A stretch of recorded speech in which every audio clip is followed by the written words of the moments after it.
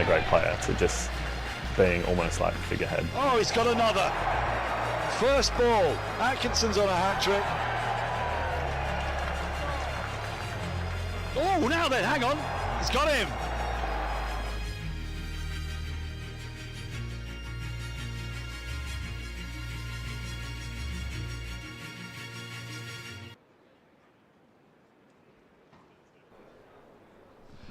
Good morning and welcome to the second day of this Rothesay County Championship Division 1 clash at the Kier Oval between Surrey and Essex, the two dominant sides of the last 9 years of County Championship cricket. Surrey have won 4 in that time, Essex a couple. They're always there and thereabouts, and after a pulsating first day, this game is there or thereabouts. Essex bundled out for 217, a fine 75 from Michael Pepper, but wickets spread around Surrey's six-man seam attack. Nathan Smith taking 3 for 53. Jamie Overton, the last to bowl. He picked up a couple of important wickets at the back end. Sam Curran back in the side after his IPL stint with a couple of wickets and a wicket for Tom Laws. But Surrey ended 94 for 3. Sam Curran and Dom Sibley, the overnight batters there, waiting to resume. And it could have been that much better for Surrey. Curtis Patterson batted brilliantly for his half century, made 51, hitting balls all round the grounds, and then just got a leading edge to one, angled across him, caught at third slip. That opened the door for Essex late in the day. They then picked up Tom Laws, the night watcher, with 10 balls to go, which meant that Sam Curran had an awkward couple of overs to survive, and with slightly grey, slightly gloomy, overcast conditions, you just feel this is a bowling day. It's going to be tough for batters on both sides, and I confidently expect to see both sides bat today. The overnight rain has cleared through, but it has left a blanket of cloud, not dark enough yet to necessitate that the lights come on, but it just has that feel. It has that feel of a Jamie Porter day. Shane Snater, Rajita, Noah Thane, bowlers who might be able to exploit these lush and moist surroundings. However, Surrey, well, they're not the champions for nothing. They bat all the way down, but their batting, I think, will be tested today. Alongside me is Phil Walker, relishing, I am sure, what promises to be an absolutely absorbing day's cricket. It feels to me like Essex's season hinges on what happens today. I know it's a big call, but they have been in the doldrums for the last few weeks, and they are playing desperate cricket at the moment. At one point last night, it looked pretty bleak for them.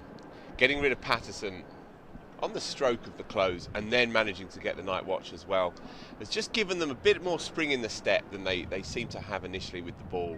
They were under par with the bat, as has been the story all year, but as you say, it has all the makings today, atmospherics-wise, of a bowling day. You say you're confident that you'll see both sides bat today. Well, I'm slightly less confident than you, Daniel, but from Essex's point of view, it's a necessity, because if Surrey are still a going concern with the bat come the end of the day, and there's a possibility of a squally shower later on, so we may not get the full 96, although we'll get most of it in for sure. Nonetheless, if Surrey dominate the first half of this day, then Essex's chances of getting anything out of this game are all but sunk for me. And with that, it becomes very, very difficult for them to really bother the upper echelons of the league table, because, as I say, they have underperformed considering their pedigree up until now. But they have the attack for these conditions, as you say, and they have a nice range of options. There's a versatility to the attack. The Sri Lankan overseas, Kasun Rajisha, was good last night, and he has the kind of height and awkwardness that works well on these pitches. We've seen it with Gus Atkinson. He's a similar kind of bowler to Gus Atkinson, similar kind of angle of release and whatnot. And Snater, who will kick us off here, will wobble it all day long. Well, what I'm expecting to see, and you know, I'm often wrong in these matters, is that we're going to get some lateral movement off the surface. And that's what I think is really going to help the likes of Porter, who bowls a nice attacking length. And if he does get that lateral movement, he's going to be a handful. Rajita especially. And look, don't underestimate what spinners can do in these circumstances, especially ones who bowl as tight and miserly as Simon Harmer, because it allows skipper to rotate his seamers. with a certain impunity. First, though, they've got to try and get into this Surrey middle and lower middle order. Sam Curran, well, he's a fascinating selection, isn't he? Batting there at number 4. We know his quality, we know his pedigree. Hasn't played a lot of red ball cricket in recent years, but if he can get himself in, you can see him counter-attacking. Surrey have still got Ben Folkes, probably their most, alongside Sibley, most prolific batter of the summer. But what Essex will be also telling themselves is this is a revamped Surrey lineup. It's not the Surrey lineup of Smith and Pope and Lawrence, sort of 3 out-and-out batters in that top 6, supplemented by Folkes, Sibley, Burns, which is a very sort of intimidating top 6, isn't it? Instead, it's a bunch of very good all-round cricketers, but we're talking about contributions needing to be made for Surrey from those all-rounders, from the likes of Clark and Overton. Beats the bat. Straight away we're seeing movement. He's been luckless as Shane Snater from this end. He's bowled all of his 9.4 overs from the Vauxhall end, and he's got consistent movement against the right-hander in particular. He's not gone for many at all. 3 maidens in that 0 for 16. And he's just lived on that length, and he's inconvenienced Sibley throughout his innings for no reward yet.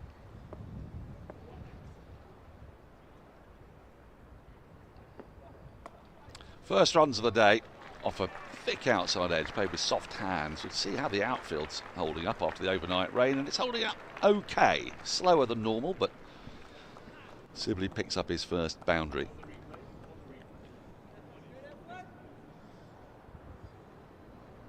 Yeah, in control. Nothing wrong with that from an opening batter's point of view. Saw Tom Wesley at mid-off. Essex skipper throw his head back. It's always that balancing act as a skipper. You've got 3 slips but no cover behind them. And such is life. A couple beat the outside edge, and then... So he's making the change, and quite right too, actually, because look, we've seen a lot of Dom Sibley, and we don't see an awful lot of cover drives. Yeah, yeah, makes sense.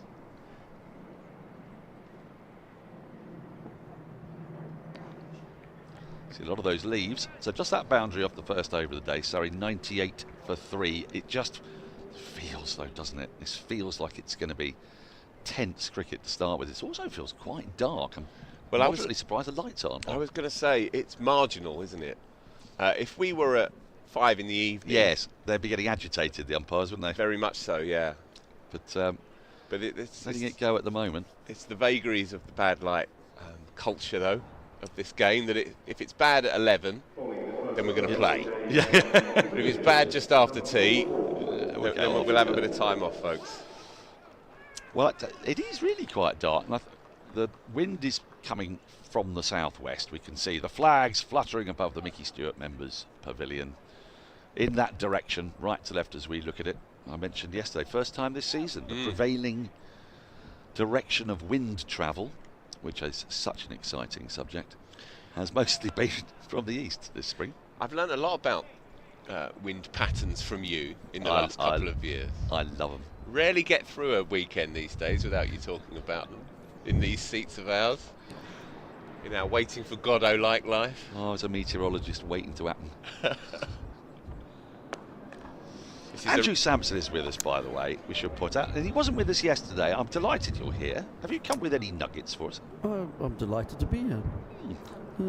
Well, Sam Curran not out overnight. There's a bit of a debate today. Curran's being not out overnight because, of course, Ben's not out overnight at Trent Bridge. But he's batting at number 5 for the first time. Obviously, he would have been 4 without the night watchman. He's batted once at number 2 and twice at number 3, and the rest of his first-class career, 6 or below. Well, he's underway almost straight away. Nice punch off the back foot. Brings him his first run of the day. What he was yesterday was very active in those 8 balls. He was very firm in his defence. He tried to get a couple of balls away, tried to pull his first ball, I think. So he's come with an aggressive mindset, and I think he's been encouraged to play that way. You mentioned his brother. Yes. I always wanted to ask you, Samo, because you show great fondness for Zimbabwean cricket. Is Zimbabwe to a South African what Scotland is to an Englishman? And vice versa, yes. And vice versa, yes. So you basically patronise them and they despise you. Basically,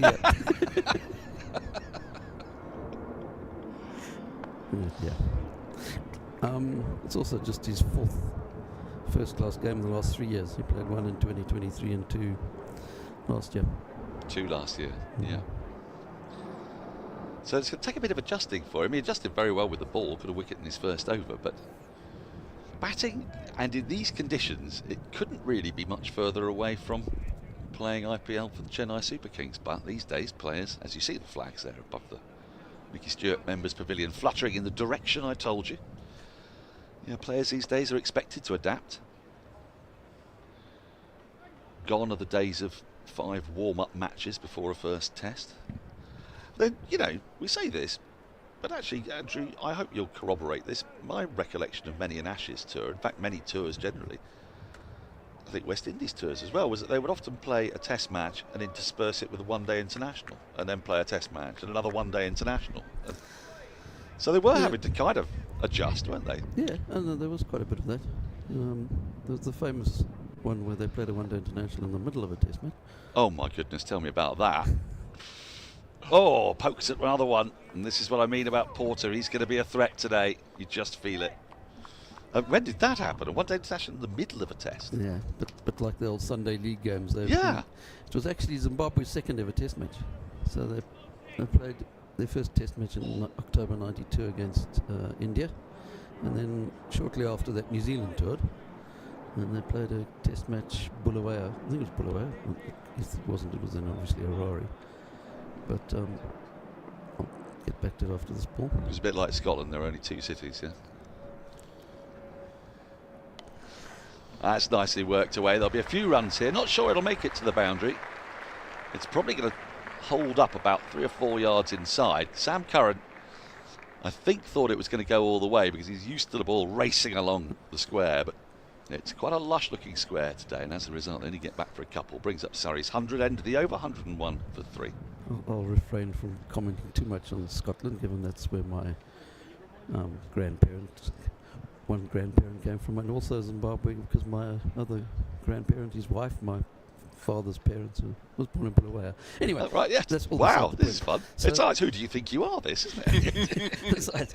It's all besides the point, because in their second, they played New Zealand, and on the second day of the game, I think it was a Saturday. I think it was probably the Sunday. The test match was suspended for a day so they could play one-day international, because they thought they'd get a bigger crowd and whatever, and then they carried on the test match the following day, as they used to do in the old Sunday League days. No, I'm sorry, but that is a genuine abomination, and we see people keening and wailing and rending their garments over the fixture schedule at the moment, but I can't think of anything more sacrilegious than stopping a test match for a one-day international. What year do you say? 1990? 92, yeah. 92? Yeah. Oh, I tell you, the world has moved on for the better. In some ways. God, the old days, they were dreadful, weren't they? Mostly, yeah. Actually. We're not supposed to say that, but yeah. Now, Curran, the feature of his batting yesterday was a little bit like Ben Duckett. He was very keen to put bat on ball. He didn't strike me as a man in the mood to leave. And already this morning, there have been a couple of balls he could have left alone, but he's taken the run on offer with a big gap down towards the backward point. And I don't think Essex mind that. No. I think they'd rather the match-up of Snater and Sibley in these conditions, with a still relatively fresh ball, still swinging.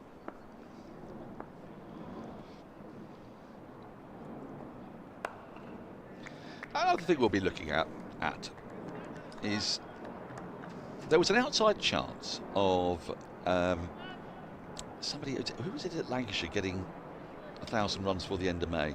Was it Marcus Harris. Yeah. Marcus Harris, yes. He didn't get too many last week, which didn't help him. Huh? Right. I'll check where he is now. But we're coming up towards the end of May, and it's always quite interesting to see where batters are. They shape up after this first block, because this is the 7th game. It signals a halfway point in the County Championship.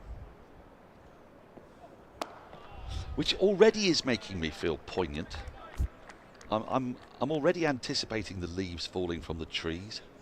That first hint of coldness when you're in the pub garden in very late August, early September, when you realise that 7 months of mind-crushing doom is around the corner. And it's only the 24th of May. Yeah, you need to pull yourself together. I think I do. Perpetually poignant. You could talk. Samo, after Yes. this delivery. Good leave that last minute. I'm sure there was an England test series when they played one test match and then a handful of ODIs before resuming the test series. Does that ring a bell? Yeah, there would have been, Yeah, not even that long ago Yeah. either, in the 90s. Yeah, in the 90s they were still doing Well, in Australia, they Fair did it enough. all the time, didn't they? Because you had these the The try tri- the good old series, and tri you were series, yeah. forever throwing a one-day international in between test matches. I think it may well have been an Ashes tour, in fact, yeah. In 1990, 91, when the true humiliation, which was later than that, of Australia A, beats the bat again through to the keeper. And Snater's got it on a string at the moment. Yeah, when was Australia A? When was that? 94-5. Hideous indignity. And they played in the final, didn't they? They did, Who yes. was the fourth team? I can't remember. They had an extra team, didn't they? No, there wasn't a fourth team. No, it was the tri-series, It was I the think. Tri-Series still, yeah, that's right. Australia. So it was just so England. more Australians could beat Englishmen. Basically, in England came third, Increase, yeah. I'm amazed they didn't have an Australia C. Semi-finals as well. Could have been. End of the over, another luckless one from Snater, just a single from it. Surrey 102 for 3. Anyway, Marcus Harris now has 805 runs, and presumably only one more inning. So Oh yes, because he batted seems yesterday. unlikely. He got presumably, 10 yes. yesterday, so Yes. it's Okay. not impossible. But Well, so he came into that game with a hint of a chance, didn't yeah, He's had an interesting year, Marcus Harris. Began it as overseas. Now he's the skipper of a team 18th in the championship overall. But one spectacular knock away from 1,000 before the end of May. he? First man since Hick. Yes, so Nick Compton got very, very close. Ben Compton Compton got very close as well. Very close, didn't he? well, Ben Compton would have had 1,000 if the yes. game that he played for the first class select 11 Wasn't was first first class and not 14 aside or whatever ridiculous. I mean, thing was. that is another outrage. Anyway, These things keep me awake at night, you know. The 1,000 runs before the end of May is a very cricket record, isn't it? Yeah. One that we really luxuriate over. It's But which to completely the random. uninformed seems totally bizarre, doesn't it? Yes. Really. Yeah. It's great though. Solid in defence there, Sam Curran. Yeah, Nick Compton came within 59 runs Oh, I say. of 1,000 before the end of May, but rain intervened on the final day when he was playing for Somerset. This was back in 2012. Oh, that's brutal. Well, 2012 was he did very well to get that many. 2012 was an incredibly wet summer, only dried up when the Olympics started. And he scored 100 the following day. Oh, the vagaries of the Julian calendar.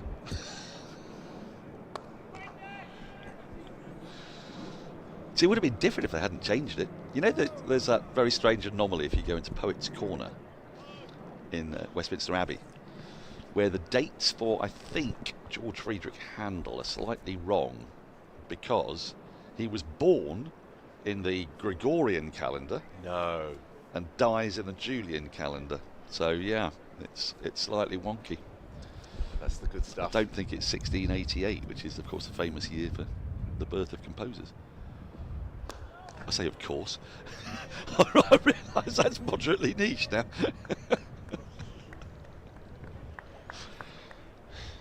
You got your Barks, you got your Handels, your Telemans, your Purcells. He started early. Could have gone into a David Lloyd then, couldn't I? Got all sorts of Baroque composers.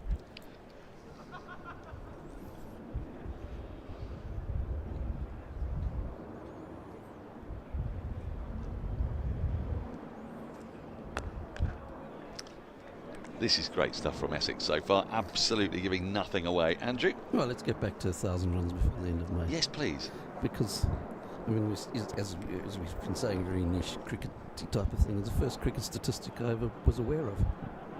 Because I got interested in cricket in late 1972. And in 1973, Glenn Turner did it. And I remember even the newspapers in South Africa were like covering it and anticipating it. Even though that's autumn. Even though that's autumn. And so that was the first cricket statistic I was aware of. Right. I might not be sitting here today if it wasn't for 1,000 runs before the end of May by Glenn Turner. Do you have a list in front of you? End of the over, 102 for 3.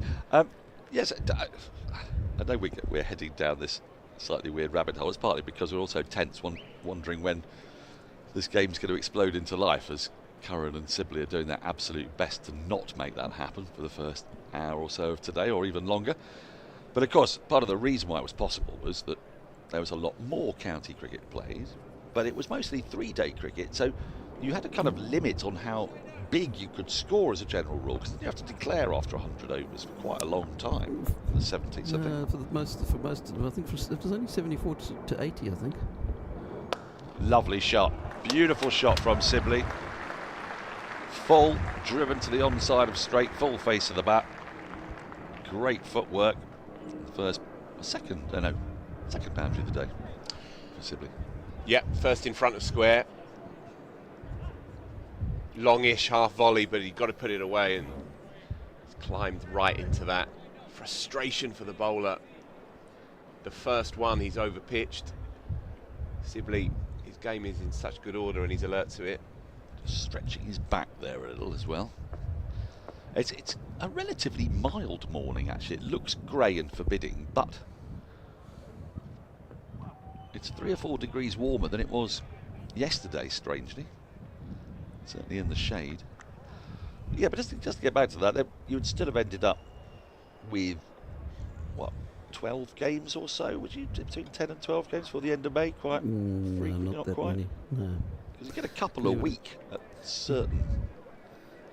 Because the season started later back in those days. I mean, the actual county championship very rarely started before the beginning of May. But you get to play Oxford and Cambridge, don't you? Where you can plunder runs and their farcical first-class status. But so I mean, in those days, I don't know.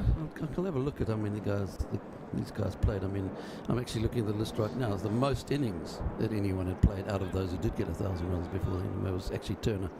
He played 18 innings at that point. 18, okay. Which is quite a lot, yeah. And the others were kind of 15. Don Bradman, of course, did it in 7. Should I go through the list? How many are there? There are 8, I think. Oh, well, in that case, most definitely. Bradman did it in 7 innings. Bradman did it in 7 innings. He was quite good, Bradman. I mean, why did it take so long for somebody to work out that you need to bowl it at his throat? He still averaged quite a lot after that as well. Anyway, the first one to do it was, of course, W.G. Grace, which might also be why it's the kind of part of the charm of the stat. And that would have been at a time when people just did not score runs that heavily, It presumably. was 1895. As late as that? He was 46 years old. And by that time, they were scoring more runs than they did in the 1870s. Because you got your Ramsays, your Fries, your McLarens all popped up by then, have they? Yeah. Lovely.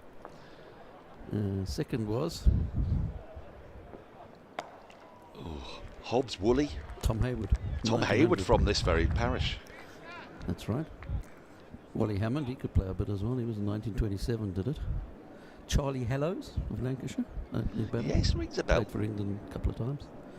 Bradman in 1930. Bradman again in 1938. Bill Edrich in 1938. Bill Edrich in 38? Yeah. He had been very young then. Yeah, would have been 21, 22. Yeah. And then Turner in 73 and Hick in 88.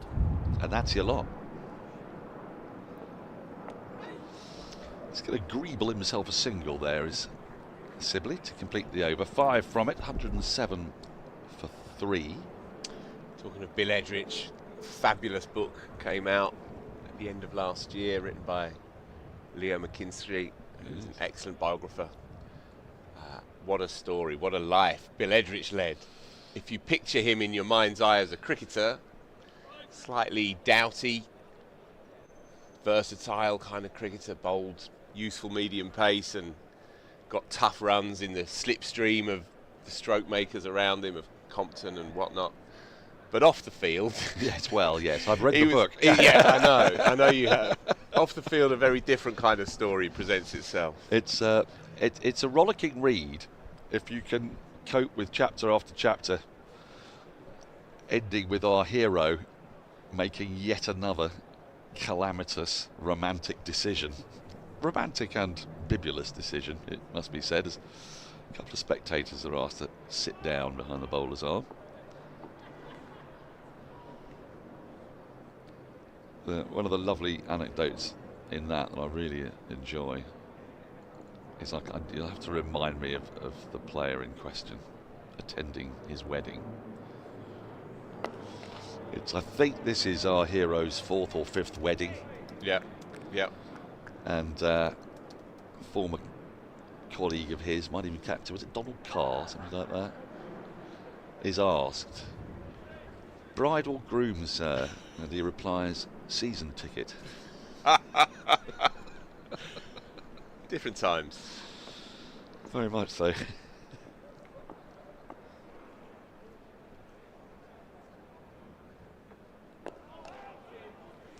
Still probing away here, Porter. We've had 20 minutes of the day's play. We're in the 6th over. Surrey began on 94, so just the 13 runs added. But that is not at all on the Surrey batters' minds at the moment. What's on their minds is getting a toehold on the day and trying to get some miles into these bowlers' legs, and also some overs into this ball, because we mustn't forget, it's a long session yesterday. 33 overs Essex bowled with this ball. We're up to 38.5 now. It's not taken an enormous amount of stick, and the outfield is lush and green, so it won't be like it's been chewed by a dog or anything just yet. But what Surrey will be looking to do is try and stay as intact as possible as that ball gets older, up to about 50 overs. And as Porter gets some miles in Porter's legs.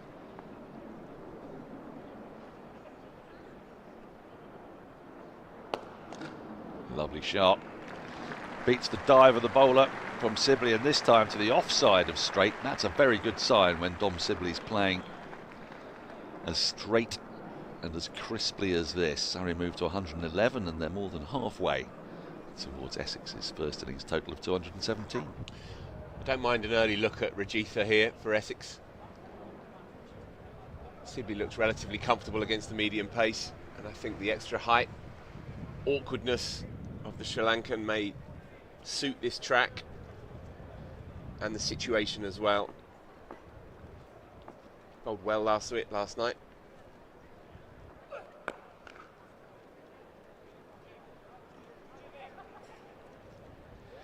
The other thing we must also bear in mind is that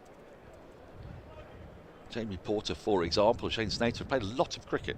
This is their 7th match in 8 weeks. Well, I don't think Porter's played all 7, has he? I think he's been rested for 1, but it's his 6th. So now that's a lot of cricket to play back to back, and it's not just putting miles into the legs in the game, it's the fact that bowlers already come pretty exhausted. And this is one of the reasons why Surrey are so blessed in this match. End of the over, 111 for 3. As we saw yesterday, they were able to bring Overton in as a 6th seamer, just when the bowlers might have been getting a bit irritated by the Essex counter-attack at the back end. He looks sharp as well. Didn't he? He was bowling up at 88 and beyond. Here is Rajitha, bang on cue. Good to see. Good skippering from you, Walker. Thank you, sir. He's carded at number 9. Jamie Overton today. Is he? Number 9. Because of the night watch last night. And so who's below him? Nathan Smith, who played Smith's at 10, is he? Bona fide all-rounder last week. Smashed a good 40-odd. I suppose it will be, yeah. And Worrell at 11. And Dan Worrell at 11. Actually, the clouds are lifting ever so slightly. Yep. A little bit of better light, but away to my right, I still have to say there's quite an ugly bank of grey cloud. So this isn't all going to pass through quickly. these clouds are going to be here. Although I'm reading Tim Wigmore's excellent book on Test cricket. It's dauntingly long for a reviewer, which is why I've started early in the review season. And he's spoken to a bunch of sports scientists and physicists about swing. And apparently there is absolutely no correlation between cloud and swing. None at all. It's all to do with the rudder, the seam and contrasting airflows. Sometimes clouds will make that happen. Oh, nearly drags that on, does Curran, in his keenness to get bad on ball. So Essex have left that shot open to him. There is a square-ish deep third, but there is nobody on the boundary at cover point. There's no one up at point or at gully or backward point. And so he's going round the wicket here to try and cramp Curran for room and induce the false shot as Curran eyes that space. Oh, what a shot that is. Full, certainly, but with the economy of movement to stroke that through extra cover for 4. Lovely shot. That's as crisp as you can possibly hit a cricket ball. Well, we both made the noise then, didn't we, Phil? Yeah, the inadvertent noise. Now, I like Curran in the top 5 in all cricket, especially in white ball cricket. I agree. I think in the months and years to come, he becomes a real gun, number 4, 5, kind of cold heartbeat kind of player, versatile, plays the spinners very well. That's the area, Dan. That's the area we were talking about. It's a big risk for Essex to leave that available to him, and Wesley may be minded to consider this. Well, if anything, this is a better shot. So the first one was more of a half volley. That is almost like an Athertonian back foot punch, but by a left-hander. Wonderful shot. Yeah, fabulous. Technically very sound. I just like him in this position. I think he's a natural counter-puncher, but he's technically pretty sound.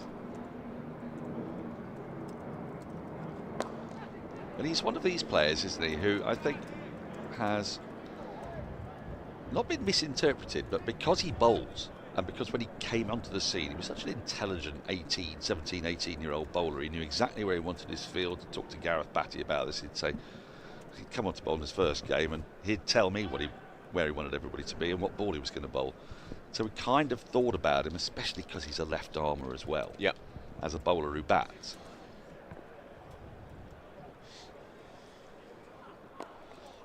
But as his career has developed, and you could sort of see it in the potential that he had as an 18, 19-year-old with the bat, he feels increasingly more like a batter who bowls. As Alex Stewart predicted. He did, didn't he? Yes. Yeah, when he came into the side initially. Remember his debut here against Northants, swung it round corners. That bustling action of his, looked like a child, was a child, and yet bowled like a man. And it was sensational to see him blossom so quickly in the side. But Alex Stewart was adamant. He'll be batting in the top 6. That squirted away, but unlike the last time Sibley got the ball down in that area, there is now a deep third in place. End of the over, a profitable one for Surrey, 10 coming from it, 121 for 3, and that deficit now below 100. I think it's time for me to go. I'm delighted to say we've got no. I think it is time. It is time. I started at 5-2, didn't I? I'm very pleased to say we've got Guy Swindells with us today. All from you, Phil. And for the first time today, it will be Guy. So the pressure just released with the change of bowler. A couple of classical Curran shots through the covers. Looks like it may be Porter to continue, which I think makes sense. Look most likely. Picked up a couple already, of course. Things have to start happening for Essex soon. Deficit already down to double figures. Morning. Morning. How the devil are you? Yeah, I'm good, thanks. Good. It's just how long Jamie Porter can keep going. But he's in. Oh, absolute beauty. we can keep going a bit longer by the looks of things. It's been the story of the morning for Essex. They've beaten the outside edge of Dom Sibley's bat numerous times, but he plays the line, which is a sign that he's at ease with himself. He's in sparkling form, as we know, week after week. It's very, very rare that Dom Sibley goes through a fallow week at the moment. No, it's 500 plus runs already. You know he's having a wonderful season. And we were talking about this the other day, about players who, are they leaving it, are they beaten? And he is one who permanently confuses, and that's a big thickish outside edge, but perfectly safe all the way down to one of those rare creatures, a third man. Well, you mentioned the art of the leave, if you like, and this lunchtime we are honoured, privileged to have Graham Gooch here. Why he's not Sir Graham is a mystery to me, but anyway, Graham Gooch is here with us this lunchtime. Not only was he a great leaver, but he was a great analyst of the science of the leave, which sounds a bit skew-whiff, but he has studied batting perhaps more deeply than anyone else alive. Been obviously an all-time great with the bat, but then a very garlanded England batting coach, Essex batting coach. He's forgotten more about batting than all of us will ever know, and he's always argued that you can play and miss all afternoon in a certain way that proves you're in form.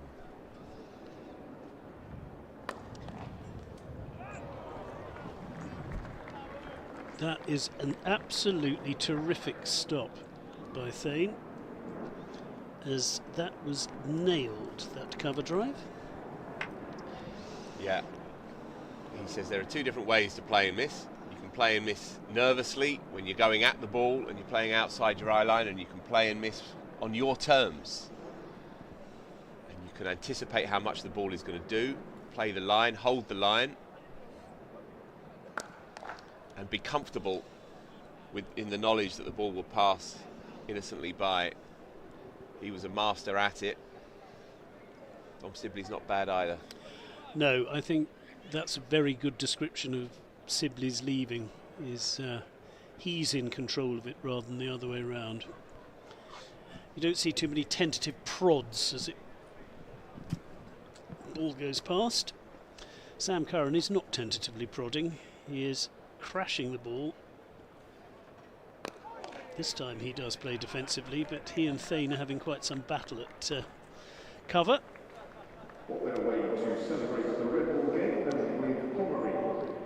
22 for 3 then. Sam Curran certainly seeing the ball well, and Sibley doing what Sibley does. Yeah, has to happen quickly really for Essex, doesn't it? Yes, a couple of quick wickets and things will change, but unless that happens, Surrey are putting themselves in a pretty good situation here.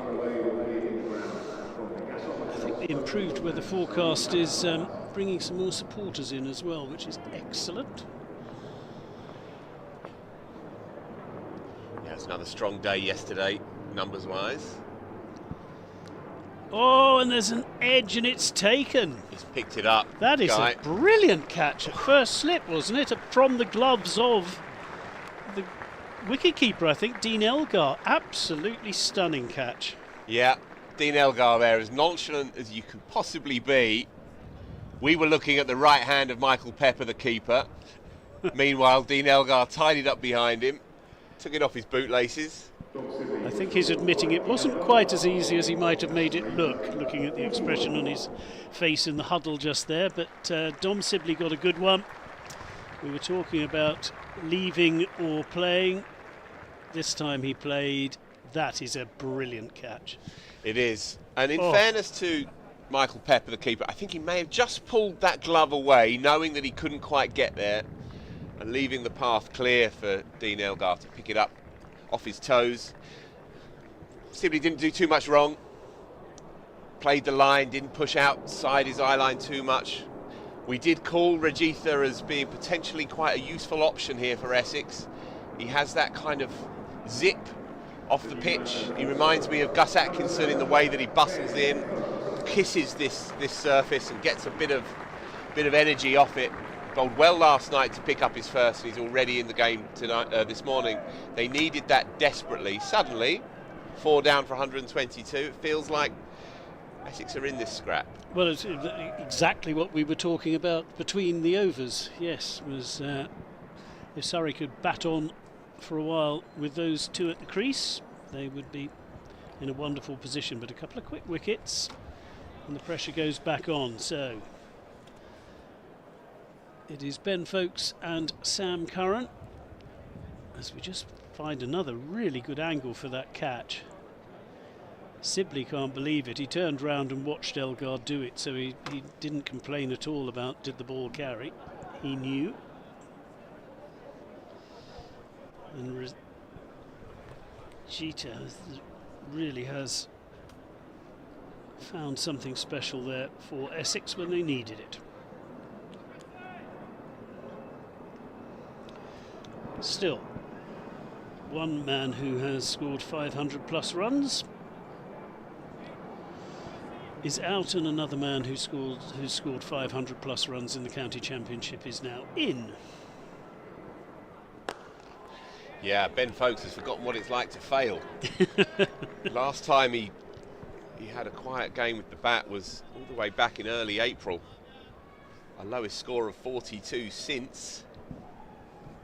And he is limpet-like in the middle order in these kinds of conditions. But he also has other gears as well when the sun comes out, as we saw last week. He was excellent for his 86, as fluent as I've seen him play. That was against Yorkshire on the back of a big 100 against Warwickshire the week before. These are exacting times. The ball is talking garrulously for Essex. Yes, I was listening to Dan's physicist saying that cloud cover has nothing to do with the ball swinging. Maybe the bowlers just believe it will, but something happens. And I'm sorry, Mr. Einstein, but something does seem to happen. Oof. Now that's a beauty. That really is. Slightly back of a length, as I was saying. Echoes of Atkinson with a ball that is 40 odd overs old. That's his length here. That is an absolute jaffer. First one of many this game. We saw some absolutely beautiful deliveries yesterday as well. Yeah, that one is just an absolute cracker. Yeah, especially from Nathan Smith as well. On a number, as did Jordan Clark. And he has similar components to Rajitha. Nothing doing there.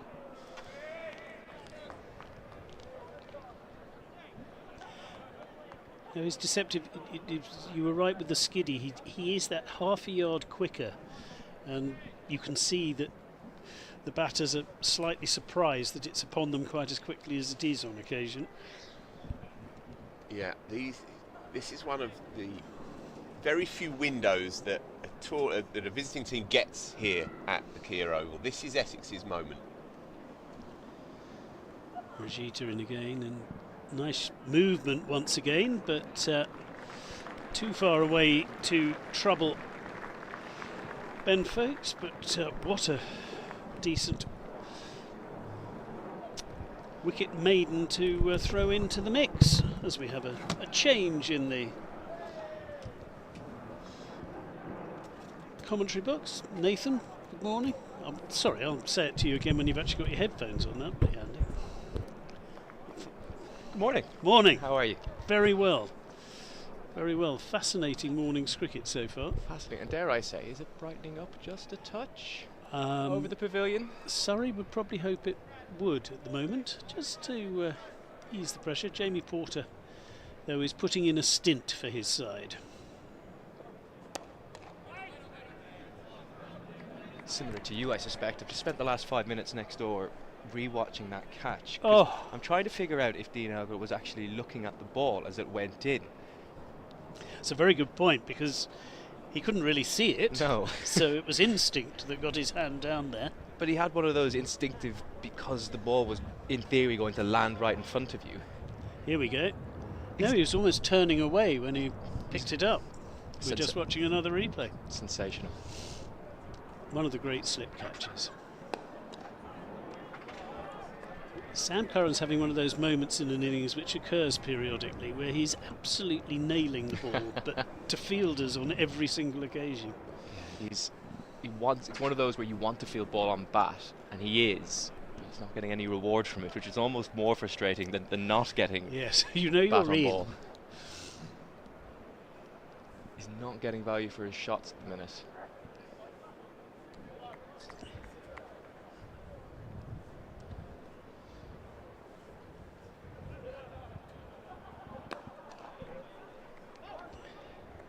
Porter keeping him honest with that, just back of a length. Delivery. The other thing we were trying to figure out next door when we were chatting was, when do we reckon the last time Ben Curran was batting in a red ball game at the same time as one of his brothers? Inevitably must have been during his Northants days, but that was a while ago now. Oh, that's a good. Yeah, we have a man who can try and find out, Mr. Andrew Sampson. I feel like I've just thrown him a hospital pass there. You have a bit, but that's what he's there for. I live for hospital passes. Good morning, by the way. How are you? This is Nathan, Andrew, Nathan. I promise I don't just spend all day coming up with ridiculously obscure things to keep myself entertained. Well, I'll believe you for now. Let's see what happens in half an hour's time. Yeah, I mean, Sam obviously hasn't played much first-class cricket at all in the last however many years. As I was saying, this is his fourth first-class game in 3 years. Really? And of course, all of Ben's recent red ball games, apart from what's going on at Trent Bridge, have been during the English winter, and he's been playing in Zimbabwe.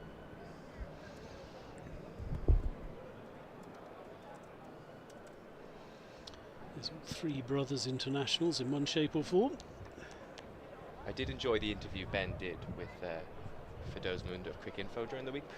The first line was, well, if I didn't have these 2 blokes as my brother, you wouldn't be talking to me. Which is slightly, probably doing himself down ever so slightly.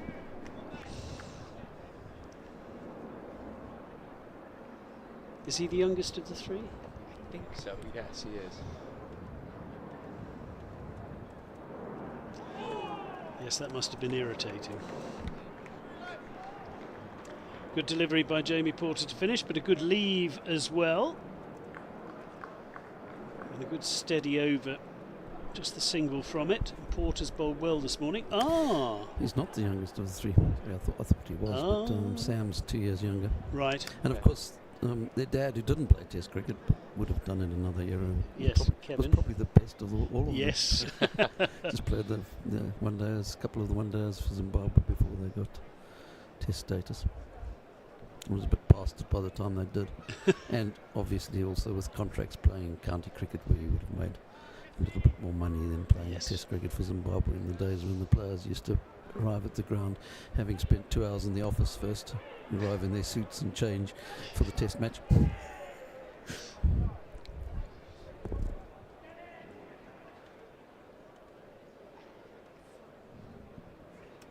Well, it is Rajita to continue after that excellent last over.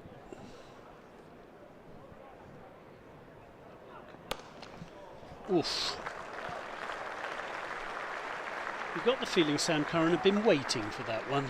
Well, that's a poor delivery for me, because they've just changed the field, and it is a very interesting one. Third slip has come out into a sort of short catching extra cover, and they have a regulation extra cover behind him with a third man. So you'd suspect he's trying to hang the ball outside off and see if Curran's going to be tempted into something aerial, because he is going at it with hard hands and trying to feel the ball on the bat, but then he just bowls a drag down with no one on the leg side.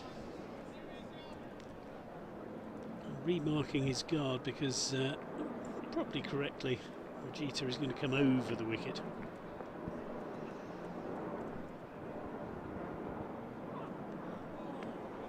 That seems like a good decision.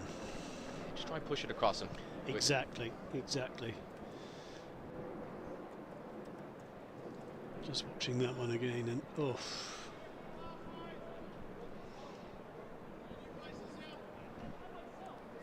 He's played it well though, Curran. Yep. Played the right line. Not Tempted.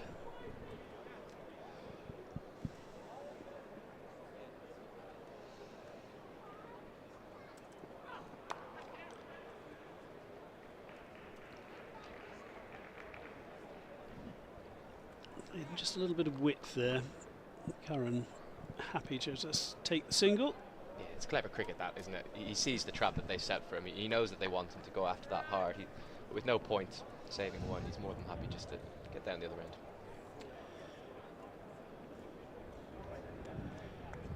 end. Yep. Continuing to arrive as news spreads that the weather forecast is rather better than it might have been yesterday.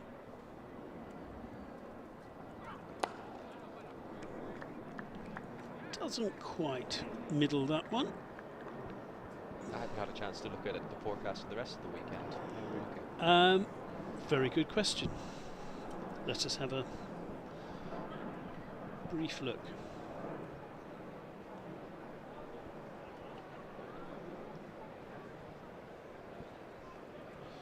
Fine tomorrow, and Monday good until lunchtime, possibly a problem after that. What's going on here? Just a bit of a chat. Yes, there is. Checking the ball. Rob Bailey seems happy now, though.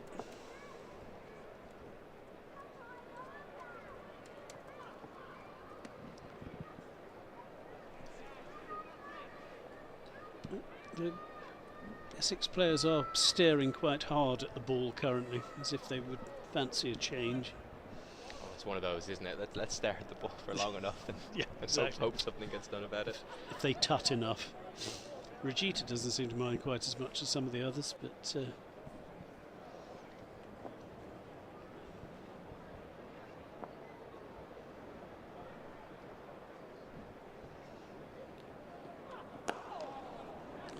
just hurries and folks up a little with that delivery.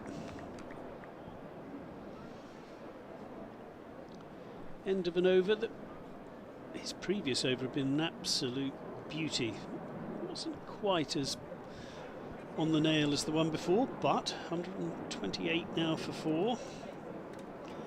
Game still in a state of flux, you feel. I'll just trail by 89. It's been a thirsty morning there. One way of describing it. It's obviously warmer than I thought. I suspect the temperature has got absolutely nothing to do with it. Finally, poor old Jamie Porter does get a bit of a rest, but Shane Snater, who's only finished his spell from the other end 2 days ago, 2 overs ago, he's back into the attack again.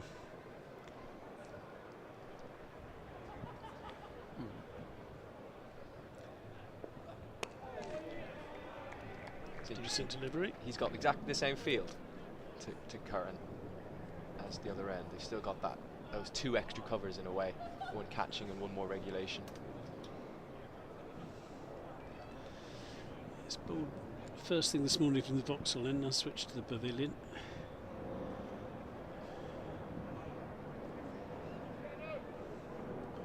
Yes, this is obviously the field they feel is the correct one for Sam Curran, from whichever end.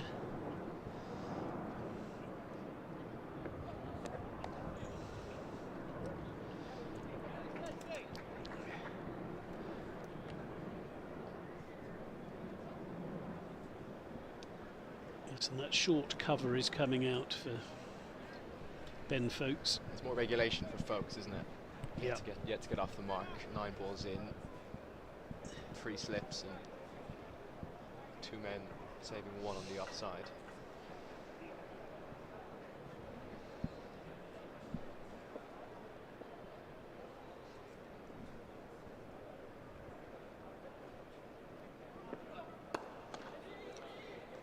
It's a really nice shot doesn't, again, we were talking earlier, doesn't try and hit the cover off it, but places it very nicely. And Ben Foakes is off the mark on the 10th ball he has faced. Yeah, I wonder if the plan here is just to frustrate Curran for as long as possible, because with those two men in the offside, it is set just to bowl full and wide. Yes, it's almost tempting him into that cover drive that he obviously favours. You're absolutely right. Just like that. And let him keep peppering fielders and seeing how long before he tries to do something else, because there is that big gap through point. And as long as they don't go short, it is very hard for Curran to access that.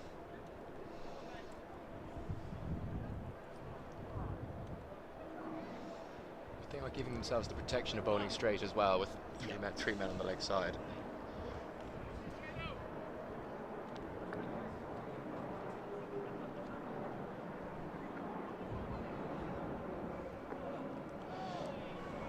Too much width from that delivery from Snater. As you were saying, Nathan, maybe looking for just tempt him a little, just leaving it wide-ish outside off stump and saying go for it if you fancy it. They're obviously backing themselves to stay more patient than Curran here. As Andrew was saying, as this is what, 4th red ball game in 3 years, it is a slightly different mindset you need to adjust to.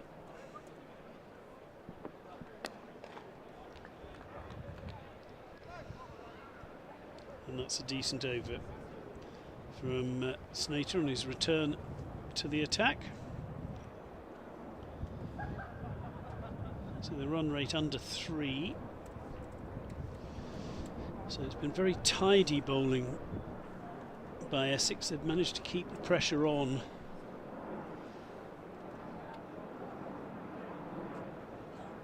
That side of the ground looks colder. They're all carrying coffee rather than the tins of cold drinks that we were seeing earlier. Maybe just slightly more experienced. You said it a bit more diplomatically than I was going to. And that's just fenced down to third man. But it is interesting that we saw that shot of the crowd of younger blokes enjoying themselves, and I've been living around these parts for just over a year now, and it is noticeable how many people my age, their mid to late 20s, are Surrey members, and they will come down on the weekend. And I don't know how much of a new phenomenon that is, but that does seem to be something that it's become a bit more of a trendy spot in the last while. The success helps, but I think it's more than that. And that's a decent short delivery that for a moment got Sam Curran in something of a tangle, but he untangled himself eventually and got everything out of the way. I like this. They've made another subtle change to the field. There's another man back on the hook, and it's almost as if Curran wanted to play that shot, but last minute remembered that they had made that change. They've still got those two men at cover who I seem to be obsessively talking about now, but they've given themselves the option. They can go short or they can try and tempt him outside off. But don't bowl on leg stump. No, that's not the length 3 bowling. That's too simple to get down the other end. Which is exactly what Sam Curran has done. No, one Surrey I think have been very good at going out amongst the community and getting fans in, but I think there is more of a demand than people realise for county cricket and 4-day cricket, the longer form of the game.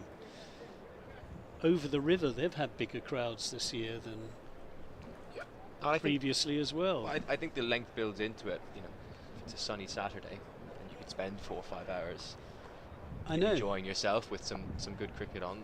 It adds to the event element of it.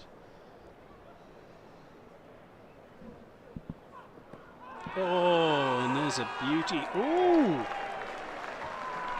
interesting. To see what that did again.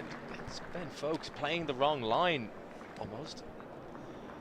I think he thought he was outside the line, but I'd like to see that. We'll obviously see the replay, but he certainly got a big stride in. He did, and he was outside a stump. And it's interesting, Rob Bailey has not been giving LBWs this year. No, I don't think that's outside the line. That's nipped back a long way. Yeah, it's a good ball. It's a very good delivery. The only issue might be height, but it definitely hit him in line. Yep, absolutely. Looks if misjudged there by Ben Folkes. And Rajita now has the 3 for 39, is in his 12th over. 132 for 5. Surrey with some work to do. Rajita's turning this game on its head now. With those 2 wickets in the last, half an hour or so, just under perhaps. Yeah, Curran and Sibley were going very well, and we said at the time, if they can stay there, that will be good, but 2 quick wickets, that is well judged. He thinks he's got a bit of a way down, but he didn't get that far down looking at it from side on there, and I think he then checked how far he was down the wicket, and it wasn't far enough. Now, this is an interesting situation. Jason Roy in at number 7. Which Jason Roy comes to this party? It's a fascinating partnership, isn't it? 2 men who like to be positive, like to feel the bat on the ball, like to hit the ball hard, feel confident early in their innings, but what does the situation call for in this instance? Sam Curran has been quite watchful, if a little bit unfortunate in hitting fielders constantly. Essex have clearly done their homework and have set some good plans, but joined by Jason Roy at the crease, it's going to be fascinating. Yes, there is an argument that he goes on the attack a bit. A bit of a counter-attack, a counter-punch. Yes. We were talking again next door about Jason Roy when he's not quite sure which way to go. It's the clear head is sometimes the best one. Well, let's see which way he looks to go. Well, that will be comforting for Surrey fans, although it was a defensive shot. You could hear it was right off the middle of the bat first up. Yeah, that's exactly what a player like him wants. Confident defensive shot. Probably didn't necessarily need to play on it. It looked like it might have been a 4th or 5th stump line. But as we said when he walked in, he is definitely somebody who just wants to feel the ball hitting the bat hard to build that confidence early in his innings.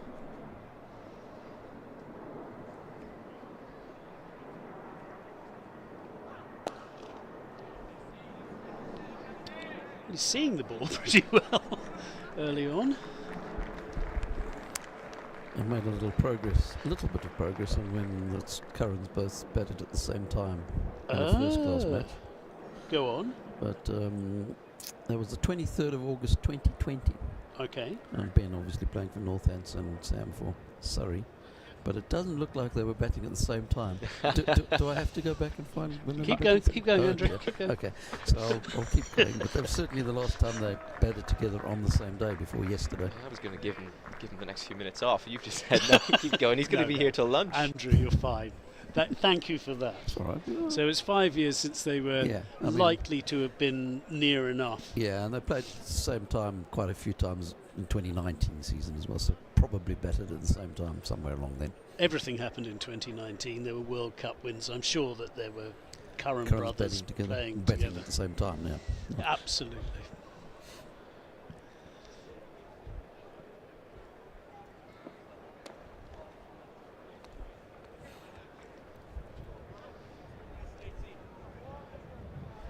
Again, Sam Curran not falling into the trap, just pushing it square for a single. Sorry, Andrew. And they're still batting at the same time. Ben's still there. Zimbabwe doing quite well this morning, 92 for 2. Ah. Haven't lost any wickets.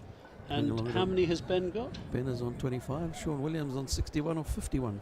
Oh, so he's 4 runs better off than his bro at the moment. Yeah. Yeah, bragging rights. Well, I tell you what, Sean Williams looks like he's playing a blinder. Yep. Ben Curran, slow going at the other end. It looks like it's really hard. Sean Williams is at 12 boundaries, striking at 117. He's doing what Ryan Bennett did yesterday. What a knock that was. Yep.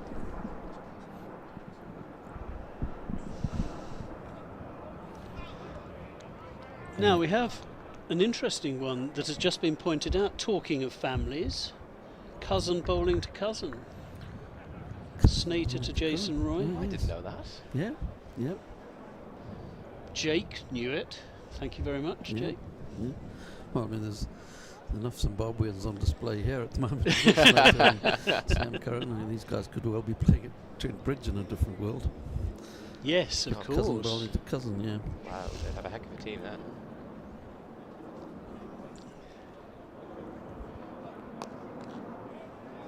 Well, one cousin treating the other with enormous respect on that occasion with a true defensive shot from Jason Roy. Sam and Ben were born in the UK, that's right, isn't it? Yeah. I think Tom so. was born in Zimbabwe and the younger two were born when the dad was playing over here. Is that One right? was born in Cape Town, I think. Let me just check. Yes, you're right. Yeah. I know at least one was born in Northampton. I think They're still upset about it in Northampton, that the boys aren't playing for them.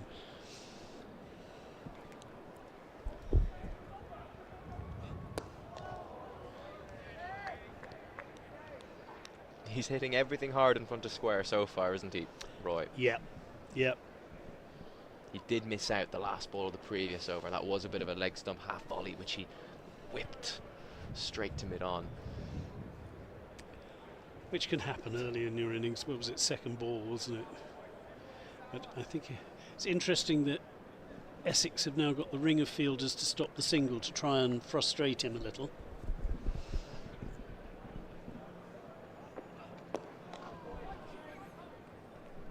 Yeah, Sam and Ben were both born in Northampton, and Tom in Cape Town. There we are. Of course, their grandfather played first-class cricket as well for Rhodesia back in the day. So proper cricketing family.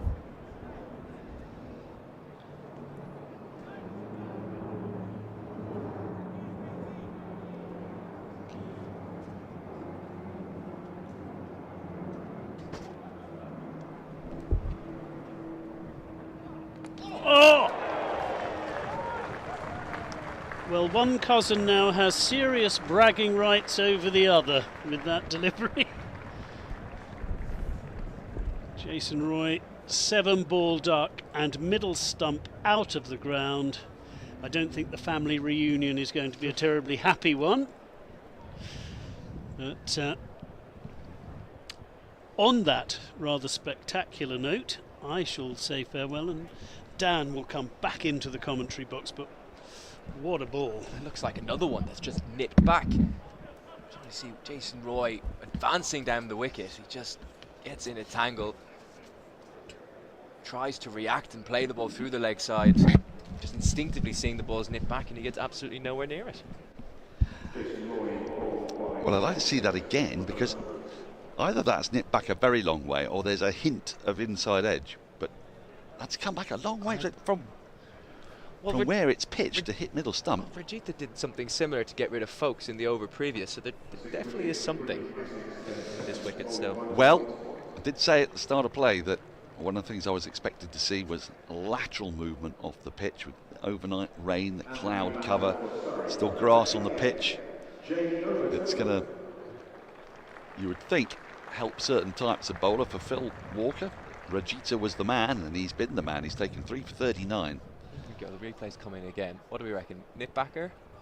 I think it is. I think it is. I don't think there's any inside edge on that at all. That has come back a long way. Where is he trying to hit that? We won't tell there. A muted celebration. Well, you'd think it'd be a slightly bigger one, because at 133 for 6, Essex are more than right back in this game. Jamie Overton coming out to bat at number 8. He hasn't played a single game so far this summer. He's been warming the bench in the IPL. And he comes in with his side in more than a spot of bother. Welcome back. Yeah. Well, whatever about the game stage, that was a very muted celebration, considering he just got his cousin out. If I got a family member Maybe out, that's that what. would have been well, yeah. cock a hoop. Yes, I can imagine if you got your brother out. Maybe that just says something about About Shane you. Slater and Yeah, about yeah. me. Does a touch. Right, wonderful shot from Curran. I wonder if he's going to go on the counter-attack here. A little bit short from Rajita. We've seen him play one of those already today. He's looked in very fine fettlers, Sam Curran. His footwork's been in very good working order. He's been pugnacious. He's not looked to let the bowlers settle on a length. That was short, but it wasn't that short. He's got a nice inviting gap to aim for, and he's found it. That was a tired-looking delivery. He does have both men back on the hook if he wants to go short, but he didn't get it anywhere near short enough to threaten Sam Curran, as he did a few overs ago. There was one where Curran got into a bit of a tangle.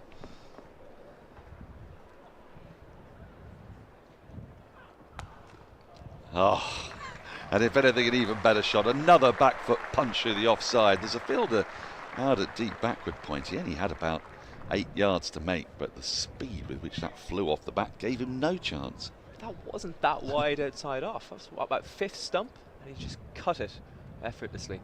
It's Not that short either, was it, David? I mean, there was really not a great deal wrong with that ball. But 8 valuable runs for Surrey after losing their 3rd wicket of the morning. Jason Roy bowled by Shane Snater for a duck. Another change in the field. There's now 3 men back on that hook, and it looks like there's a catching forward square leg, and there's somebody coming to mid-on. Oh, so it's all happening. This is how many men on the leg side? 5. 5 on the leg side, 2 slips, and just 1 man in front of square on the offside. No prizes for guessing where this is going. Well, if Brigida gets it right, yes, but what he cannot. Oh, and hello. We've now also got a fly slip going back. So short ball ploy incoming, you would imagine. This the most subtle. This is going to be very fun.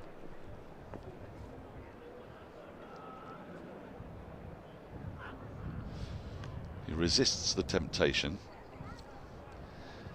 So yes, I wonder if we can get a helicopter view of this field, because it is quite the field when you've just picked up your 6th wicket. The ball's still doing a bit. That said, it's coming to its 50th over or so. The fielder, Walter, I believe it is, just in front of square on the leg side. He's a kind of catching square leg. He doesn't walk in with the bowler. That's been played with decent control by Curran, just to place the ball out at deep square leg. Now I wonder what ploy gets used for Overton here. Well, I think that shot will only encourage Essex if we get shown the Roy dismissal again. He just gets in the awful tangle there, doesn't he? You're right, he doesn't even give him a look. Doesn't give him a look. Just walks by him. Yeah. See you at Christmas. Yeah. Or maybe in the T20 Blast in a couple of weeks. Deficit down to 75 now. Jamie Overton facing his first ball.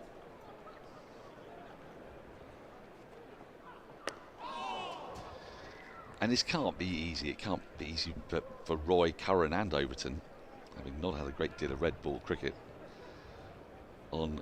It's not a treacherous pitch by any means, but it's offering. It's giving encouragement to bowlers of some quality here. Rajita, Snater, Porter. It's a high-class attack under cloudy skies. A bit of grass on the pitch. It's tough out there. Beats the bat with an absolute snorter. We've seen it time and time again in this game. End of the over, 9 from it, 142 for 6.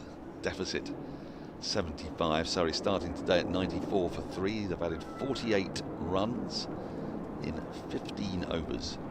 Slightly slow over rate. Something Essex just need to keep a little eye on, because the over rate at the moment is -1. They do have Simon Harmer, but they're unlikely to want to use him at the moment with the seamers dominating and on top. Now, even those last 2 deliveries of that over, just one that nips back to Overton first ball, and then he gets one to leave him from the hand. There's still plenty of encouragement out there. Andrew. Well, of course, the most famous example of a cousin dismissing a cousin in first-class cricket happened in a test match. Man's inhumanity to man? No, that's a good one, but they weren't cousins. It was the Reeds. Bruce Reid of Australia got John Reid of New Zealand out. Were they cousins? And they were cousins. I did not know that. Mm. Bruce Reid, the tall beanpole, had a metal rod in his back, didn't he? Bruce Reid. Mm. He was unfortunate to play for Australia at a time of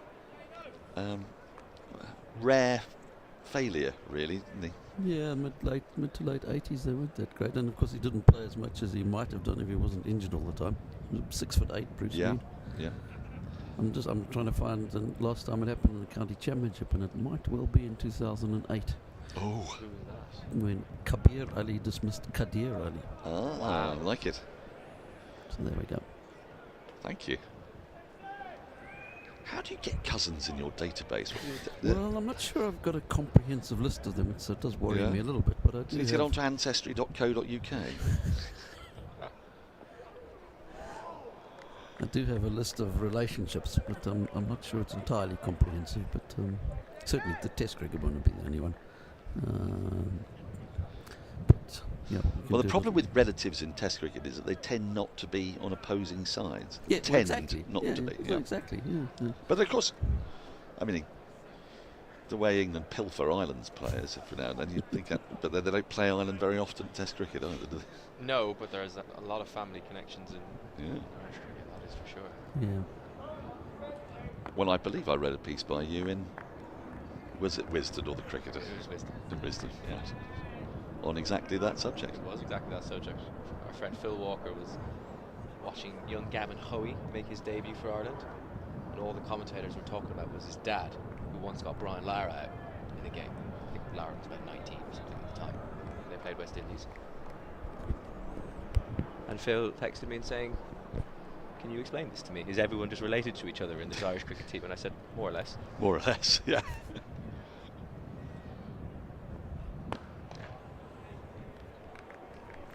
The other cousins who got each other out quite often, you'll probably remember them. In county cricket with the Steels, David and John. David and John, yes, because John still bowled slow left arm, was it? I think they both bowled slow left arm, didn't they? What did David But Steele? David wouldn't have bowled a lot, would he? No, David didn't bowl a lot. John still But bowled a they bit did- more for Leicestershire. They did both get each other out. both Did they? first round, yeah. Right. David Steele famously dubbed the bank manager who went to war.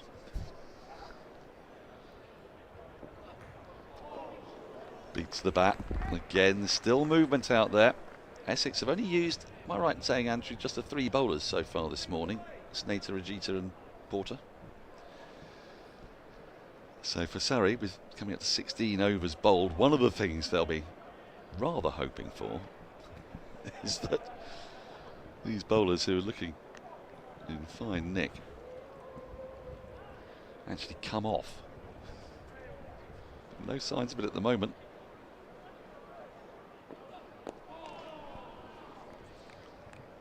Just a single off that over, 49 gone. Surrey 143 for 6. Still only 1 batting point has been accrued in the entirety of the County Championship Division 1 of this round.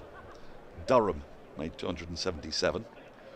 Other than that, no one has. That's just a reminder, you can win a cruise with Ambassador Cruise Line. We had Alex Tudor on yesterday telling us all about it. You get a balcony cabin for 2 on a 7-night Scandinavian springtime delight. How delicious. Have you done Scandinavia, Nathan? No, I haven't. Neither have I. My wife is desperately keen for us to do it. And this is a come and get me plea. I'll wash dishes, Ambassador, whatever it takes.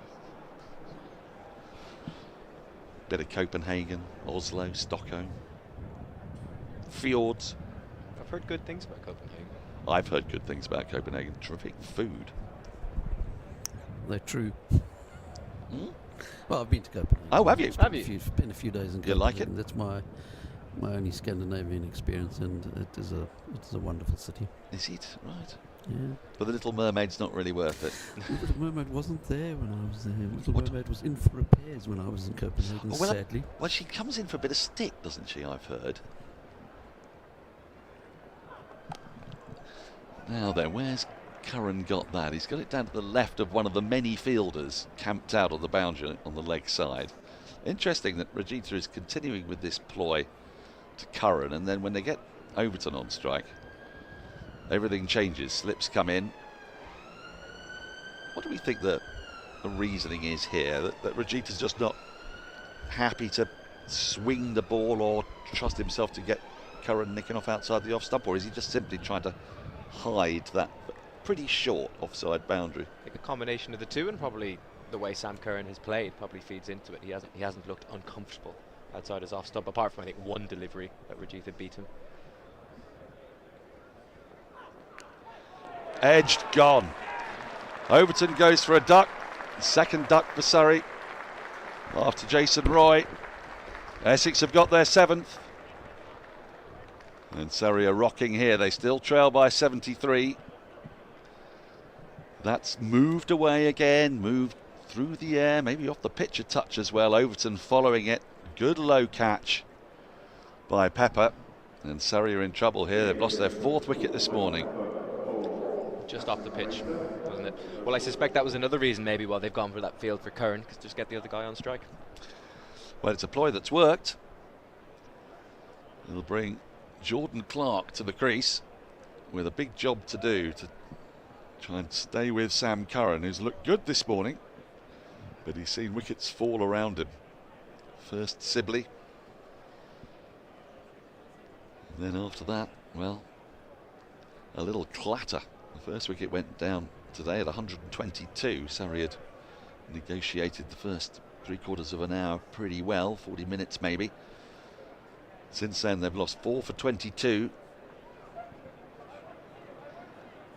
Folks going at 132, Roy at 133, and now Overton. Now Clark's in pretty decent form with the bat, had a good game against Yorkshire. But Surrey are in real danger of giving away a first innings lead here. And I said at the start of the day, I was pretty sure we were going to see both sides bat. Well, I'm absolutely certain of that today now. You can see Jamie Overton's reaction there. He's pretty disgusted with himself, and he's just frustrated that he's got stuck in the crease, threw his hands at it, a lot of foot movement. Classic shot played by somebody early in his innings when the ball is moving around. Well, these are testing conditions. There's plenty in the pitch.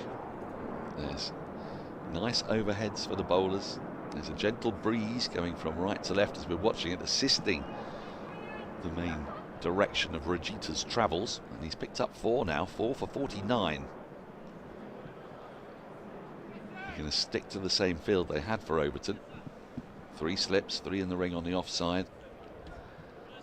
A long leg who's almost deep backward square, because that boundary is very short down towards the scoreboard there on the Archbishop Tennyson side.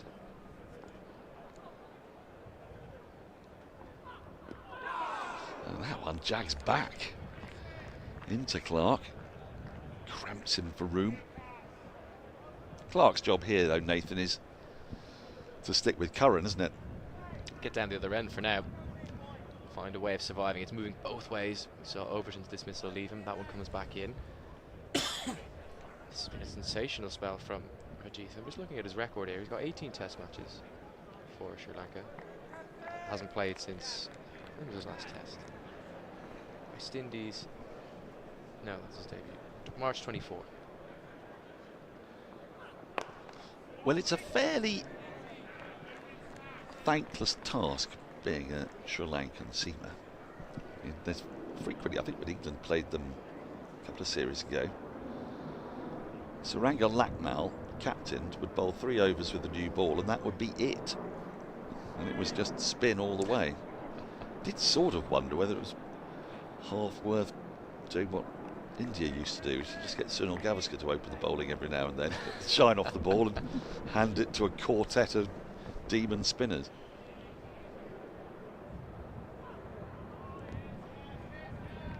That would have been that series when Joe Root inevitably scored a bucket of runs out there. Yeah, I believe so. I think it might have been the one we commentated for Test Match Special from the Oval, because it was a COVID-y one. And it was snowing outside, and we were watching 38-degree heat in Gaul. Somewhat jealously, Nathan. Somewhat jealously. You were jealous of that. There was that one bloke, wasn't there, who stayed out there Yes. for all of COVID. Yeah, the Barmy Army fellow, lovely man. End of another successful over for Rajitha and for Essex. Surrey 144 for 7. They began today at 94 for 3, so they've lost 4 for 50 this morning. And now it's a matter of how close can they get to that Essex total of 217. Thoughts of a first innings lead of any great substance will not be at the forefront of Surrey's minds now. They will just be wanting to whittle away and get this as close to a one innings match as they can. Yeah, been very impressive from Essex this morning. They've pretty quickly realised that Sam Curran looks in good fettle. So they're happy to spread the field for him. And they just decided to bowl at blokes at the other end, and they've had a lot of success doing so. Well, Snater's still going to persist with a couple of slips. There's a catching cover. We've only got 2 men back on the leg side. Great big gap on the onside in front of square. Curran just dabs it. He's happy to take the single. There'll be no thoughts of protecting Jordan Clark. He's a legitimate frontline batting option. But these are hard conditions to bat in. We've had 17 overs today, spread between 3 bowlers. It's noticeable this. Fast bowlers bowled 15, 15 and 14. Thane's just bowled a couple. Well, 4 actually, and Harmer a couple. Impressive endurance. Snater only had about 2 overs off. Yeah, he's bowled pretty much the whole morning, hasn't he? Just swapped ends.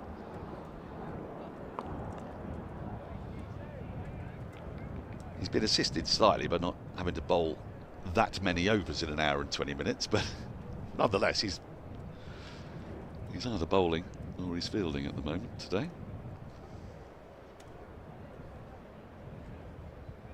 Regulation field for the new man Clark. 3 slips, 3 on the offside.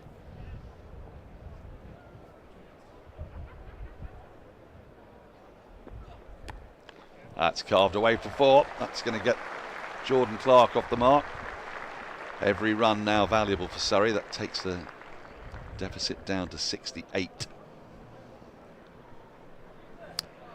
was actually the series before when Lucknow captain Sri Lanka. Yes. Was the only seamer. Was that the Folks So it's a debut series? 2018-19 one. That Yeah. that would have been his Folks debut. Lucknow bowled 57 overs and took 4 wickets in the series, and every other over was bowled by a variety of spinners. So he was the only seamer for Sri Lanka. Dilruwan Pereira took 22 wickets. That's gone fine, but off pad, so they'll only get a couple for this. Wait to see the umpire signal. 150 comes up for Surrey. There must have been a little bit of inside edge on that, but its progress towards the boundary was slowed by the pad. Makila Dhananjaya. Oh yes.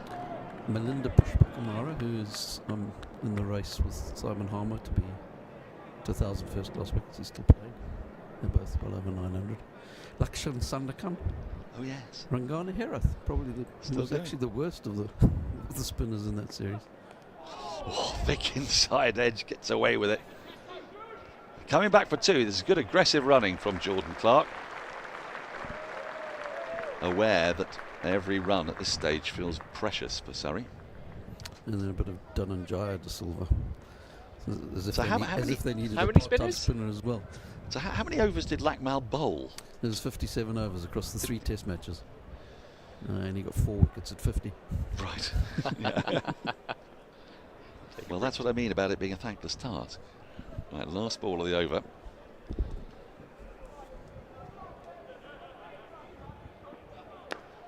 That's been hammered away through the offside for 4. A little full, and it completes a very profitable over for Surrey. I wonder whether that might just encourage Essex to take Snader out of the attack. 157 for 7. Nathan Johnson's leaving us, but he's with us all day.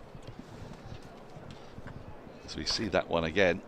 Real aggressive intent here from Jordan Clark. Surrey very keen to put a bit of pressure back onto Essex after losing those 4 wickets this morning. You would say Essex are on top, but the game is very, very finely poised with the deficit 60.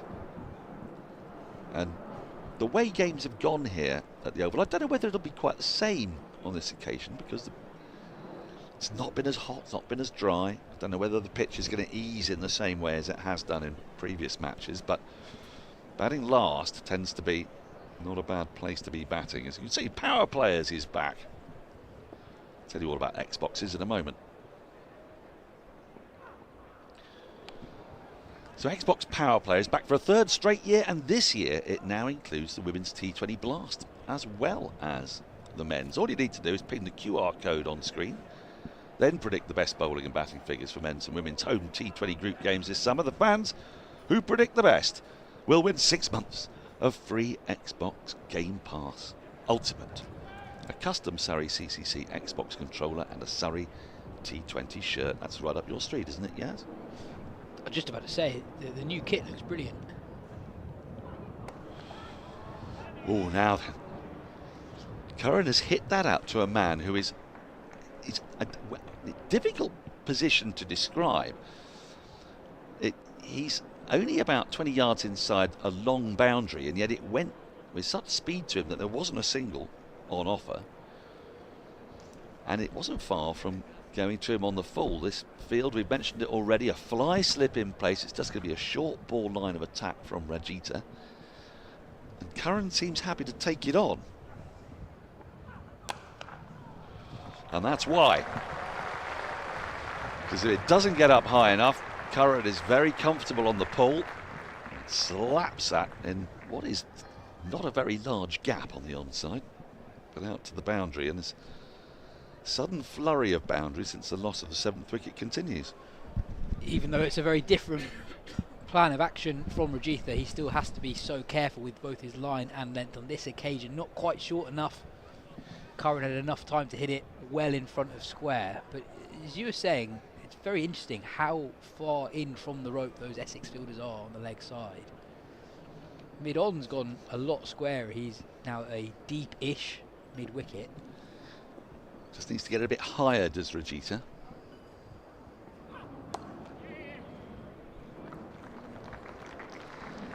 And Andrew, how many overs has Rajita bowled in this spell? Are you able to tell me that? So I think Snater bowled 3 or 4 from the Vauxhall end. It might be 4. This is the 19th over of the day, so the 10th from this end. So is he in his 6th over? And if he's banging it in short, Essex's bowlers have shown real stamina today to keep going. Just the 3 bowlers used in the first nearly hour and a half.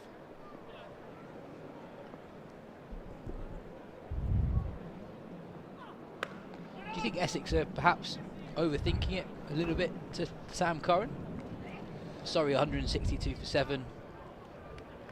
Well, I think they were a bit spooked by the ease with which he was hitting the ball through the offside. It's quite a short boundary, and it's getting very difficult to protect that offside boundary, so they figure, understandably, we've got a great big layside boundary. Let's try that. But this is Rajita's 7th over now, and you wonder how many more he'll be able to put in this shift. He's taken 4 for he'd love a fifer. End of the over. 7th in the spell. Surrey 162 for 7. The deficit 55. Yeah, 2 very productive overs for Surrey in the context of the game. So evenly poised. Looks like it's going to be a low-scoring affair. At what point does that lead become neither here nor there, do you think? I mean, at the moment, a 55-run lead feels actually slightly beyond useful to important.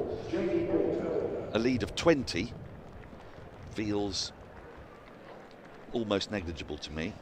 It does, but it also means that when Essex start their response, it doesn't take very long for that to feel quite meaningful, especially in a game that's quite low scoring. And conditions today, often we see the oval gets better and better to bat on, but I don't think we're going to see that this week just because of conditions. Last week on day 2, the pitch was noticeably a lot less green on day 2 compared to day 1. That's not quite the case this time round. Overcast conditions as well, cooler temperatures. Porter back in the attack. So Snater's spell, I don't expect to see him again before lunch is done. How many overs has he bowled today, Andrew? He switched ends almost immediately, didn't he? Did he bowl 8 this morning of the 19? Maybe 7? 7. Mm. And this is Porter's 6th, therefore. Yep. Oh, a little fish from Curran. And the temperature is relevant as well for the Essex seamers, because Essex have been particularly reliant on those 3 seamers, Porter, Snater and Rajitha. And if they're able to bowl slightly longer spells without it being too taxing, that plays into their hands a little. It's not really been a day for Simon Harmer yet. We briefly saw Noah Thane yesterday, but very reliant on that main trio of seamers. Well, I'm going to make a prediction now, which is that if we see Simon Harmer beyond lunch, then it'll be because Surrey have got themselves a lead. We may see, if Surrey are still batting at 5-1, we may see a Harmer over. But I don't think, with the conditions the way they are and the way the Essex bowlers have bowled, which has been really good today, for the most part, we're unlikely to see the spinner, I would think. It's nicely guided by Curran. He wants to. He's run the first really quickly. He's coming back for the second. Throw comes in and he's safe. Couple more to Curran. Gradually whittling away at that lead down to 53. And Surrey bowled Essex out for 217, or 88 for 1, which incidentally was also the score that Essex reached before they collapsed. Surrey would have felt very confident of a substantial first innings lead. Well, that's no longer the case. It's about trying to prize every run now out of this situation.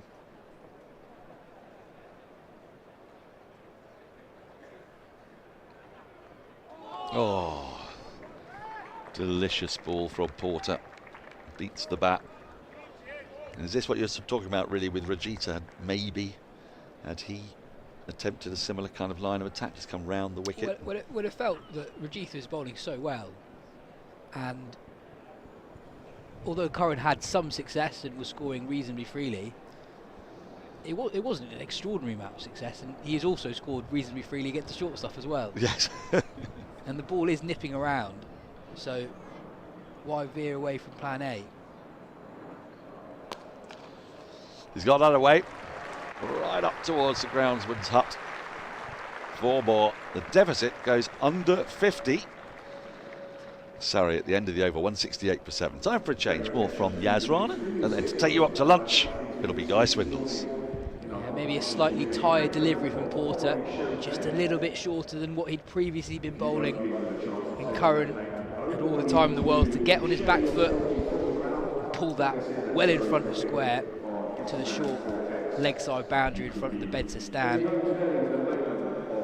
I think for the first time today we see Noah Thane into the attack. Bowled 4 overs yesterday, 0 for 18 from those 4 overs. Really big job for him now. Can he apply the same pressure that the big 3, Porter, Snater and Rajitha, have managed to apply throughout the morning so far? Conditions really good for seam and swing bowling. Game evenly poised, Surrey trailing by 49, 3 first innings wickets in hand. Morning, Jazz. Afternoon now, of course, 12:30. Thane trying to keep the pressure on. Clumped away. Decent stop out there on the boundary. Couple of runs though. We just talking. I think you were talking about as well this attack to Sam Curran.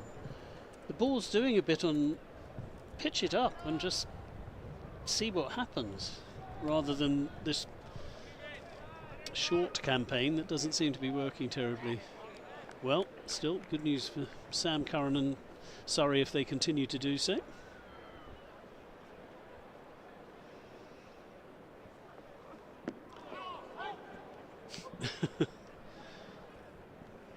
I think there was one ball that spooked Essex a little bit, where Curran cut a ball that was no wider than 5th or 6th stump to that very short offside boundary from batting at the pavilion end, facing Rajitha from the Vauxhall end. And I think maybe there was a concern over Curran potentially being able to access that side of the ground too easily. Yeah. And by bowling short, that cuts off the boundary options on that side of the ground. No, understandably. It did just seem slightly defensive. That's a lovely looking shot. And Clark's making batting look easy this morning when everybody else has been really struggling, with the exception of Sam Curran. Jordan Clark's come out here and just said, right, I'm going to play my shots. Well, two of Noah Thane's first three balls have just offered us just a little bit of width for Jordan Clark to work with. Not a lot wrong with that delivery. Seeing Clark manipulating the ball, trying to get it as far behind square as possible. And that shot's actually prompted a field change. Yeah. There'll be another man back deep on the offside. Third slip's been moved across the leg side as well. So those 6 runs have also got rid of an attacking fielding position too. Third man makes sense. Particularly if you do pitch it up and there's an edge and it avoids the slips, just cuts the unnecessary pain. We're talking about how quickly this game is moving forward. This partnership already worth 30 from just 4.2 overs. Of course, yes, it's 144 for 7, wasn't it? So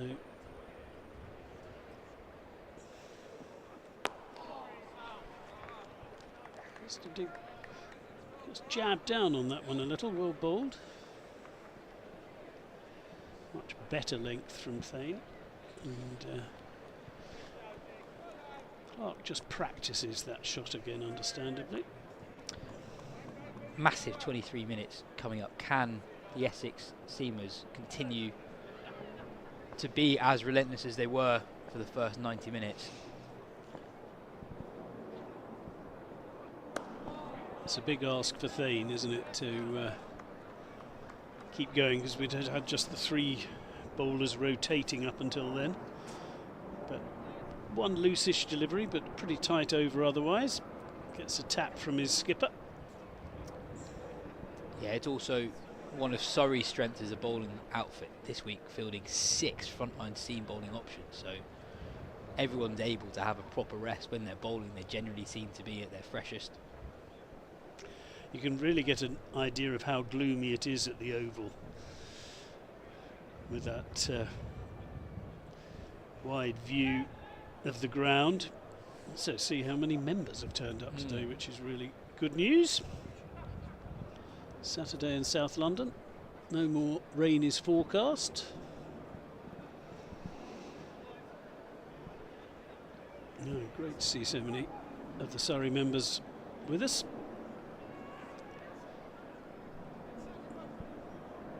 Well, Snate has been put out. Oh, and that is an absolutely cracking shot. Ever so slightly over pitched by Porter, but Curran clambered into it. Yeah, slightly short with the last ball of his previous over and slightly full on this occasion. Curran's been able to score a pretty brisk rate. Interesting to see a wagon wheel and just where in the ground he's targeted. You get the sense with Curran that he plays so much white ball cricket, he's actually looking at the situation in a white ball way. Yes. Looking at the dimensions of the ground and using them to his advantage. Oh, and he's lucky there. He is very lucky there, but he gets away with it. Moves to 49.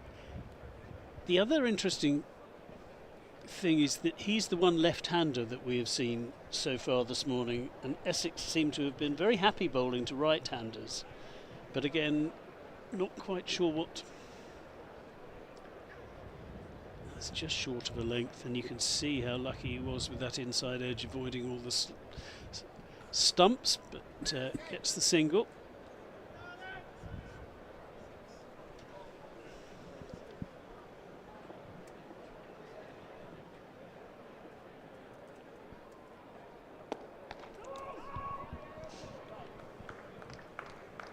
remember to join us at lunchtime. Graham Gooch will be talking to Phil through the lunch interval. One of the greatest ever batters, not just for Essex, but of course for England.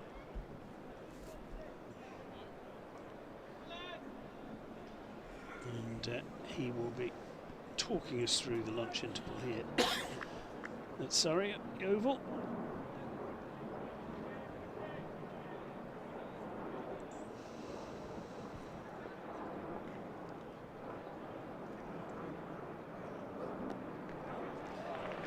Thickish outside edge, but they do have a third man.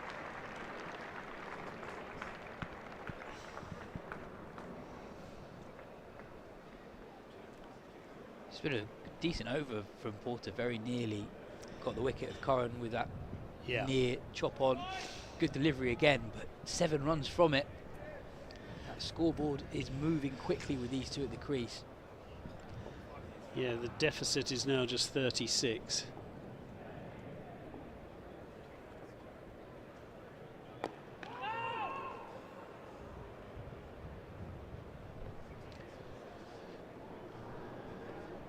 In the blink of an eye, Clark's moved to 20 off as many deliveries. Really crucial runs, given the match situation. Well, he's got a 50 against Yorkshire. He's averaging over 20 with the bat this season. He's no mug to have coming in at number 9.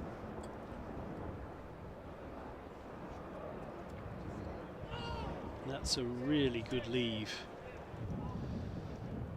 Certainly got Essex excited for a second, but Jordan Clark knew exactly where off stump was. Goes and does a spot of gardening. Just watching just to see how close that was, and it was a good leave. Decent delivery, perfectly safe leave. 181 for 7, 36 behind. And while these two stay here, all Essex is, and it has been very good work this morning. They'll be very conscious that they won't want to undo that, but these two are doing a terrific job at rebuilding as far as Surrey are concerned. On Clark's batting, it's not unusual to see Clark bat as high as 7 for Surrey. He scored first-class hundreds in recent years, and as we see in front of us right now, he has that ability to change the feeling of a game very, very quickly. A naturally quick run scorer. Thane bowling around the wicket this time to Sam Curran. Yeah, with Curran eyeing up that shorter boundary on his offside, the left-hander.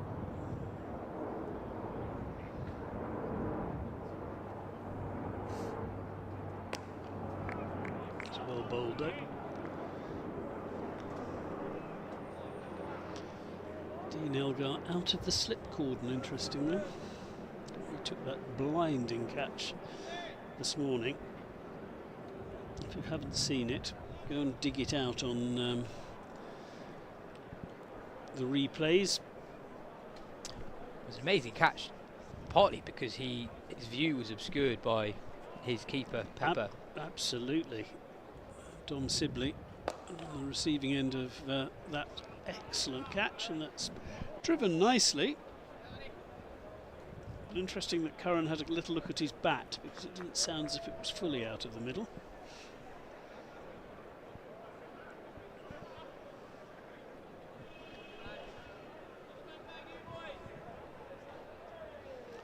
It's the one slip in for Thane.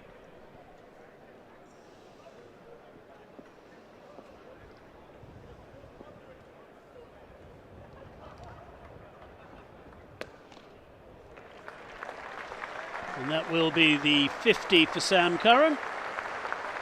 64 deliveries. 8 fours in that 50 from those 64 deliveries. And when you consider what's been going on at the other end, that is an absolutely terrific innings from Sam Curran in his first championship game of the season. Hugely important knock from Curran, 50 off just 64 deliveries. in an interesting phase of his career. 26 years old, not involved in England squads in any format at the moment, but has actually had a really, really good year with the bat in white ball cricket. Average 60 in the blast, 40 in the 100, 50 in the ILT20. And that is probably the shot of the morning. Beautiful straight drive. Yeah, Essex have just not been able to put together a quiet over in this partnership, and there's again not a lot wrong with this delivery from Rothesay. Yeah, plays it on the up, doesn't it? Slightly full of a length, actually angled into Clark, but Clark's drilled that straight. It's another over where we're only 4 balls into it, 5 runs have been scored. That deficit is just 31 now. Andrew? Yeah, 24 50s. It's just the 100 to Sam Curran in first-class cricket. Although in this game he is now, he currently has a higher batting average than bowling average for the first time in his career since 2019. Interesting. So it says, you know, I mean, obviously he doesn't play much first-class cricket in that time, but that's where his batting has improved to. He's not played a lot of first-class cricket since he last played a test match. Yep. His last test match 4 years ago, but I'd be interested to see what his batting numbers are since that last test match, because in all formats or just first class? Well, in first class in particular, I know that his T20 record of the last year is excellent with the bat, and he's, for a long time I think people wondered, what is Sam Curran? Is he predominantly a bowler or is he predominantly a batter? And I think over the last year, this is a guy still just 26 who 2.5 years ago was the player of the tournament in the T20 World Cup that England won. Yeah. For his bowling, for his death bowling in particular. But we've seen in the last year he's had a lot of success. Here is that wagon wheel. Just looking exactly at so strong through mid-wicket. Absolutely. And he's had a lot of success batting higher up the order in T20 cricket compared to what he did previously, often batting as high as 4. He scored a T20 100 here at the Keir Oval last year in the blast. Excellent 100 campaign as well. And I wonder if his route back into England squads is as a batter who bowls. And Ben Stokes turns 34 this summer. Who knows how long it will be before there's a vacancy in the top 7.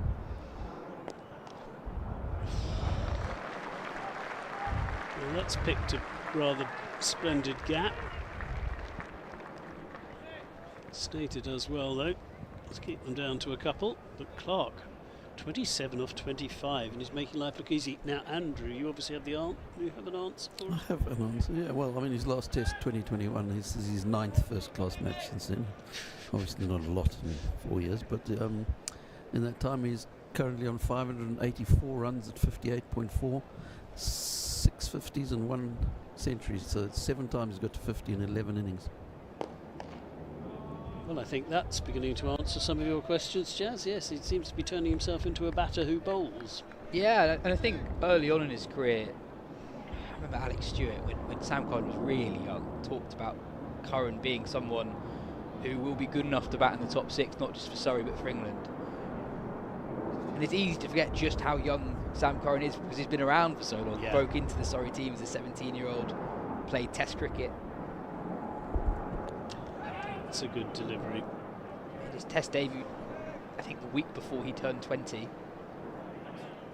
So he's been around the professional game for a long time, but we've seen in the last year or two, really, his game has gone up a level with the bat.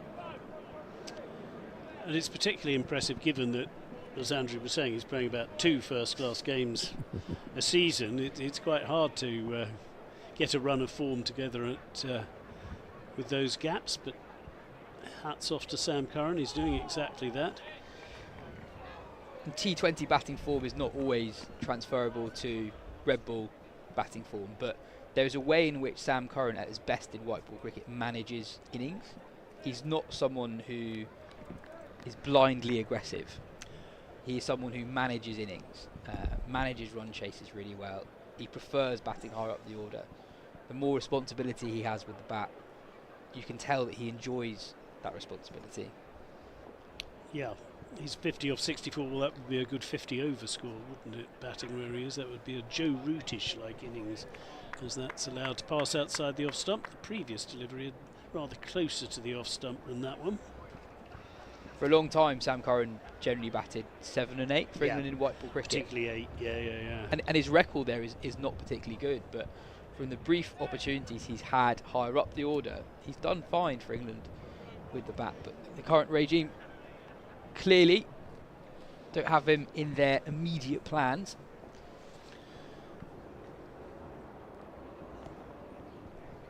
Good take down the leg side, that. Pepper saves any further damage. Just watching this again, and yeah, had to get a decent way across, didn't he? And did so. It was also. Oh, it's funny. I hadn't quite got this down as Hawaiian shirt weather, but Jazz is in a jacket, a full woolen jumper. We're inside. Maybe it's warmer outside than it is inside. What a good way to spend a Saturday morning. I fully approve of that. It's supposed to get up to 22 degrees today. Well, they're ready and prepped for whenever it does, and it does. It is brightening. It is certainly brightening.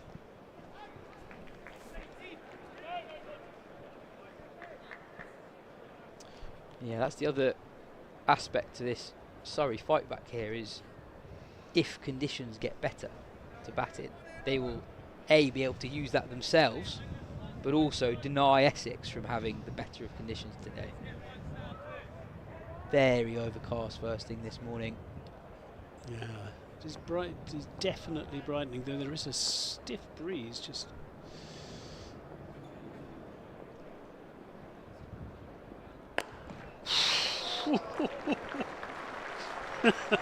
Stand and deliver, I think, is the way to describe that. He's absolutely mullered that. That's a one bounce ball to the that long extra cover boundary. And I think that boundary also brings up the 50 partnership between Clark and Curran. It does. He's a strong man. Right. He's a strong man, Jordan Clark. Bit of width, and his eyes lit up, threw everything at it. Yeah, and of that 50 partnership, Jordan Clark scored 31, and Sam Curran hasn't been messing around. The run rate, which was under 3, is climbing briskly towards 3.5. It's a better delivery from Fate. Oh, no ball though. It's annoying at that pace. Yeah, and again, in a game that's so tight, just hands Surrey. A couple of runs, of course, 2 runs for a no ball in the championship. And again, it's another over where Surrey have started it well. 7 runs off the first 2 legal deliveries.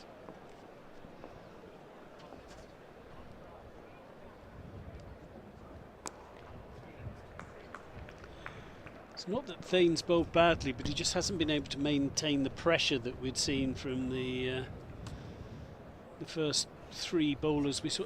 Is it time for a bit of spin? Is it time for Simon Harmer to have a bit of a twirl? Is that again Jordan Clark, who's in picture there, has just grabbed this match by the scruff of the neck when it looked as if Essex were in complete control at 144 for 7. Oh, don't show pictures of chips. Suddenly need lunch.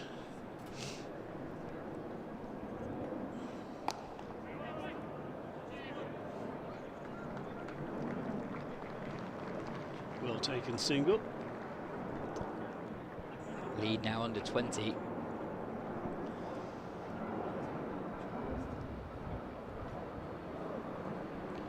Yes, and these two have looked as comfortable as anybody since Sibley and Curran, who were beginning to motor along this morning before Essex suddenly took a cluster of wickets.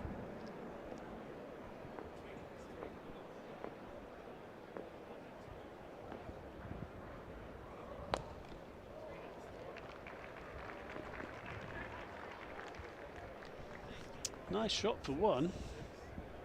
Yeah, and the other aspect of this partnership as well is that probably other than that ball that Sam Curran nearly chopped onto his stumps, Essex haven't really had many moments where they've looked like taking a wicket either. A feature of the first 2/3 of the session was not just the wickets that fell, but how often Essex were beating the bat. That's just not happened since these two came together in the middle. The field spread, just one slip in place now, 4 men on the boundary. Essex more in the defence than the attack.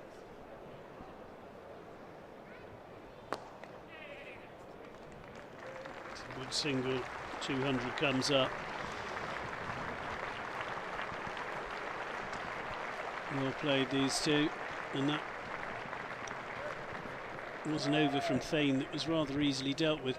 A lot of Essex fans in, we're seeing picked up by the camera here, and it is a pretty, it's not a difficult trip in from Essex to here. Yeah, again, really healthy crowd at the Keir Oval. There are more people now in Hawaiian shirts. I'm sure that was a smaller group last time we looked. Arriving for lunch. Oh yes, people eating, yeah.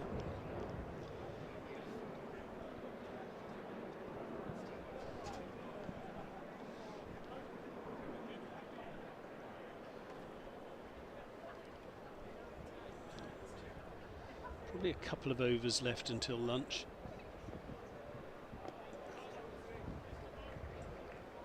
Jamie Porter's put in a stint this morning.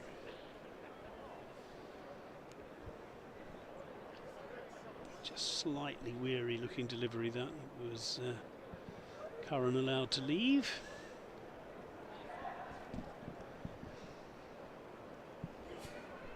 It's a lot of bowling, isn't it? 18.1 overs out of the first 58.1. Yeah, so smashed away because it's short and wide, but a decent stop.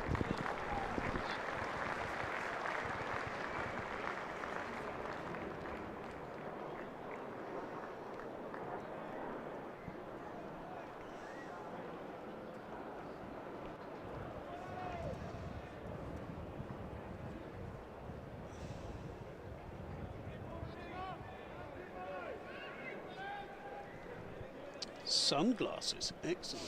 Sun must be coming out.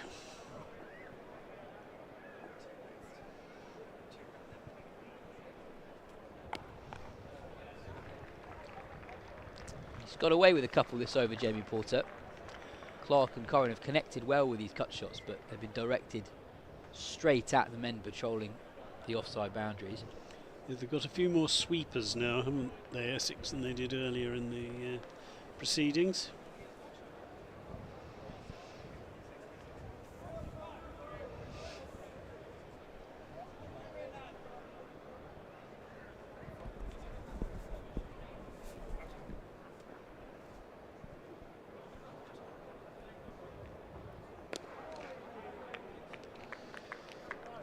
Can't help thinking a little bit of spin just to change things a bit.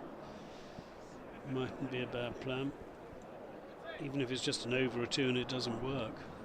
Well, he's such an asset, Simon Harmer, and very quickly Essex, you'd have said that when Surrey were 144 for 7 that they were on top.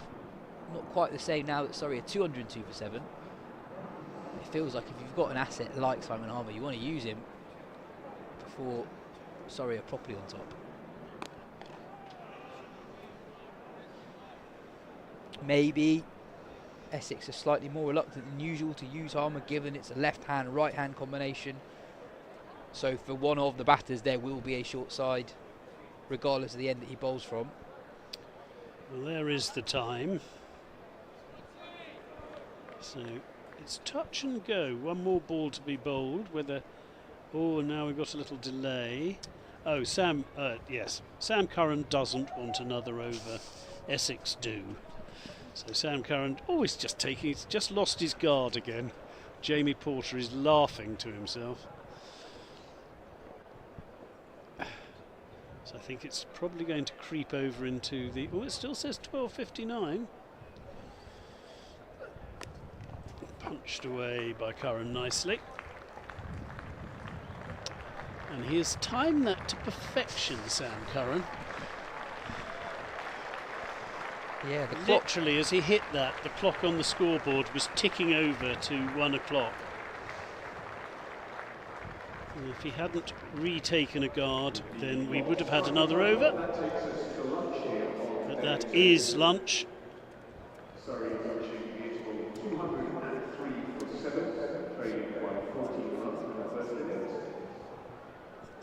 And a really good morning's cricket, that, Jazz. We've had a bit of everything, haven't we? Sibley looked comfortable early on, seemed to be playing very nicely.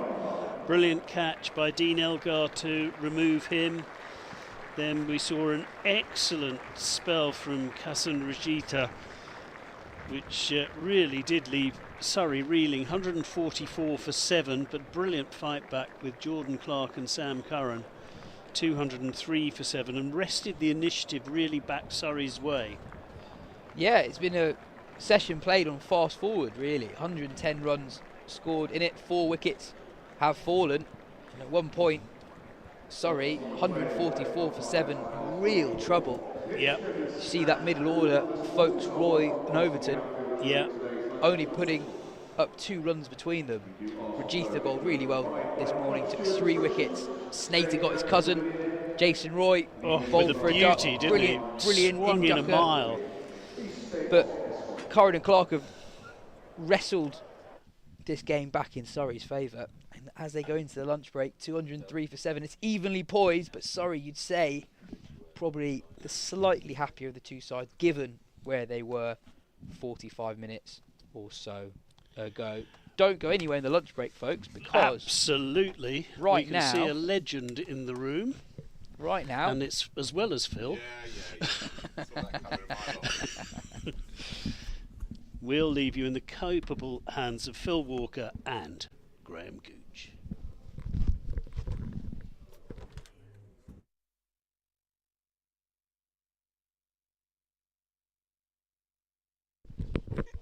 So, as Guy and Yas have trailed, it's a real privilege to have the great man with us this afternoon, Graham Gooch. We had Alex Tudor yesterday in the hot seat. He was on good form. And we've got Graham with us today as part of this celebratory week, really. This festival of red ball cricket sponsored by Ambassador Cruises. And Graham is a big fan of Ambassador, and indeed enjoyed a cruise a few months back. Talk us through it. Yes, good afternoon. It's always good to be at the Kia Oval. Watching Surrey scoring lots of runs, which happens. We shall come to that in due course. But yes, I was on the Ambassador Cruise, the Christmas Markets Cruise in December with Alex Tudor, good friend of mine. Did you twist his arm to come along? Yes, I did approach him as a Surrey player with Ambassador, being now a sponsor of Surrey County Cricket Club. And I'm sure him and his wife Melissa enjoyed it, along with Jonathan Agnew and Henry Blofeld. Good team. They were re-engaged from the previous year's Christmas Markets cruise, so we had a really good time going to Amsterdam, Antwerp, and a place called Honfleur in France. 7 days just before Christmas. We had to sing on the trip, because on the Question of Sport, Gary Richardson, BBC, did the sort of interviewing for all of us, for all the cruisers, you know, and then one night he had a sort of singing competition where we all had to sing a song, and then they would cut the tape when the song was playing, and you had to carry on singing in front of 650 people in the theatre. And Alex did very well with some rap song. I can't remember who did it, but he did that well. And then Aggers did a Christmas carol, if I remember. Henry Blofeld recited a poem, and I did If I Could Dream by Elvis Presley. Did you pull it off? Well, I pulled it off, but I sung my bit a bit too fast. So when they cut it back in, there was a bit of a pause before it come back in. So I need a bit more practice. Sounds they looked fun. after us really well. Great fun, and kind of terrifying as well. 650 people watching you. Well, get the pelvis for the previous going. month, I can tell you that the only song I played in my car was Elvis Presley, "If I Could Dream." Magnificent. Well, it sounds like fabulously good fun. If we could just maybe bring back the QR code on screen in due course, and yeah, if you are watching and you fancy getting involved, just scan that code, and you can win a cruise yourself, a 7-night Scandinavian springtime trip. If you just scan that code, and you then enter into this exclusive competition, you can win a balcony cabin for 2, departing in late April, 24th of April 2026, courtesy of Ambassador Cruise Lines. As I say, sponsoring this festival of red ball cricket this week. Entries close, by the way, at the end of August, but no time like the present. Get stuck in. It's a fabulous prize brought to us by Cruise Ambassadors. Now, this game here and now, Graham, featuring probably the 2 most successful red ball sides of the last decade or so, is, I would say, delicately poised. Essex felt like they may have actually got their noses ahead 45 minutes before lunch, but a counter punch by Jordan Clark and a sparkling knock by Sam Curran. They're the 2 not-out batsmen. How do you see it at the moment? I think it's a pretty even game at the moment, but it's going to come down to whether Surrey can get a lead. If they can get a lead, that will be priceless. If they could get 50 lead, I think after about an hour's play this morning, when Essex took a few wickets, then potentially they look like they might be able to nick a 50 or 40 lead, which would be handy because there's a little bit in the pitch, although it's quite slow. I wasn't here yesterday when I think it moved around quite a lot, but it's quite slow. But there is the odd wicket-taking ball, and it's going to be a tight game. Now, if they carry on and, I say, get to 250, 260, then Essex will be under pressure in the 3rd innings. I mean, generally in a 4-day match, a first-class match, you're under pressure in the 3rd innings to deliver.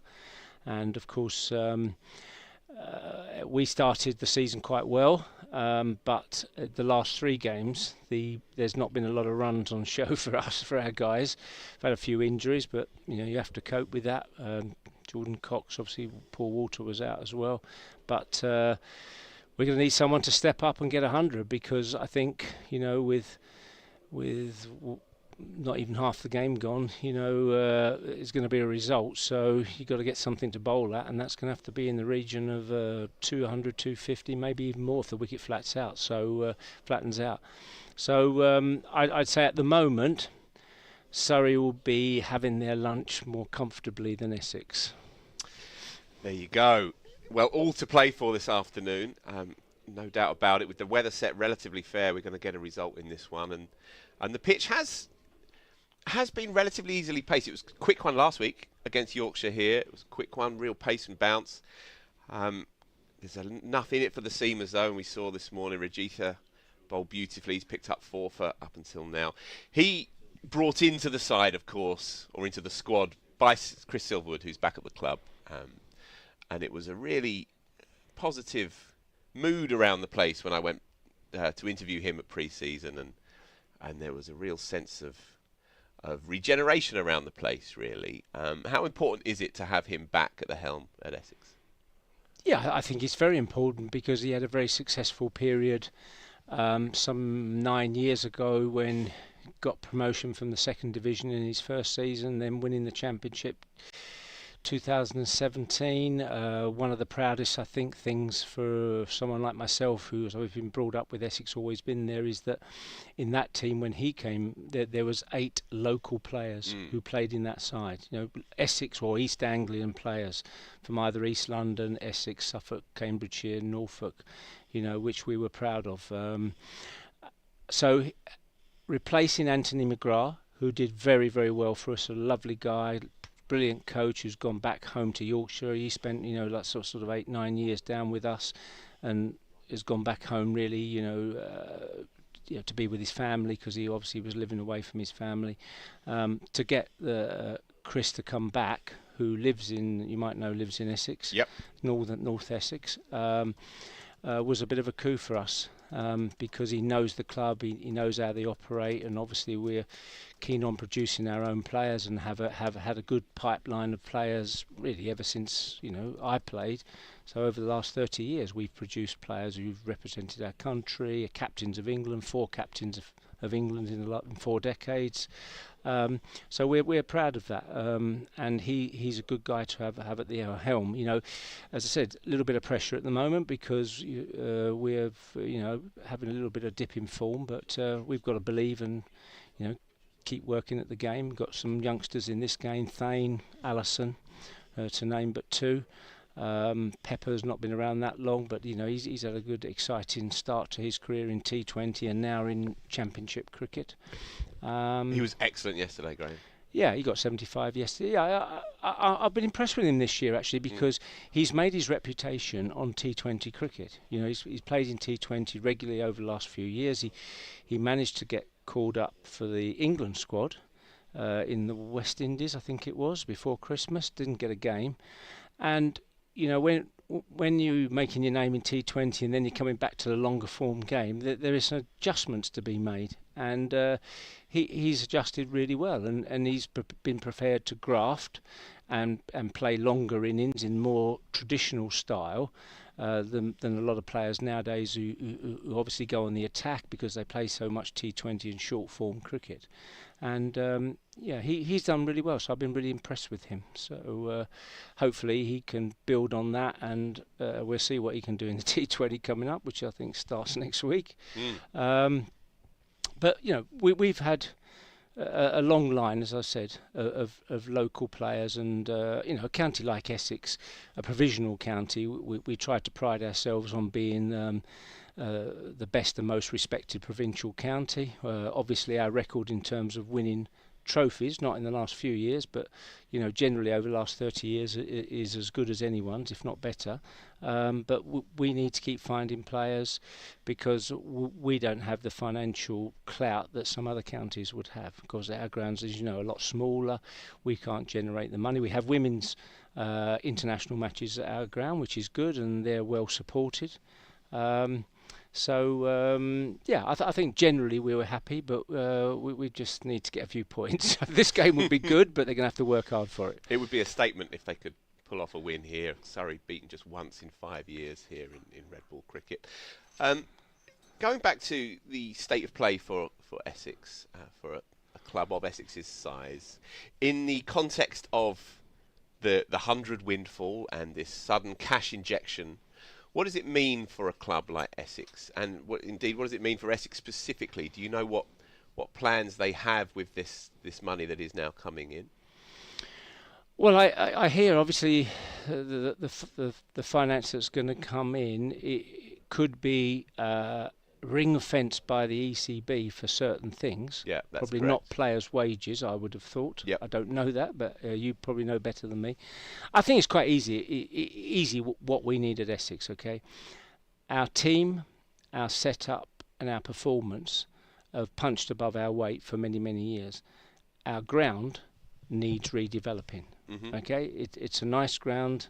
Ambassador Cruise Line ground, you might know it's called that, which is quite handy for this interview.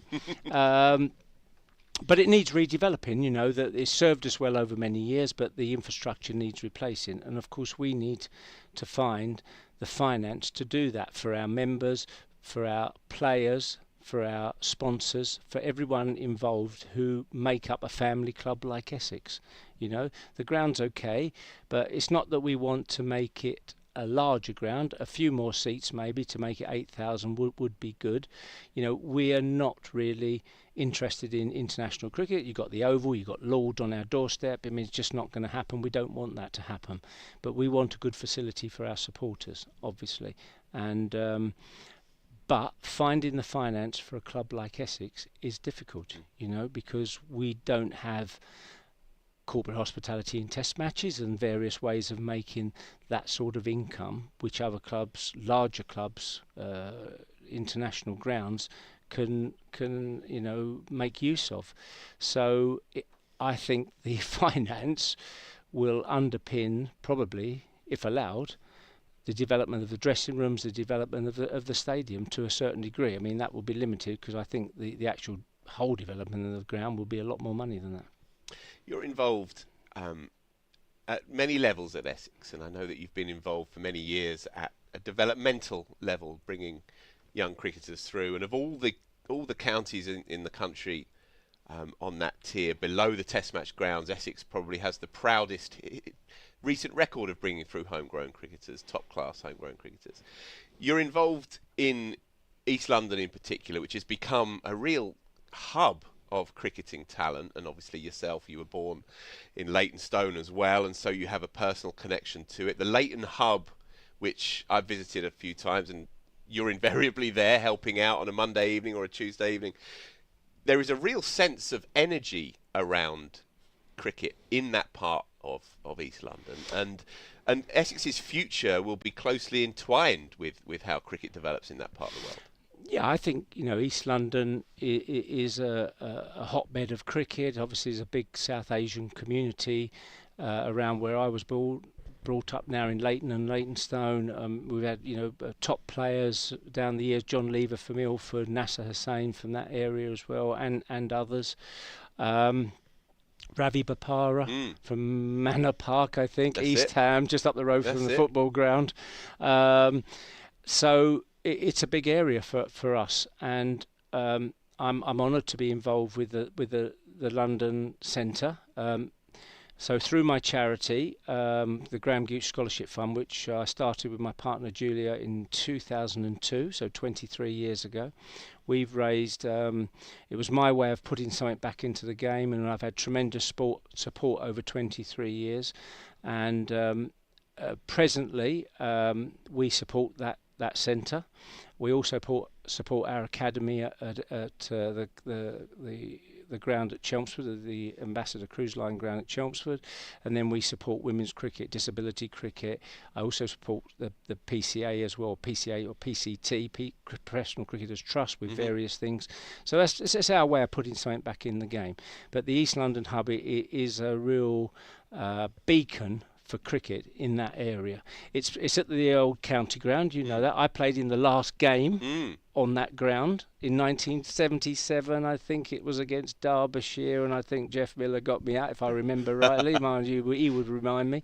So that's close to my heart, helping young cricketers make their way in the game, and obviously cricketers that from that area that enjoy the game, they have a love of the game, and then if they can go on and maybe represent London schools or Essex schools and then go on to higher things, that would be fantastic. But just to generally promote the game in that area. Fabulous. Could I ask you about the schedule itself? There's a lot of talk at the moment around the best way to carve up the English summer, with now 4 competitions, notoriously, and a very, very packed schedule, and there's been some pushback from it from the PCA via the players' voice, of course. Certain players talking about the concerns of burnout, mental health issues, and so on and so on. The rank and file membership of county cricket, if you talk to them, then they want to protect the red ball 14 game system, if at all possible. How do you see it? How do you see it as somebody indelibly linked to county cricket? How do you see it playing out in the next year or two? And what do you think is the right balance between red and white ball? I suppose it's how you view the game. Whether you think Test cricket, right, is important, and will that still have prominence, or even parity with the white ball game. We know that T20 cricket stroke white ball cricket has got such a foothold, and the lustre has not disappeared since 2003. I remember Essex's first game was at the police ground against Surrey. I'm trying to think of the name of the ground. New Malden, I can't remember. I don't know why we didn't play at the Oval. There must have been something else going on here.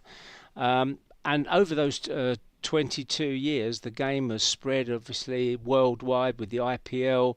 I remember doing commentary in South Africa, the first World Cup in 2007, and my recollection was that India weren't that keen on T20. They liked 50-over cricket because they got a longer day for more advertising. But once they won the World Cup, then it all changed. Indeed. It all changed from that day onwards.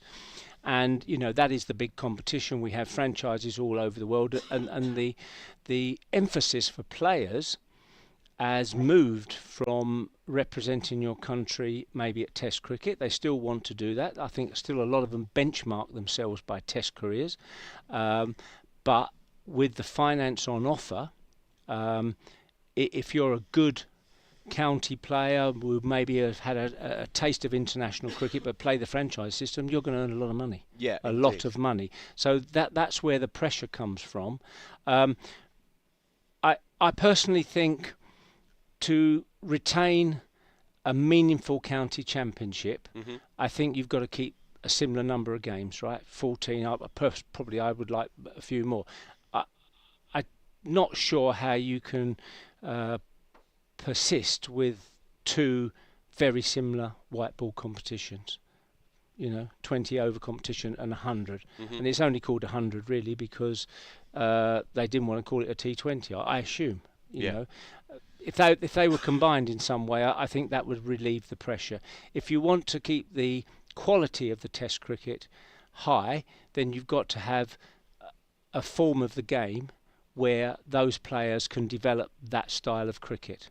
I mean, we've already just talked about Pepper playing mainly T20 and then as adapted, possibly like David Warner for Australia, because he's probably the first one that made his name at T20 and then made a great career out of Test cricket. To me, and I'm biased, obviously, I like T20 as ambassador of Essex cricket. I go to all the T20 games. Obviously, it's exciting for the crowds. We fill our small ground, every Friday night. You get good crowds here. I'm not against that form, but I would like to see, a marriage of the two, if that's possible. Otherwise, the game will die. India, Australia, England, probably at the moment, are promoting Test cricket, and the way England are playing is doing a job for England, exciting cricket. It's the other countries around the world, isn't it? Your New Zealands, your West Indies, your South Africas, Sri Lanka. And when I say smaller countries, they're not smaller in status, but they're smaller probably in finance. Okay? Yeah. Now, to keep that game alive in those countries, they're going to need help from outside. And if they die in those countries, you're not going to have a viable Test system around the world. And I think that's a shame, if you ask me. Yeah, well said. There seems to me to be a slight shift, a slight recalibration in certain players' attitudes in England. For the good, a shift back towards recognising the value of red ball cricket. And I'm talking particularly about batsmen. I'm talking about Will Smeed. I'm talking about Jason Roy here, for example. I'm talking about players who have been identified as white ball cricketers, white ball batters in particular, but have recognised that to be a more fully rounded player, the red ball has essential value, and that their techniques are stronger and more sturdy for playing both kinds. And you mentioned Michael Pepper as another good example of a player who's made his reputation as a white ball cricketer, but is developing as an all-round package because he's also playing a lot of red ball stuff. From a technical perspective, from a batting technical perspective, and obviously you've worked with Essex and England, batting coach, and made more professional runs than any other human being alive, so you know a bit about this stuff. Do you think it's essential for a young player coming through to, if they want to fulfil their potential as a batter, not as a maker of money, but as a batter, do you think it's essential that they play both forms? I think it is. Well, essential's a difficult word, because you could, you can certainly make a career by only playing one type of cricket. There's no doubt you could do that. But I think, is it an advantage to play longer form cricket and then move between the two?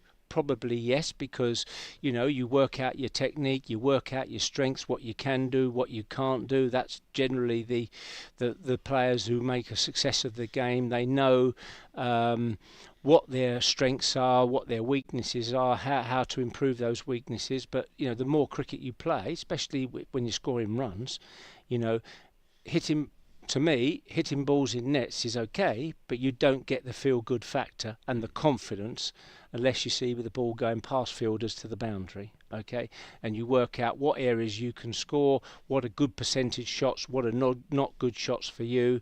You don't need to have all the shots to make big innings in any form of cricket, but you need to be able to apply what you do well. If you have a particular target area you go for, you want to stick to that unless the bowling changes completely and you have to go a different way. But in answer to your question, yes, I do. I don't see how a player. I always ask the question. Like all the guys are going to be playing T20 right, in the next few weeks. What have they been doing for the last 2 months? With their counties, or they just don't turn up until 2 weeks before the T20 starts. I don't know, but surely if you got your eye in, you got your movements, you got that rhythm and that form. To me, it's an advantage. But then again, I'm from an era where I played all the cricket. 28 days on the trot once. In county cricket, 3-day matches. Nat West or Gillette Cup matches which were reigned over, so you just went from one game to another. I'm not advocating that, but that was just the way it was then. And one thing I would find very difficult now, I noted that the batters Joe Root, Harry Brook didn't play. They played one round of championship matches and didn't play the last one. Now, see, for me, if you're playing well as a batter, you want to keep playing. Yeah. There's no way in the world you don't want to play, right? Because it's all about, getting your feet moving, getting in position. If you get the position, you get the shot. Okay. If you don't get the position, you don't get the shot. Okay. And I don't think you can find that in the nets all the time. You need to be out there, in the middle, in the competition. And that's the way you find your form. And that also, while we're on that, I'm going to have to mention this. And I'm going off piece now. Go for it. But England's preparation for this upcoming Ashes series, I know we got India first. As I understand it, one game's been announced, I think. Now, when we won in 2010-11, we had 3 games. Won 2 of them, state matches, and nearly won the third one, I think, against Australia. It was Australia, yeah. At Hobart. Yeah. Okay, so you're not only getting form, but you're getting yourself into the competition. You know what it's like in Australia. The state match it's like a test match. The way we approached that was 8 test matches. Okay, we're playing 8 test matches because those state players, they want to turn you over big time, and you get that battle-hardened, thought in your mind that this is the type of cricket we're going to play. Okay, and I don't get in recent years, I have to say, I don't get the one warm-up match of 13 aside. As soon as you play 13 aside, the players know in their head it's not a serious game. Yeah. Does that make sense? Absolutely.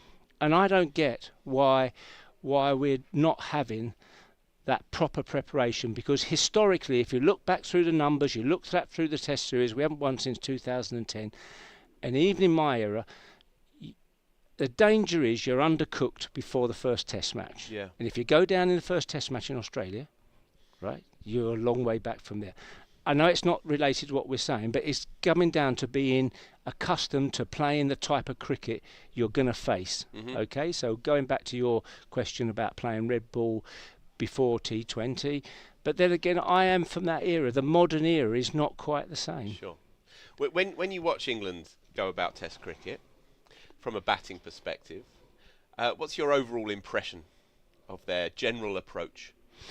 I am all in favour of what Brendan McCullum and Ben Stokes have put in place. Okay, so against Australia a few years ago, it was refreshing, but we made some daft mistakes, didn't we? I mean, we're going hard all the time and making mistakes, right? So the way I see it over the last few years, and what I hear this year maybe, they're just reining it back in slightly, because I coined the term, you need to play smart cricket. You don't need to be the best player in the world, but you need to be the smartest player. Okay? You don't need to be the best to score. It helps if you're the best.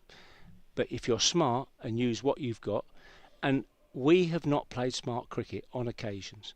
And I'll give you an example, if you don't mind me. Sure. Here, against Sri Lanka last year, right? If you remember. I do. It was a pitch that had something in it, and it did a little bit. And if I remember rightly, I was working here for Surrey, doing hospitality.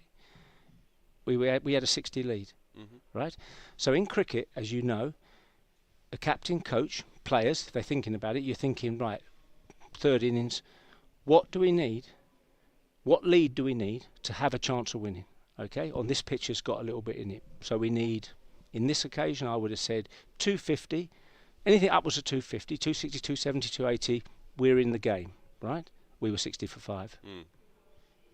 And Jamie Smith got us out of, well, he didn't get us out of the hole, but he came in and played well and really attacking. And we got up, if I remember, a 200 lead, which was not enough. They knocked him off easily. Yeah.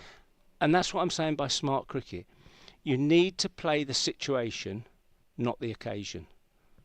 Does that make sense? It does, absolutely. And it reminds me of a line that you gave to me a few years ago, that anyone can score 100. It's their day.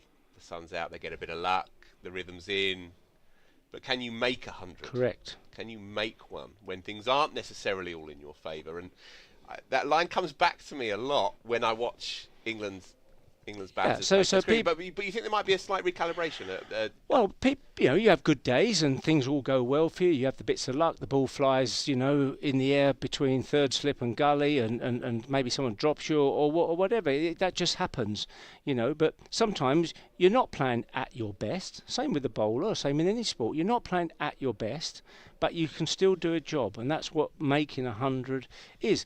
And another little point, I would say a couple of years ago, Joe Root, magnificent player, is going to be he's our top player, got a fighting chance of beating, if he stays fit and mentally fit, he wants it, and he retains his form, got a fighting chance of being the highest run scorer. He's certainly young enough. He was buying into I'll call it attacking cricket, not baseball, right? On a few tours, if you remember, okay? And I don't know why, whether he was asked to do that or whatever. But smart cricket to me is to say, Joe, you scored 10,000 runs, mate, right? Playing this way. You're our rock. You're our go-to player. You're our glue. You just play normally, mate. Yep. Right? Just play your game, right? You don't have to do anything else because, he scores quickly anyway. That's what I mean. Those sort of things you've got to do. I don't buy if the ball does something, we just go harder. I don't buy that as an ex-player. I don't buy that. Yeah. I think one of the beauties of cricket, what makes it such a great game, here today is a certain set of conditions. You have to adapt to those conditions. As you said, you had a harder wicket last match, and then you might go somewhere where it turns square, and that's something I think England need to improve at. In Pakistan, they scored 800 on a shirt front. Yeah. Okay. Then they made the ball turn. Different game then. And they lost 2 in a row. Correct. And you have to adapt. And you have to be able to play on flat ones and where the ball's doing something. It's a different game. You've got a set of tools in your bag. Yeah. And you bring different tools out to fit different conditions. I might not be right. People might disagree, but I don't know. Well, I certainly don't, for what it's worth. We've just got you for another few minutes, Graham, just before the players re-emerge. We've got about 6 or 7 minutes with us as an ambassador for Cruise Ambassadors, and we'll bring up that QR code again before our chat is done. I just want to talk to you a little bit about this place itself. It feels like there's an anniversary every year, and 1985, 40 years on, one of the great single days for English cricket in Ashes cricket. Yourself and David Gower here with the Ashes. You needed to draw to win it. 2-1 up coming into, I think, the 6th test actually of that summer, and I think Tim Robinson might have gone early on. Is that right? Mm. And then you and David batted all day. What do you remember of that one? Well, firstly, I'd say, the 2 London grounds are my 2 favourite test grounds, the Oval and Lord's. Love coming to this ground, partly because I played a hell of a lot of second-team cricket for Essex here. Right. Okay. I didn't know that. Yeah, in my early days when I wasn't even a professional. And also, I do associate the Oval with August. Yeah. Good weather and good batting conditions. Yeah. Okay. I think that was a special match for all of us because winning the Ashes, winning that game, I think, and also, it was on the line for that game. And then to put on, I think it was 351 with David, who had an unbelievable summer. He did. Yeah, I think he averaged 81 if I remember rightly, something like that. And he was at his fluent best. So to support him and get a big score, it defines you as a cricketer. I mean, my record in Ashes cricket was not as good as some others. Against West Indies, I fared a bit better. I don't know, I can't tell you why, but just get a big 100. And help us get over the line. And that's why when people ask me, what's your favourite innings, all those sort of stuff, I always say the same thing. Don't remember the biggest score, don't remember the most wickets, remember when your contribution helps your team get over the line. Okay? You made 196 that day to clinch the Ashes 3-1, of course. And another anniversary, 35 years since India came here, and obviously they're back imminently. That was your first full summer as England captain. Books have been written about that summer as well. But looking back on it now, was that the year where you realised just how good you were at Test level? Was that the point at which you could settle all arguments in your head? I think that 2-year period, in fact, 1990 through. I think for me, so I had a okay Test career up until about 89. Didn't have a great series against Australia, where my technique fell into a little bit of disrepair, playing across the line too much. Geoffrey Boycott, my good friend, opening batsman for 4 years, taught me a lot, and he helped me straighten that out, and coincided with getting the England captaincy. After the sort of bit of a debacle in 1988, if I remember, 4 captains. 89 wasn't much better. And then I was actually selected to captain England and India, but the India tour didn't go ahead because of South African connections. David was put back in charge by Ted Dexter anyway, and it didn't work out that well. And then we took the side to the West Indies. So with those two things, being an opening bat and being captain, I think it's a big advantage because you can set the agenda, you can set the tone for your play, especially when you've got the willow in your hand. And I straightened my technique out, and obviously, it was a good summer. Having said that, I would remind you that for the first Test of that summer, right, and I always remember this, against New Zealand at Trent Bridge. I know what happened. The first ball of the summer. Richard Hadley? LBW Richard Hadley, the first ball. That is quite an embarrassing scenario. So I've had a few. Handle, ball, pair on debut. Quite convenient to have your first Test score and your surname. You know the line. But it all worked out okay. So the captaincy for me gave me an X factor, right? The responsibility. Because when you captain your country, you're not just captain of the other 10 people. You are the captain of your sport, really. What you do reverberates down the system to other professional players, to amateur players, to the boys and girls who play at school. It reverberates all the way down the system, the way you handle yourself, the way you carry yourself, your values, all that sort of stuff. And that made a big difference to me. And I had my best period, as you said, from probably 3-4 years onwards from then. We were talking about that yesterday with Tudes, another Ambassador Cruise's figurehead, and he was saying that there was no better player on God's earth than Graham Gooch at that period, and I would agree with him. Just looking back on your screen as the players are all out, ready to go any minute now, scan that QR code, folks, to enter into the upcoming competition, and you can win an amazing Scandinavian springtime cruise. You have got till the end of August to enter, but get cracking ASAP. That will head off from London at the end of April the 24th, courtesy of Ambassador Cruise Lines, sponsors of this festival of Red Ball cricket. And we've got a good one here between the two most decorated teams of recent years, Surrey and Essex. Graham Gooch, always a real pleasure and an honour. Thank you so much for joining us. It's going to be Kosun Rajitha to kick us off from the Vauxhall end. And he's perhaps the bowler of the morning, 4 for 54. Sam Curran on the pull straight away with a heavily predominant leg side field. He wasn't in full control of that. He gets away with it as the great man departs. Thank you so much to Graham Gooch for those insights. A bit of history in there, a bit of analysis.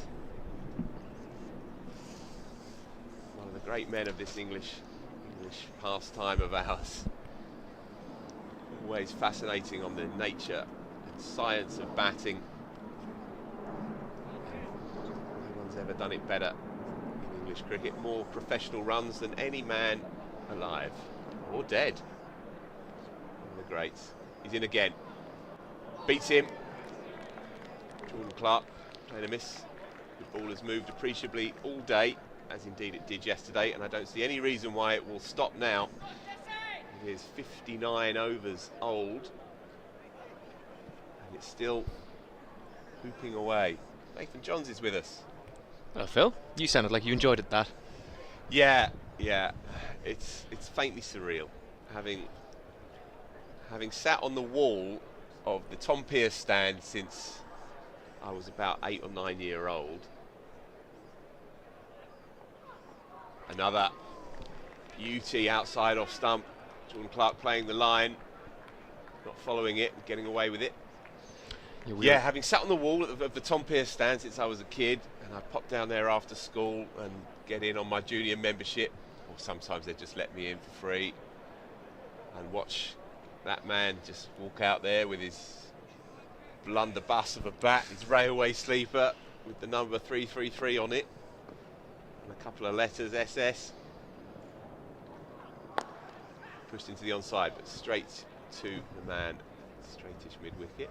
Yeah, your inner child is very excited, Phil. Yeah, I think so. He afforded just as much value and importance to whichever three-dayer he was playing for Essex that week as he did to the Lord's Test against the West Indies the week before, and that was a mark of how he approached his cricket. There's about 1,000 cricket balls in the bottom of the River Chelmer deposited by that bat of his. Another one outside off stump. This is good start post-lunch. He's been the best bowler on show for mine. He's been incredible, moving it both ways. Swinging it out. Plenty of nip back as well. That one's just left Clark.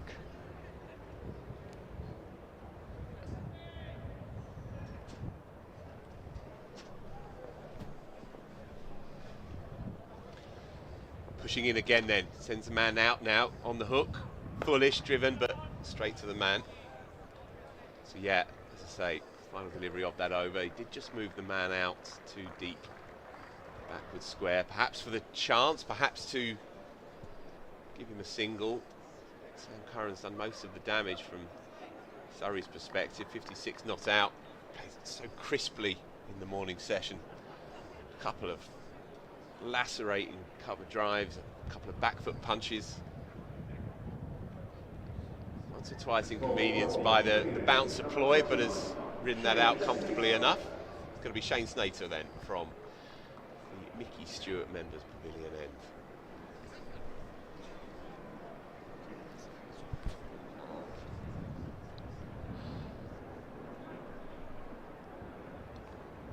How do you see this one then, Nathan? Yeah, it's trying to see what field they're setting to him at the minute. They've only got one man back at the hook. They've had this field, this short extra regulation extra to Curran all morning. Look at that by Samuel Curran. Barely a cigarette paper between those two on the drive. And yet he finds that route, that path through them. Just a gorgeous cricket shot. Slightly opens the face, Nathan Johns, just to find that gap.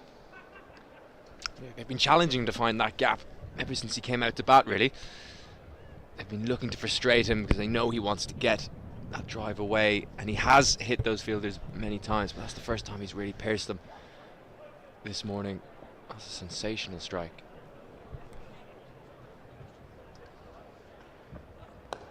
Four more, 2 full. Misdirected by Shane Snater and punched through straight mid on, straight mid wicket. 2 in 2. And you know that Sam Curran is not going to die wondering here. I like him in the top 5. I mean, he was carded to come in at 4, of course, but for the night watcher last night, I like him in the top 4 or 5 in white ball cricket, and I especially like him in red ball cricket.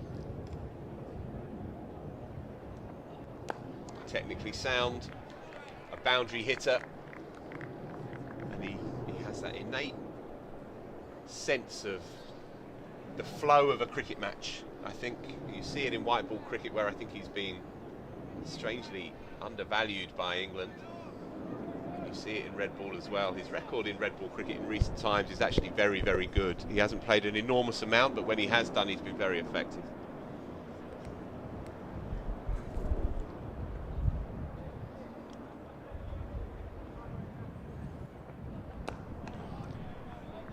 Well, you talk about the flow of the game.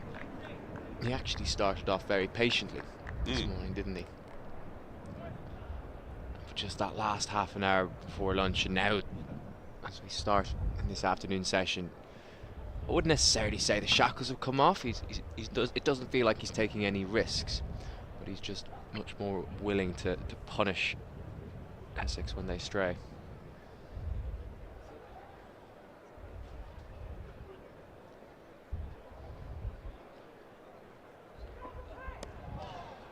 Taken from off stump, but comfortably on the angle. Started well, with great intent post-lunch. What is his overall red ball record for Surrey? Maestro? Because the sense I have is that when he has taken the field, especially with the bat, he's been very effective indeed. Yes, I mean, since he last played a test match in 2021, he's he's played obviously only the 9 first-class games, but he averages, including this innings now, just under 60. There you go. 100 and 6 50s in 11 innings.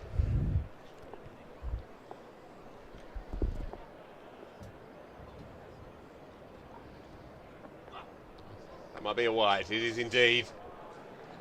Periscope vibes. Worth a go, I suppose. Yeah, well, the field is set for it. That was bizarrely high. I don't think if he had 2 bats he would have got anything on that.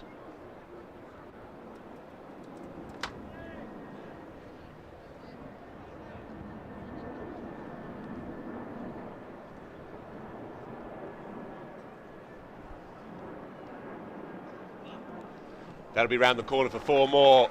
Misdirected from Shane Snater, who's been expensive in this first over back post lunch. And these are valuable runs as Surrey now inch ahead. Yeah, just an overcorrection from Snater. The bouncer previous was too high. This one didn't get anywhere near high enough. Hip high. Fine leg was very square. Thank you very much.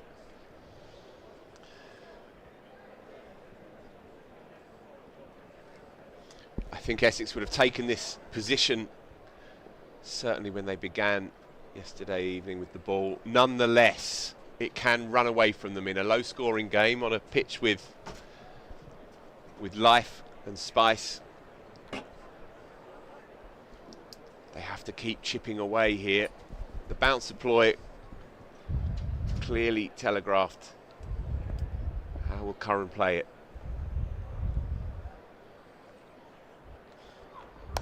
Goes hard in the gap, 4 more. In complete control, Nathan Johns. That's another sensational shot from Sam Curran. It's amazing. The first bouncer they bowled at him today, he got in a real tangle, if you remember. And he only pulled out of it last minute. But ever since then, he's taken it on pretty much every time Essex have offered.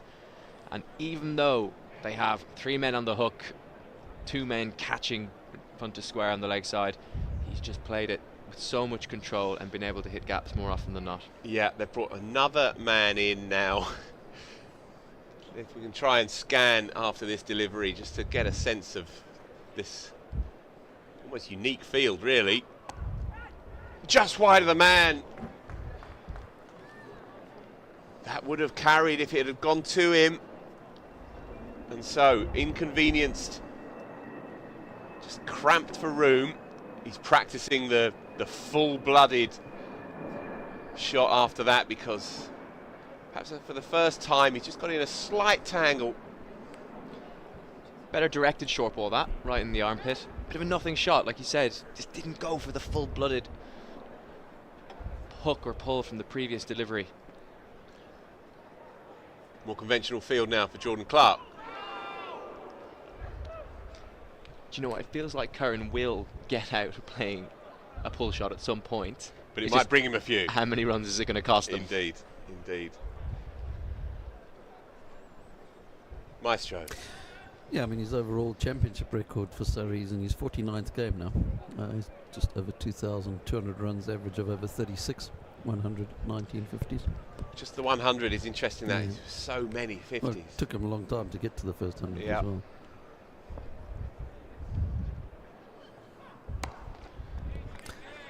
And sadly, he's the only Curran still batting, because Ben's just got out for How 37, many? 37.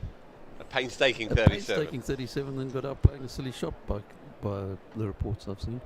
But all those 50s, no hundreds, surely that's a byproduct of just where he was batting in the order, no? Yeah, it is part of that, yeah. I mean, we were saying earlier now, he opened once and batted 3 twice, and every other innings for Surrey before today was 6 or lower.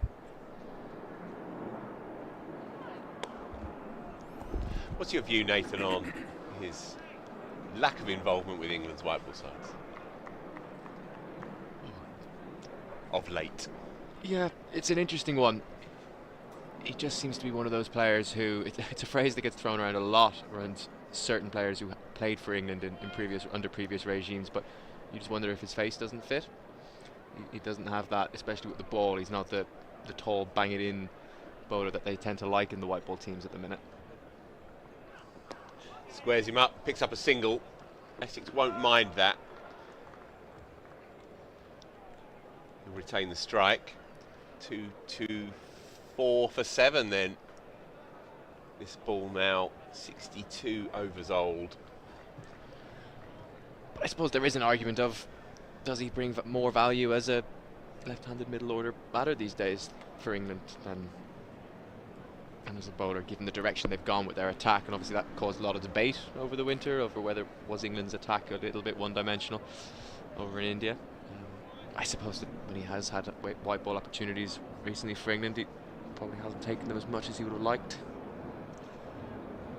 I find it baffling personally that he's not considered as one of England's most effective top 6 batters in white ball cricket. I think his cricket brain and his range of stroke is such that I'm very surprised if he doesn't get another go at some time. Anyway, back to the here and now, and Shane Snater, after a slightly messy opening to the afternoon session, is back on the money there, assisting with 3 slips, as well you might.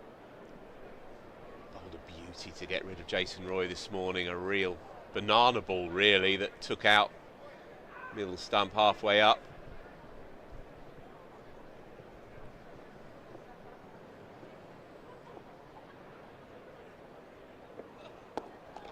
This is better. Acknowledged as well by the office. 3 of them in there, no gully.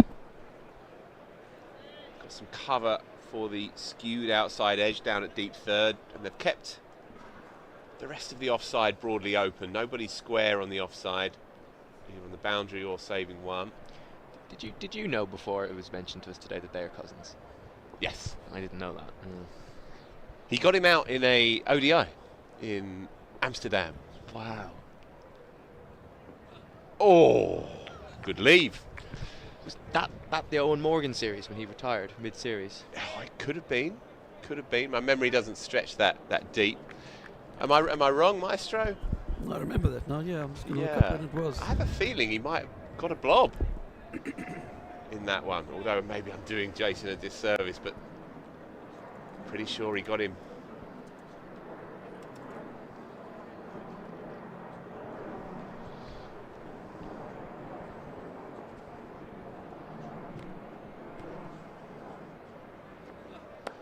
And again, just a threat of in-swing.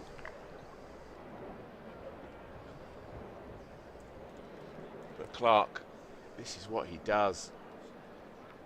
He gets tough runs when they are needed, as befits a cricketer that is pure end product. What a phenomenon he is. He got one. Got one run, did J. Roy?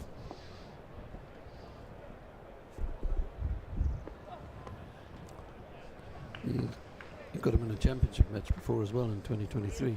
He's his bunny. So, field moves around for the final delivery of Snater's 18th.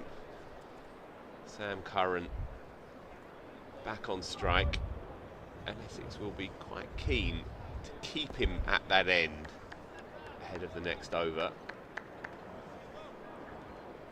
Let's move on to 70 with absolute conviction here.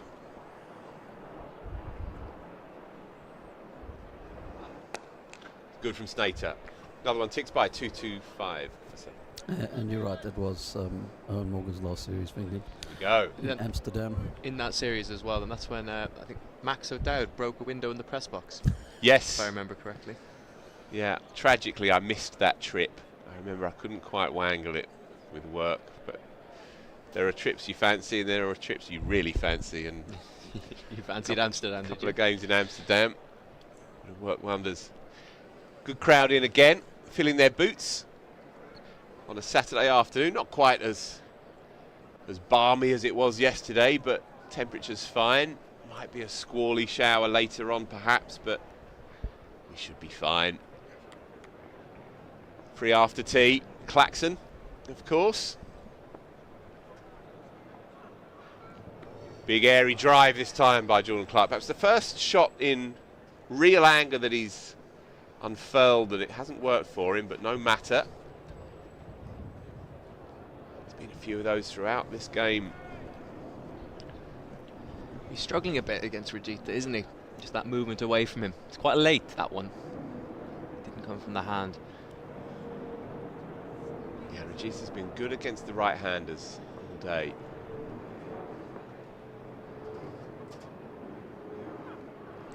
It was shortish, wideish, but almost dying on Jordan Clark. Dare I say, that's probably the worst ball he's bowled all day. He's looked good. Very canny acquisition. Chris Silverwood digging deep into his black book to bring him to Chelmsford after Shardul Thakur had been lined up. He'd have been useful. But instead the IPL beckoned.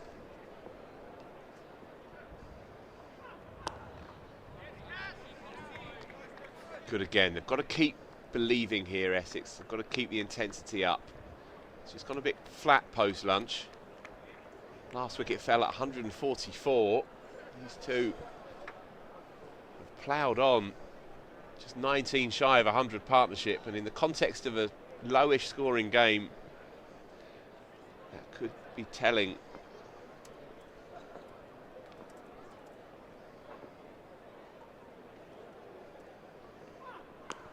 Cut hard, beautifully played, but with cover it would just be a single. Thought about two, but no need to force the issue. So the field shifts round again. Back to the bouncer ploy, you fancy? Yep. Let's try and get the camera on this field, because it really is quite something. A 6-3, or almost a 6-1-2, because you have a backstop that is neither one side nor the other. He's slightly to the offside, and of course I guess he has to be, because otherwise it'd be no ball, but he's basically right behind the line of the keeper's left shoulder, Michael Pepper. So here we go. Who is it down there? Is it Dean Elgar? I think it is. Down at backstop? Yeah. I think it is, yeah. How often do you reckon he's fielded backstop in his first-class career?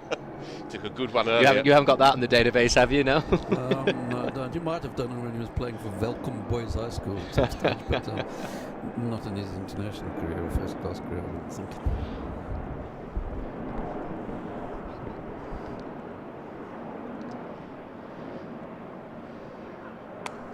Goes high. Harmer is under it. Takes the catch. Plan works. Sam Curran goes for 70, and did Essex need that?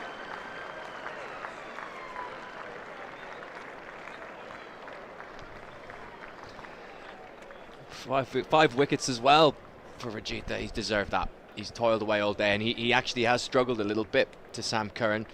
But the short ball ploy works. He tries to take on the biggest part of the boundary in front of square on that leg side. Just gets a little bit high on the bat. It still goes a long way, but Harmer takes. He makes that catch look probably a little bit more comfortable than it was. Simon Harmer at deep mid-wicket, the best hands in the club, among the best hands in county cricket, and it was a steepler. The bat seemed to just slightly splice in the hands, slightly loses shape on connection. Would have carried all the way if he'd been batting from this end, from the Vauxhall end, but Rajitha gets his man, picks up a 5 for here at the Oval. Richly deserved as well. He's been a real star today, and indeed last night. And Nathan Smith, not a bad number 10, joins Jordan Clark, who's on 41, with Surrey having just crept ahead. Essex really did need that. Just when they were starting to droop a little bit. Been quite a quiet 20 minutes post-lunch. And as you said, Nathan, very astutely, they were prepared to give up a certain tariff if they got him in the end, and it has worked. I think you'll be a bit disappointed with that Curran, because it was a bit of a nothing short ball. It wasn't dug in, it was around not even chest height, and when they've gone to that length and they haven't got the short ball right previously today, he's punished them, and he's punished them every single time.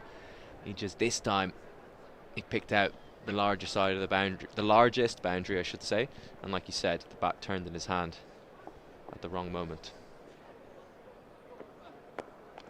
Thrashed in that inimitable style of Jordan Clark, just for a single though, so the field set relatively deep for the established player, and now it'll crowd Nathan Smith.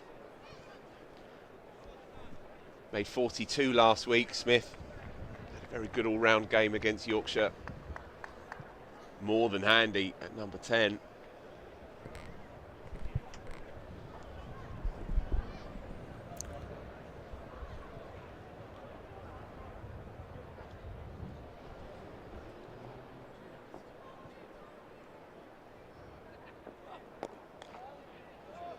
Solidly behind that one. So what do you reckon? Does Jordan Clark play a few shots, or does he, after watching that innings last week, does he have a little bit more faith? I think he's absolutely fine as it is. He's scoring at a decent enough lick. 42 from 55.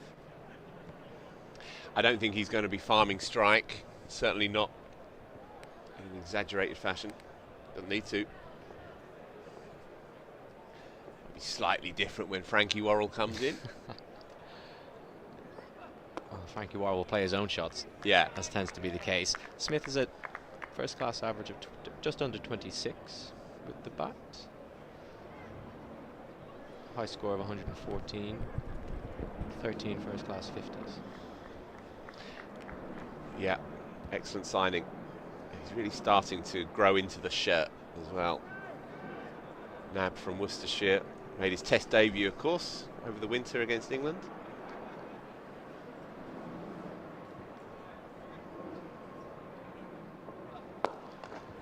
And there you go. Actually well stopped by mid-on. A tumbling stop. Save 4. beautiful looking shot, wasn't it? Through mid-on. Subfielder Jones doing the business, but Nathan Smith off the mark. And that was a feature actually of his innings last week, punching down the ground, sign of a good player. So field much more spread now, 4 men on the boundary, 2 on either side.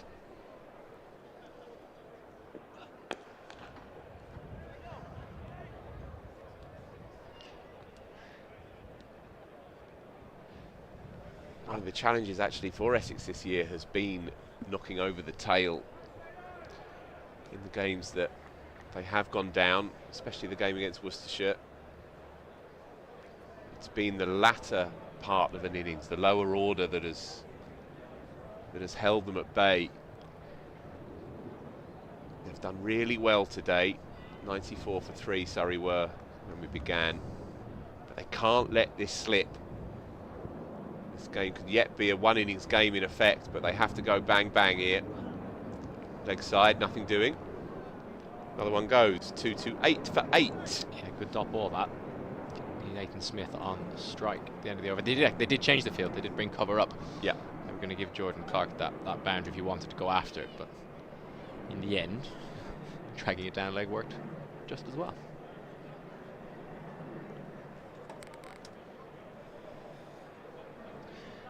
So it's a quick tour around the grounds, see where we've got to. So Zimbabwe 4 down then. Began the day at 35 for 2, so they've done pretty well. Sean Williams made a sparkling 88 earlier, basically a runner ball, as Andrew Sampson told us. Ben Curran went in the minutes before Sam perished himself. So 4 down in that one. Durham 2 down, but up in the game against Somerset in their second innings, 129 ahead, so effectively 129 for 2 against Somerset. Big game that. Durham really on the march. And Sussex are bossing it against Hampshire, 5 down for 2 for 8 against Hampshire's 154. So Sussex lead by 94 and still with 5 wickets in hand.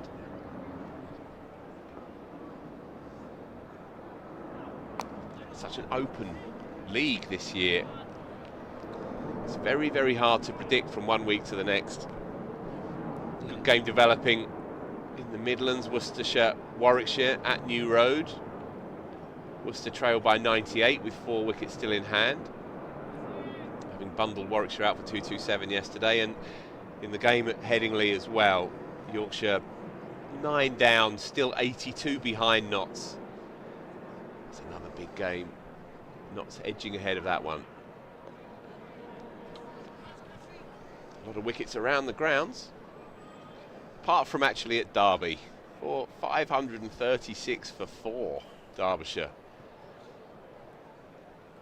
Caleb Jewell, 230 not out against Kent. Matt Parkinson's had a tough couple of days, 43.2 overs, 7 maidens, 1 for 180. And Derbyshire will fancy going for a bit longer yet. Leg side, couldn't quite catch up with it. Sun creeping through here. It's time to brighten up this afternoon. As I say, the possible mizzly shower around tea time, but I think we'll be okay. Forecast is improving all the time. Yeah, Essex probably won't mind seeing it brighten up, thinking that there's a decent chance that they're going to be batting relatively soon.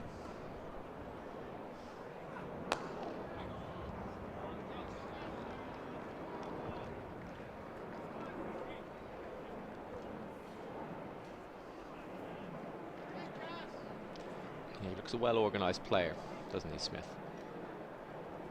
Not your average number 10. Well, he would have been number 9 without the night watchman, but still. Yeah. He's another multi-format, multifaceted cricketer. Fits right in here.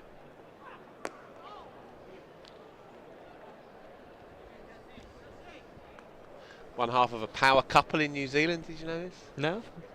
Who's the other half? Mealy Kerr. Ah, no, that is a power couple.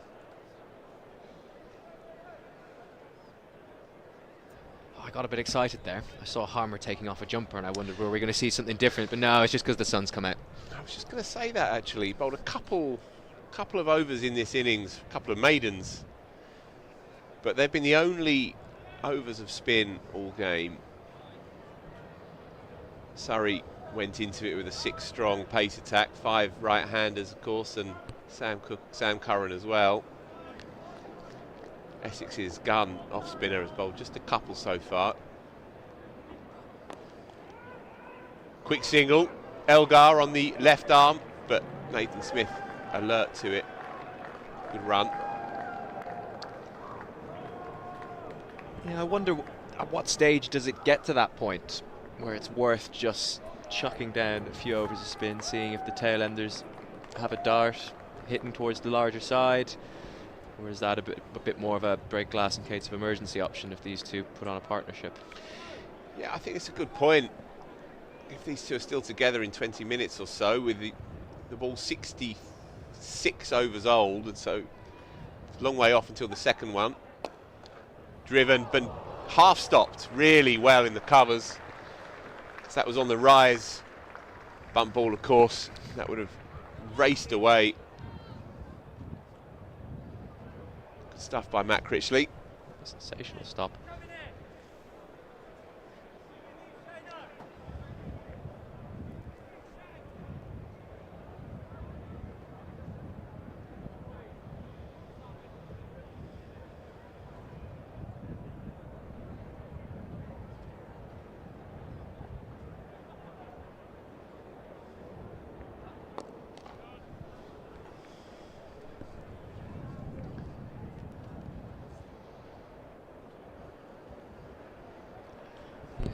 I wonder if that idea is in Harmer's head. Just the last 10 minutes or so doesn't look like it's doing as much. Rajith is still getting plenty movement out in the air, but it's coming straight out the hand. That kind of late movement off the pitch seems to maybe have died down a touch.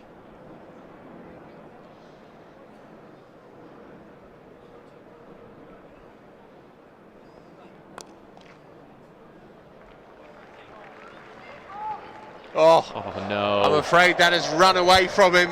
Oh dear, hope he's okay. Oh, that could be nasty. He's not re-emerged. Oh, he's on his feet. He's okay. He's all good. He's okay. Is Rajitha. Oh, bless him. That is... You need a bit of local knowledge here at the Oval, because that ball races across those pitches, and there's the odd scuff mark where batters have been practicing and bowlers' foot marks, and as you see, it just takes a bobble right there, and then the slip on the covers, and then the he takes a bubble. The Beecher's Brook. He's all good though. 4 more to the score. He's going up for that, and the umpire entirely unmoved. Michael Burns. Seen it all before. Looked leg side-ish to me, Nathan. He did look like he got across a fair bit of the way, though. He was definitely moving across to his off stump. Yeah, going down leg. Missing leg. Last delivery then of Snater's 20th. And he's moved. Just allowed the field to spread. Nathan Smith's looked in good order since he's emerged here. And he keeps him in the crease. In fact, he may well doesn't, because that is considered a wide. Yeah, it's the second time that's happened to Snater today, just getting the bouncer too short. So all useful runs here, 8 now from this over, and 1 more, of course, still to come.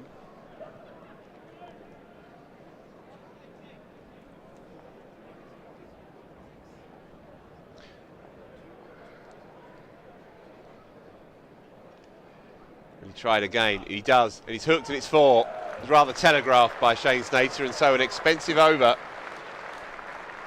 11 runs from it. Surrey pushing on here now, 23 ahead, 240 for 8. Given that it didn't do any damage that we know of, that Rajitha moment, that's one that your teammates clip up and are more than happy to show you in a few hours' time, or maybe on the bus home later after the weekend. Yeah. It had the pathos of just seeing the hands just poking up from behind the little picket gate there. And then he re-emerged, no damage done, and in fact it'll be him to continue here. Already picked up a 5 bag. Can he improve upon it even better? They need him to. Driven, cut rather, beautifully, aggressively in front of square. A sign that Essex's overseas may just be tiring just a touch. Jordan Clark loves it through there. Yeah, poor delivery. Short and wide. Like you said, Phil, just looked like a tired delivery that. Didn't really get through his action at all. He's bowled well though. He's brought Essex back into this game after at lunch it looked like Curran might get away. Cut again, similar position but with a man back now, just a single, and in fact Jordan Clark looking to turn for a second and loses his footing. Shane Snater was quick to the ball at backward point on the boundary, and Essex now have 4 deliveries with Nathan Smith now on strike, although he's far from a tail ender technically. 3 slips, no gully.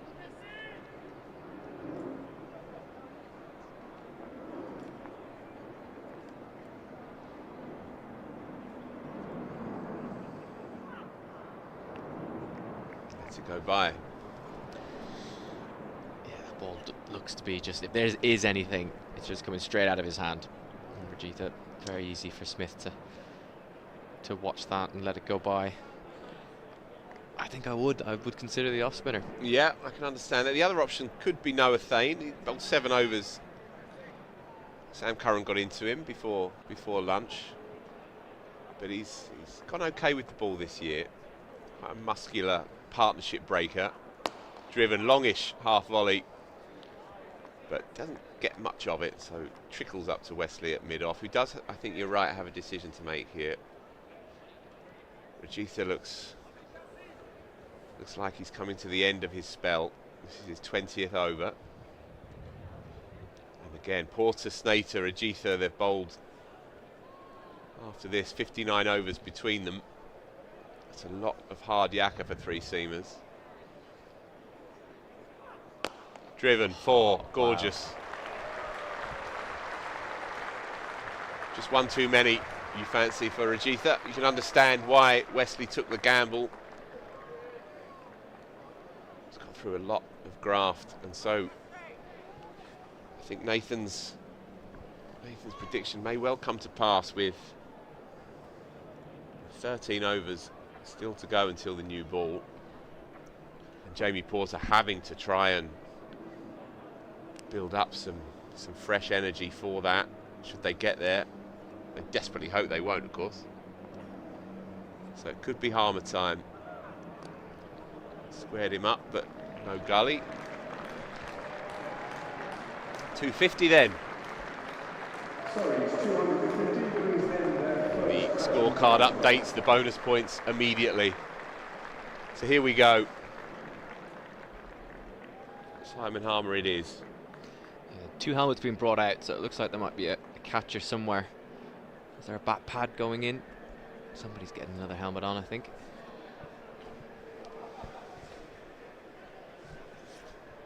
I like this. Huge leg side boundary on this side from this end. I saw Curran perish when he tried to target. I think, yeah, let's let the tailenders have a bit of a dip if they want to take him on. Harmer's a clever bowler. Not sure about this. He's putting navy pads on underneath his whites. A short leg. There's nothing sacred anymore. Look at that. Game's gone. young Charlie Allison in at boot heel. Good to see there's still a hierarchy at play. Jeff, you ever field at short leg? I did when I was a teenager, on the odd occasion when we'd be pushing for that final wicket, you know, in time games, but it wasn't really for me. I'm not overburdened with courage in sport. I tried to do it once or twice, but I'm too tall. Yeah, it's not for you. It's a long way down. Yeah. Not for you. You're a classical upright, straight-backed opening bat and first slip. Correct. You have the bearing of a natural first slip and opening batter. They're having a look at the ball here as well. Are they? Oh, they're changing it even. About halfway through the morning session, when I was on, Essex were looking funnily at the ball. And they managed to get it changed here. I don't know if that's just... Well, the old one stopped moving. Let's see if we can get it. It's the age-old trick. But then they wouldn't have got it changed unless it was needed. Mikey Burns happy enough to oblige, and so it will be Simon Harmer with Dean Elgar at first slip, Charlie Allison in at short leg. No one covering on the offside, and only a man on the sweep at deep square on the leg side. So he's going to try and bowl very straight here. Not give Nathan Smith anything to carve or cut away. Good start. Just on with the arm. Smith playing for turn. I think if he does want to score, Smith he's going to be going straight, isn't he? He's kept both mid-off and mid-on up. Just the one man back on the leg side. I thought he would put two out. There he goes. Was tossed up and there, invitingly so for Nathan Smith, but it just dropped on him and he lost his shape. He was trying to go downtown, wasn't he? Into the side screen. It's clever bowling.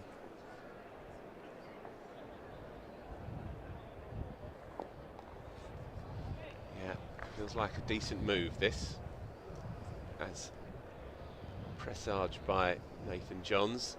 About time to see Simon Harmer in the attack.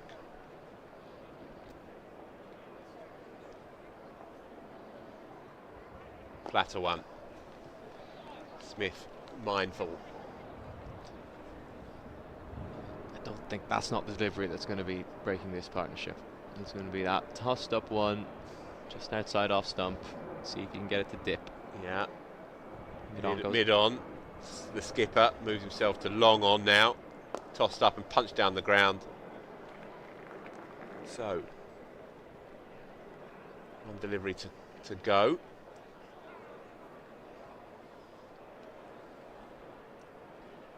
Slight change in the field then. Charlie Allison comes out of short leg. Shane Snater goes out on the slog sweep. Somewhere out around Cow. 5-4 leg side field, and he's going to go round the wicket here to the right hander.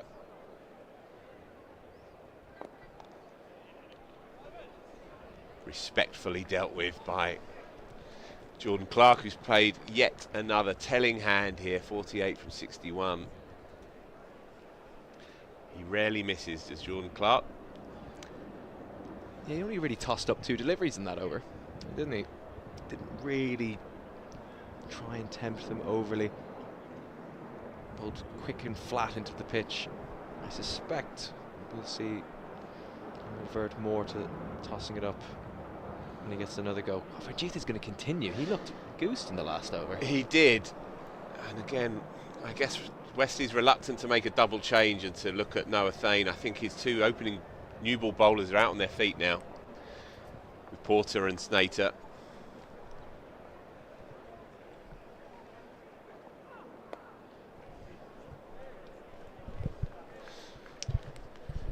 Yeah, and so the limitations of the attack are beginning to bite.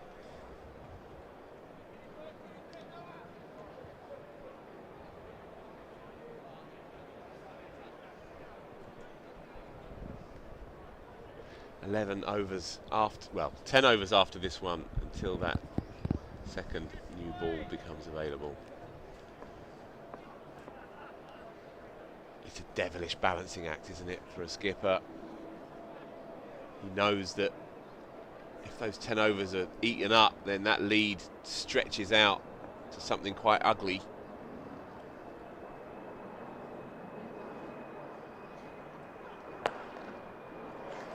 Gorgeous, 4 more. Tired, over-pitched, long half volley by a bowler who has given everything today. And Jordan Clark raises his bat to all corners of another bumper crowd here.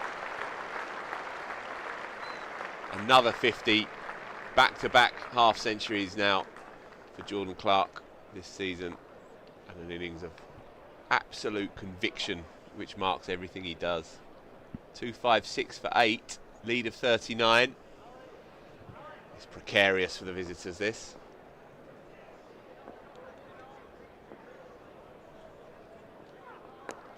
More runs. Happy with a single. Yeah, sorry, we're at 144 for 7. When Jordan Clark came in a bit of bother. Jamie Overton had just nicked off. He had that big partnership with Sam Curran. Got Surrey ahead of the game, and he's kicking on. And the longer he bats, the more and more this looks like it's a match-winning position he's gotten Surrey into.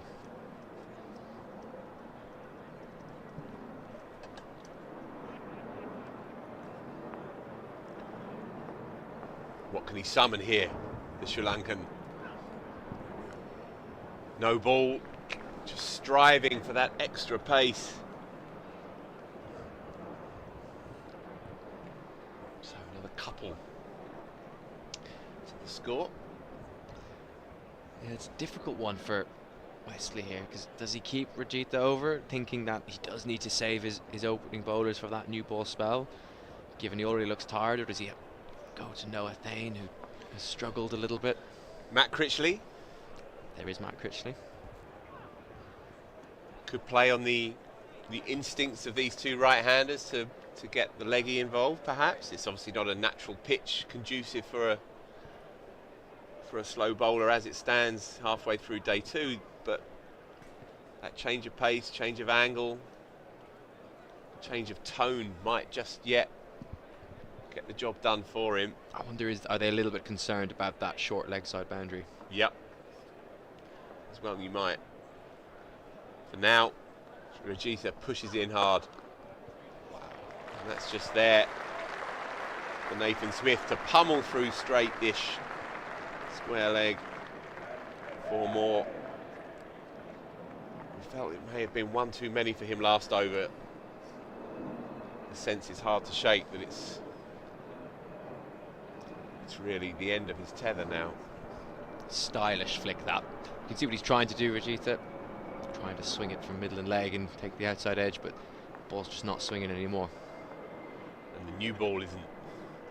The new replacement. So, 263 for 8. Partnership creeps up to 37. Sorry, we're 144 for 7 at one point. 263 for 8 now. My mammoth stint is done.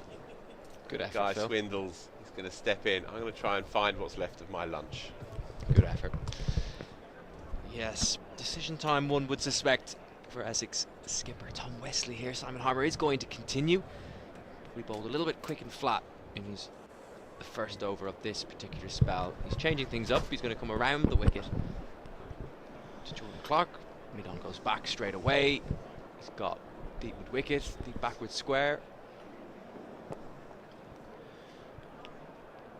Yes, possibly surprising we haven't seen more of Simon Harmer in this innings and earlier. You could understand why they kept the seam attack going at 144 for 7, but 263 for 8. Well, especially when Sam Curran was going so well. I would have thought maybe just the classic off spin to the left-hander, see if it does anything. But then interestingly, of course, the much derided banging in the short ball routine finally managed to work. We were saying with Phil earlier, as long as Curran was taking it on, it did bring those fielders into the game. It was just a question of how many runs were they willing to give up doing so.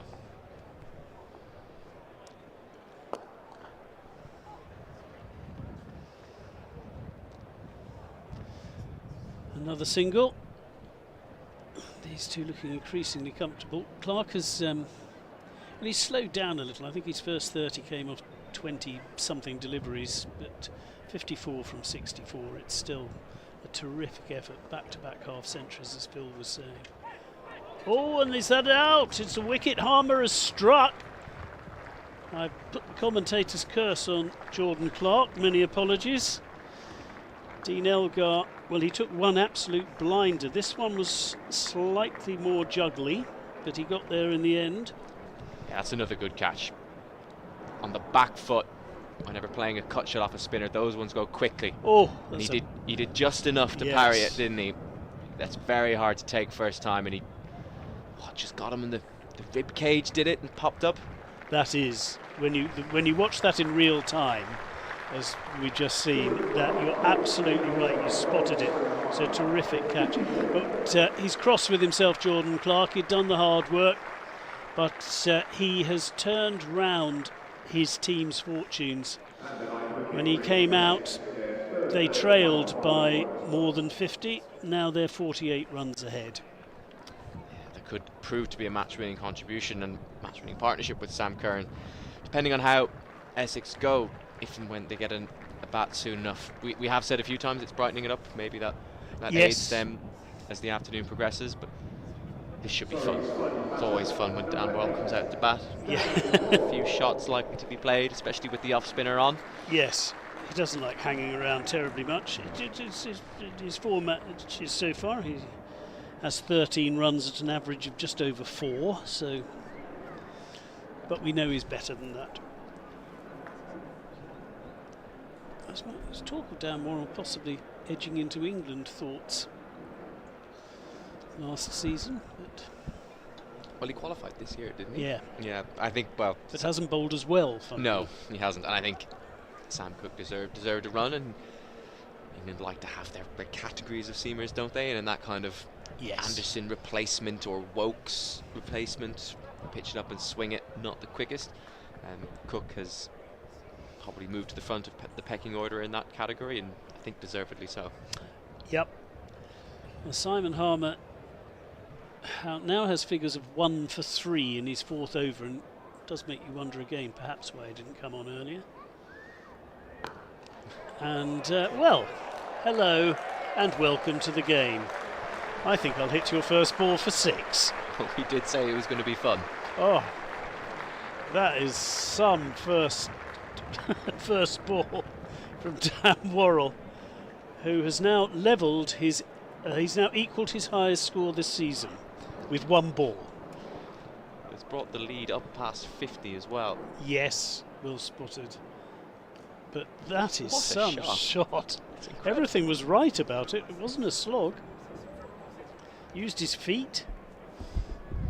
And this time goes back and clips it nicely off his toes into mid-wicket region. Andrew. That's the 4th time he's hit the first ball he's faced in the first class innings for 6. 4th time, so it's something he likes to do. He obviously likes to do it a bit, yeah, okay. I like that one. Lunch extends, doesn't it, when you're just watching? Get off your phones, watch the cricket. Come on, paid your money. Young people these days. Everywhere is a beer garden. I don't mind the beer, it's being on your phone and not watching the cricket. Anyway. Well, I think a few more people might watch now that Dan Worrell's come out. Well, to you'd play some hope shots. so. He's kind of said, what more can I do? I've hit my first ball for 6. This is interesting, they're keeping Rajitha going. Poor lad. Every over we've said. He must come off. He must come off. He's going for exactly 4 and over, but that 5 for is the important bit. Maybe they're just thinking he's the best chance we've got of grabbing a wicket before the second new ball. Certainly Smith's playing him very comfortably indeed. Oh, that was Worrell's, wasn't it? Worrell's playing him very comfortably indeed on the first ball of his he faced. And he looks as if he's at least a yard down on the pace we saw this morning. Yeah, and there's no zip on the ball. There's no movement exactly. off the surface, which brought him a few wickets earlier. It's not really moving much out of the hand anymore either. I think he's just... Andrew. No. I'm going to bring you in here. Well, I thought you were going to finish the sentence there, but that's fine. No, we don't do that. Do you know who holds the world record for hitting the first ball for 6? That's defensively played. Most often in Test cricket. Oh, okay. I think it'll be a low tail-endery. Yeah. Tino? No. Not Tino. No. But yeah, you didn't go for the Chris Gale or anyone, which is usually where most people go. No, it's always it's a a tail-ender thing to do. Yeah. Or would it be someone like Lawrence Cairns? No. Go on, it's someone more modern, isn't it? More modern and more tail-enderish. More tail-enderish. Tail-enderish. Okay. English? No. Very, very famous bowler. Seamer or spinner? Spinner. Ooh. Not Warren. Not Warren. No, he's too good a bat. That's what I was thinking. Yeah, Yeah, when he said very, very famous, I thought go for the obvious one. Yeah. Is it Ravi? Is it one of the Indian spin bowlers? No. Not English, not Indian. Very famous. Crashed away for one on that occasion.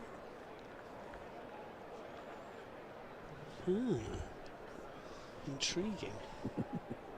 And he's really pleased with himself, Andrew. He's very pleased with Very himself. pleased with himself. Do we ask him to put us out of our misery, or do we keep going another ball or two? No, we'll go for it. No, we've got 2 balls. Alright, Give us to two the end of the balls, over. two balls. Provided they don't bowl them out. Okay, South African? No. No. Sri Lankan? Yep. Oh. Not Murley. Yeah, Murley. Murley. Murley. How many? So he did it 3 times in Test cricket. I saw one of them where he was out third ball for 10. 6-4 out. 6-4 out. Johannesburg, I think it was. Excellent. Oof. Now that was a more number 11 shot. I would have thought somebody would have done it more than 3 times. That's quite low. Well, in Not Test so much cricket. in Test cricket, maybe. Yeah. That was an interesting way to play a defensive shot. I like that. Dan Worrell's always interesting with the bat. So go on, you were at that one in, where did you say it was, I think it was Joburg? Joburg, yeah. Where did he hit it? Down the ground? Straight, I think, yeah. I'll see. I can't remember who it was off. I'll have a quick look. Straight or cow, isn't it? You'd Yeah, have pretty thought. much. Oh, one-handed smear. At the end of the over, Worrell's stolen the strike. It's entertaining, that's for sure. 3 runs from it, the lead now up to 58. Now it's interesting that Jazz is coming, because we were talking off air and he was thinking that 60 was the lead that could be worthwhile. Welcome back, Jazz. These are really, really handy runs. Remember, not that long ago, Surrey were 144 for 7. Yep. So they've not far off doubled their total with these final 3 wickets. And it's still grey. We thought that it'd brighten up. It's brightened up a little bit. It has. Still a lot of cloud. It's not that warm. Still very decent seam bowling conditions. And also, one thing worth noting is that Essex are well behind on the over rate. -3. This is going to cost them, yeah. That means that they lose those points if the game ended now, or if Surrey were to lose their 10th wicket now and Essex were to be bowled out for 56 in their second innings, they would lose all 3 points they've so far picked up because they've been so far behind on the over rate. Well, there you go, Dan Worrell. Let's bring up double figures. These are very useful runs from Dan Worrell. Only been out there for a few minutes, but already has 13 runs to his name. That is extraordinary inside-out shot over extra cover. He didn't even hold the pose. I think I would have held the pose a bit there.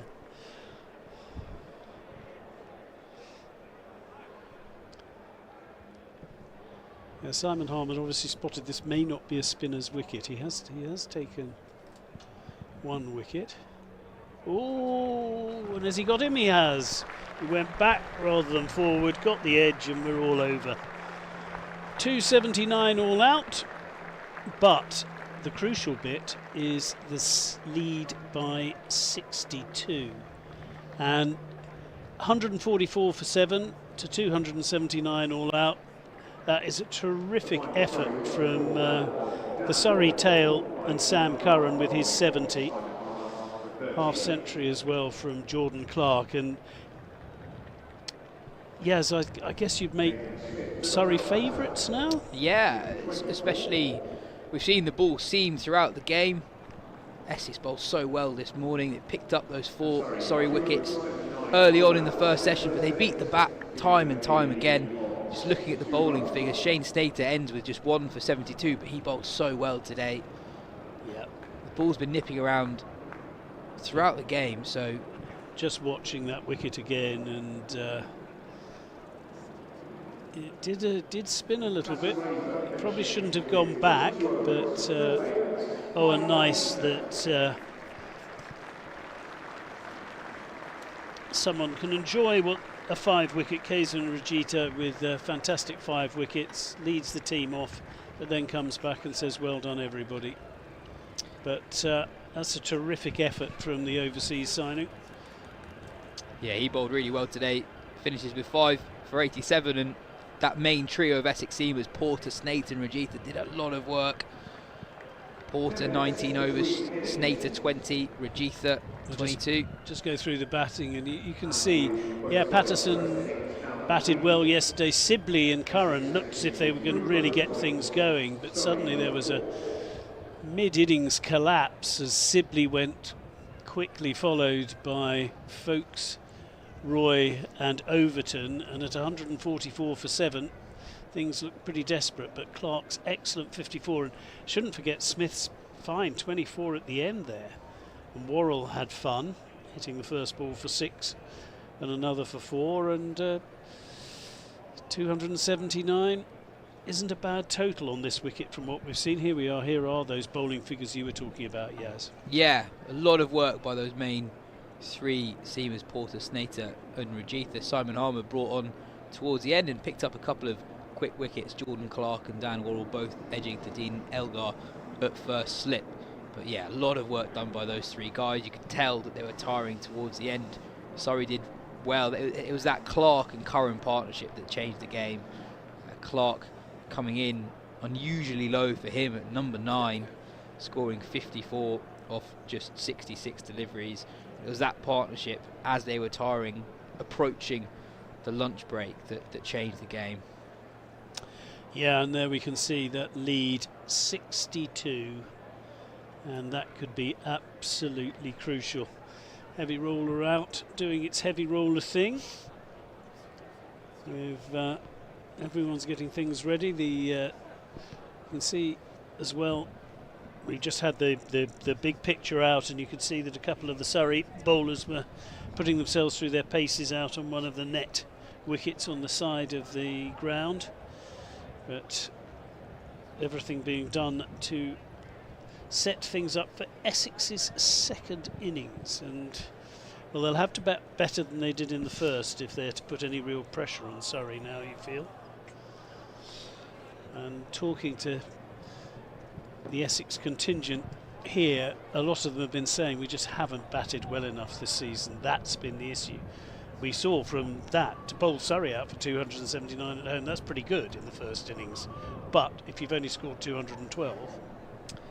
Yeah, and Surrey just have extraordinary all-round depth in their side, with Nathan Smith batting at number 10. He bats 8th for New Zealand. Yeah. And then with the ball, they have 6 frontline seam bowling options. So where we saw the Essex bowlers tire towards the end of that with first session with the main 3, Surrey have 6.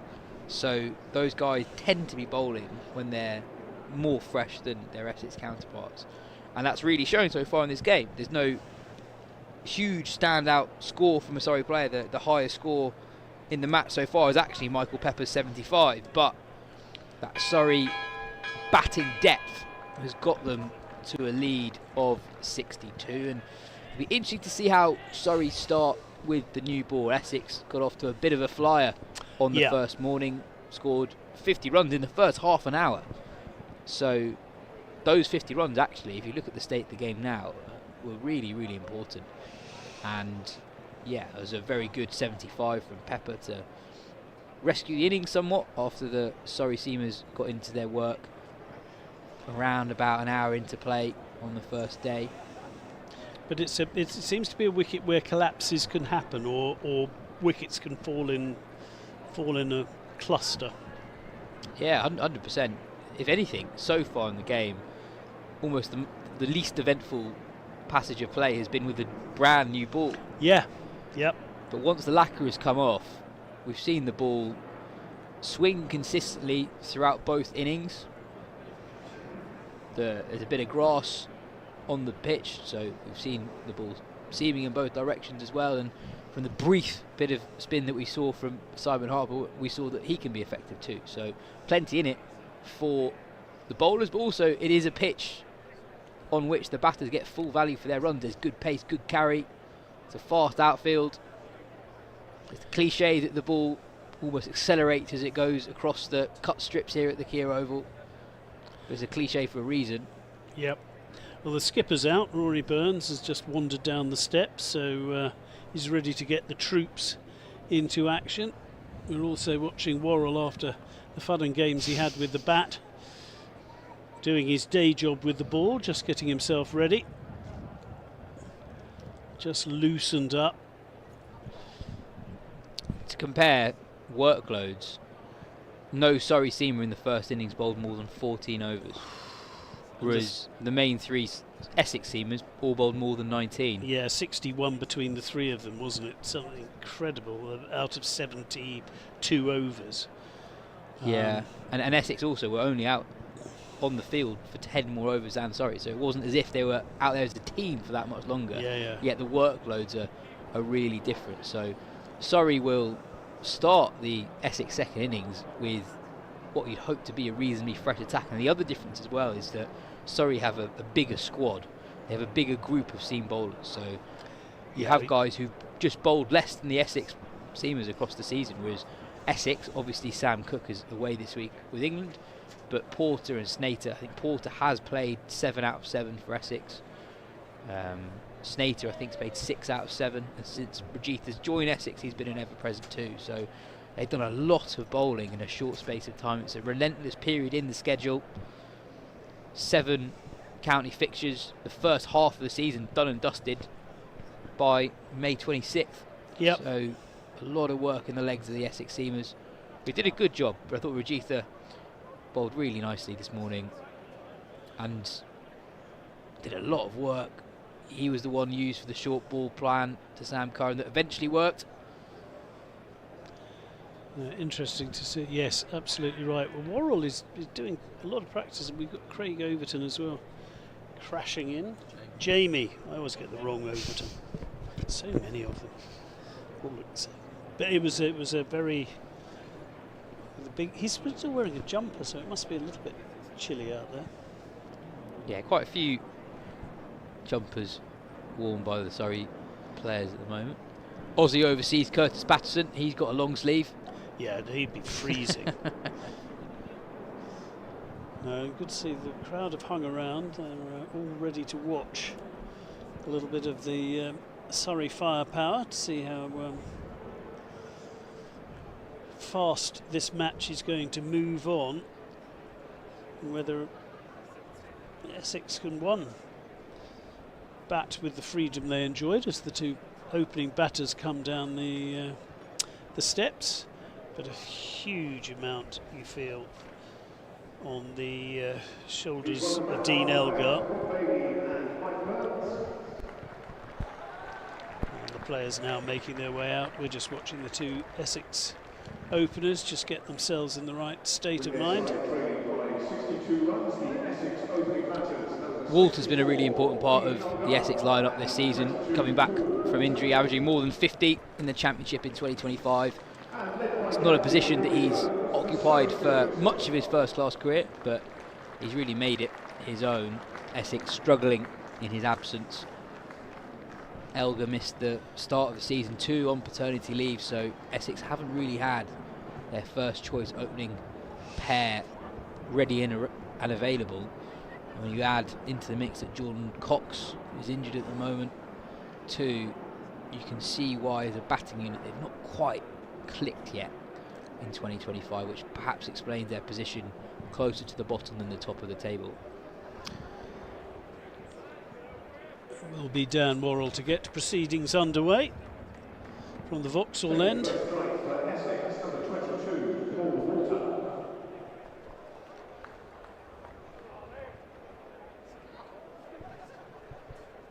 And Dean Elgar leading on his bat as he waits. It's quite a slow tread to mark your guard. It will be the left-hander who is ready to start things.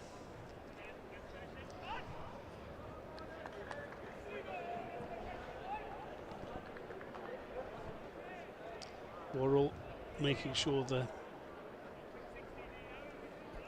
ball and hand are as one with the grass by the looks of things. It's a strange. What do you think he's doing? Yes, he's been trying to get some moisture on the ball without. One isn't allowed to use saliva anymore.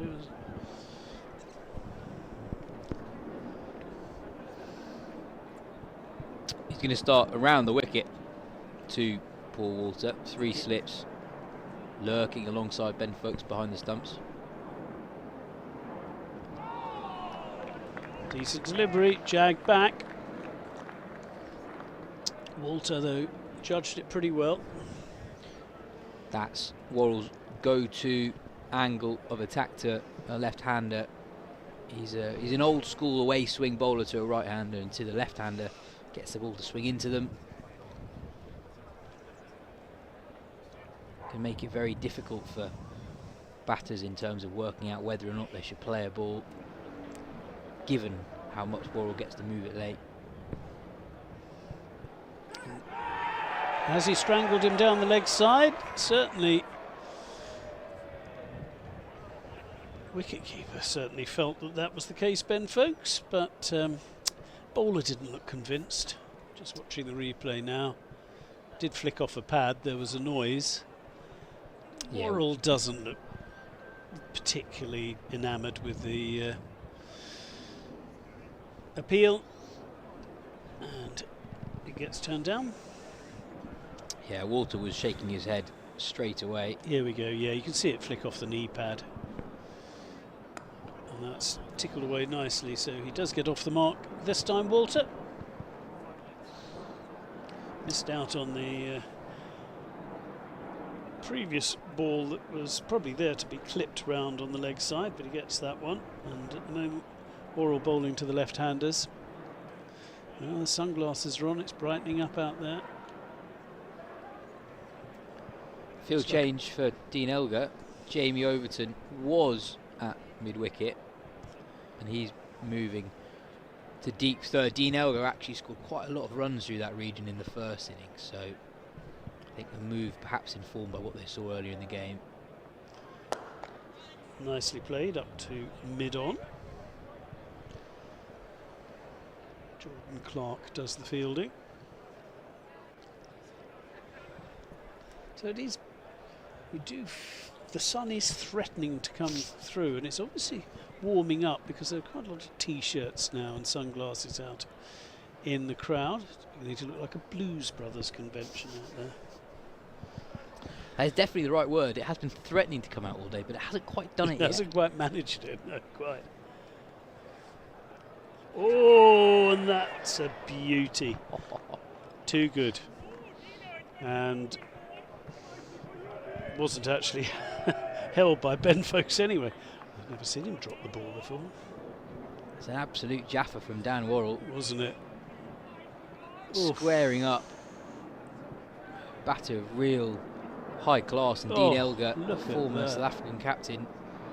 He threw his own bowler, his own keeper as well, didn't he? Movement that Ben Foakes wasn't expecting. What a delivery that was from Dan Worrell. and that will make Dean Elgar feel altogether better. But nicely bowled. Not the world's quickest, but boy was that a nagging, excellent first over with the new ball. A couple of shouts, came to nothing, but one absolute jaffer. Yeah, good start from Worrell. Oh, they're bowled. Oh wow, that's a stag do. Pete Stag. Oh, it is. Well done, Pete.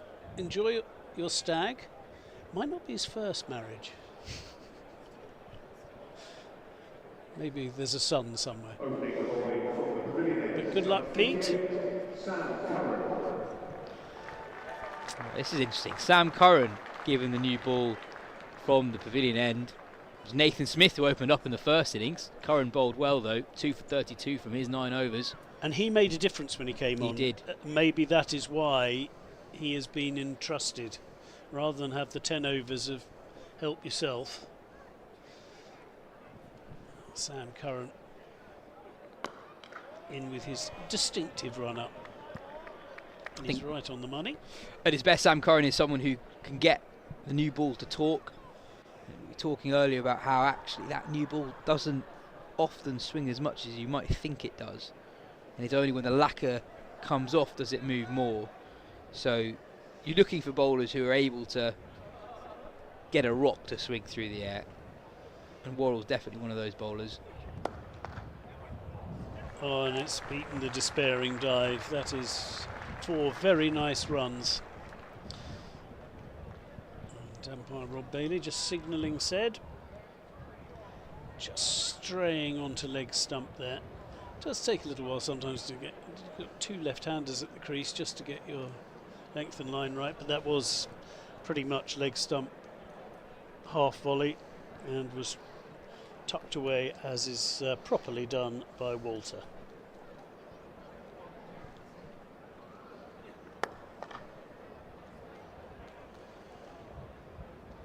Good running. Yeah, it was a feature of his first innings, not just how strong he was through the leg side. Already with a boundary to his name. Yeah, Curran, like Worrell, is someone who can get the ball to really swing when others might not as much. So I think it makes sense giving him the new ball. I was just going to say, though, that we haven't seen much by the way of swing as yet.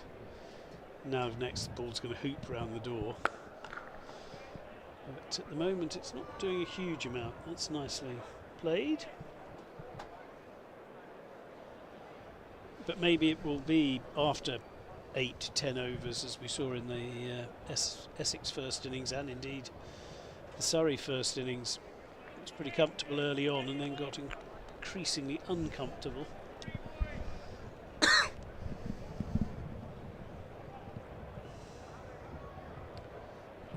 Pavilion end then Curran.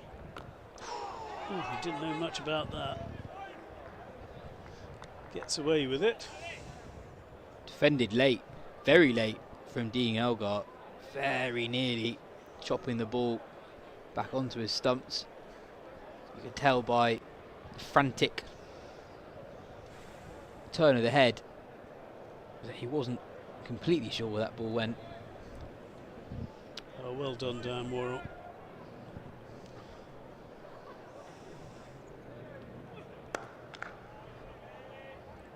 Nicely punched, but no run. End of the over. Probably Surrey, and particularly Sam Curran, would have hoped for a little ball, might have done a little bit more than it did, but well played to Walter and Elgar. And the score is up to 6 without loss. Good to see so many kids in. Yeah, I was just thinking that. We've had very healthy crowds throughout the season for Surrey. Today a notably youthful feel to proceedings.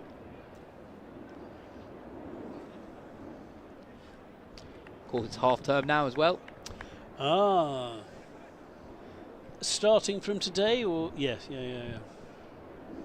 Do you have half termers coming to spend? Do you have children? I do not have children. No. Me neither. Oh, there's been a bit of climbing over. Football shirts at a cricket game. I don't know. don't know.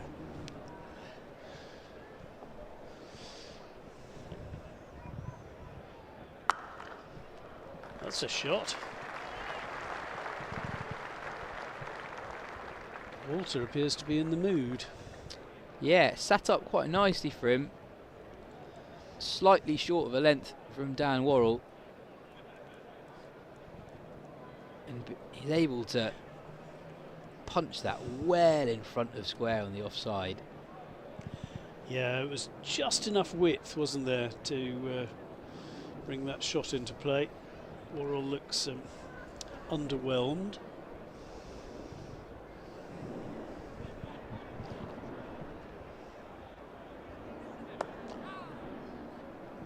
Whipped away onto the leg side this time. Worrell over correcting a little there. But slightly aerial from Walton. It's a shot that is played with an instinct when the ball drifts towards a left-hander's pads. There are a couple of guys lurking there on the leg side, a square leg in the mid-wicket, who are reasonably in tight, so it's something that Surrey bowl for quite a lot. They quite often have a leg slip and a leg gully rather, in place when Worrell's bowling around the wicket to left-handers. Not on this occasion. So he's allowed to pass outside.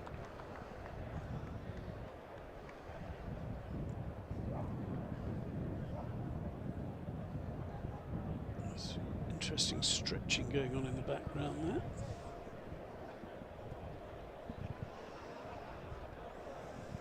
Well, that might be why Sam Curran's opened the bowling actually. Nathan Smith, who opened the bowling in the first innings, started the innings off the field.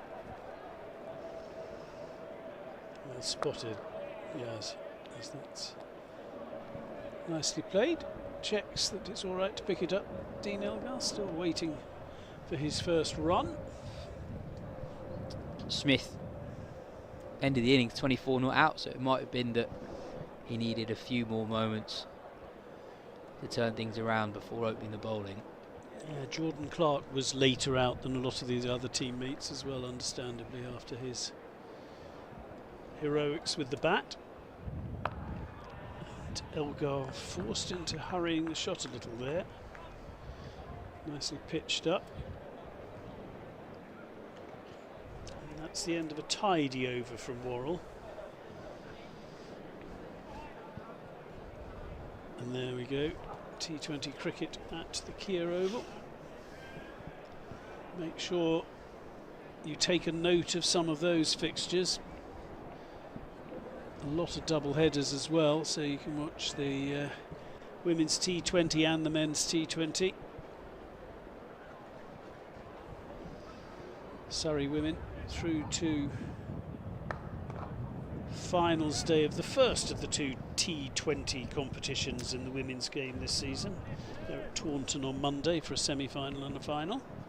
So I think Nathan Smith is on the field now. Okay. But Dan Worrell's just gone off. Ah. So keep an eye. Well spotted, yes. Yeah. On to see what happens next over. Curran in briskly. Tidy delivery. We did have binoculars in here yesterday, so it's quite hard to, but not today, so it's quite hard to work out exactly who is where in the Surrey changing room, but Dan Worrell did walk off the field at the end of his second over. And there does seem to be some exercising going on, so I'm not sure we're going to see Dan Worrell immediately for a third. And that's a good delivery from Sam Curran. Looks a bit bewildered by that one, Paul Walter. And understandably goes out and does a spot of gardening.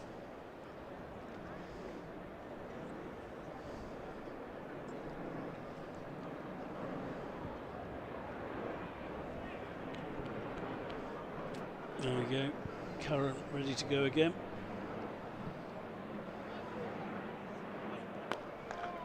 Nicely flicked off his legs though this time, didn't get it quite right. Certainly Walter, anything loose anything at all leg side, he's very, very quick to access the leg side boundary. And you mentioned it in Curran's first over, there's not a lot of swing on offer early doors. Minimal movement through the air so far. It's something that we've seen all season. It's been a good year to be an opening batter, not something you always say in April and May. It's not just about survival, it's an opportunity to score runs when there's less movement too, as Walter is doing. 15 off 13 so far. I was just wondering how tall Paul Walter was, and he's 6'7". Wow. Because I thought Dean Elgar's not very short. I know he's not tiny, but he looks tiny in comparison with Paul Walter, and that is because Paul Walter is 6'7".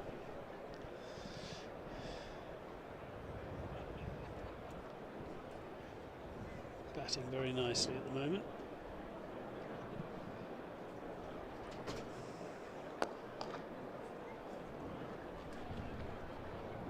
Picks up another one, and he continues to score all of the runs. Oh, my turn's come round very quickly. I shall disappear. Phil, you've barely had a rest. I shall go away and leave you to it. After Yas. Steady start this from the Essex openers. As Guy says, Paul Walter's done all of the run scoring so far. 16 off 15 deliveries. Elgar, 0 off 9. And yeah, as telegraphed in the previous over, Dan Wall currently off the field, so there's an early bowling change. Nathan Smith is into the attack for the first time in the Essex second innings. Smith himself started the innings off the field, but now ready to take this new ball that's just 4 overs old. Walter carries on his merry way. He likes it in the body, into the pads, into the hip. Very strong in that arc across the onside, and he doesn't worry too much about expanding through the off. It's a very solid and sensible opener's technique. Afternoon, Yas. Hello, Phil. You've been busy today. Feels like that.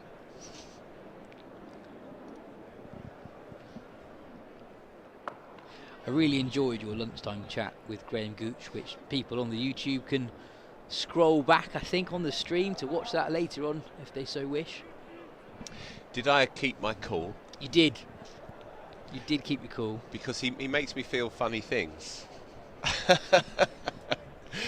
I've sat and interviewed him a few times over the years, and I can't quite ever fully separate the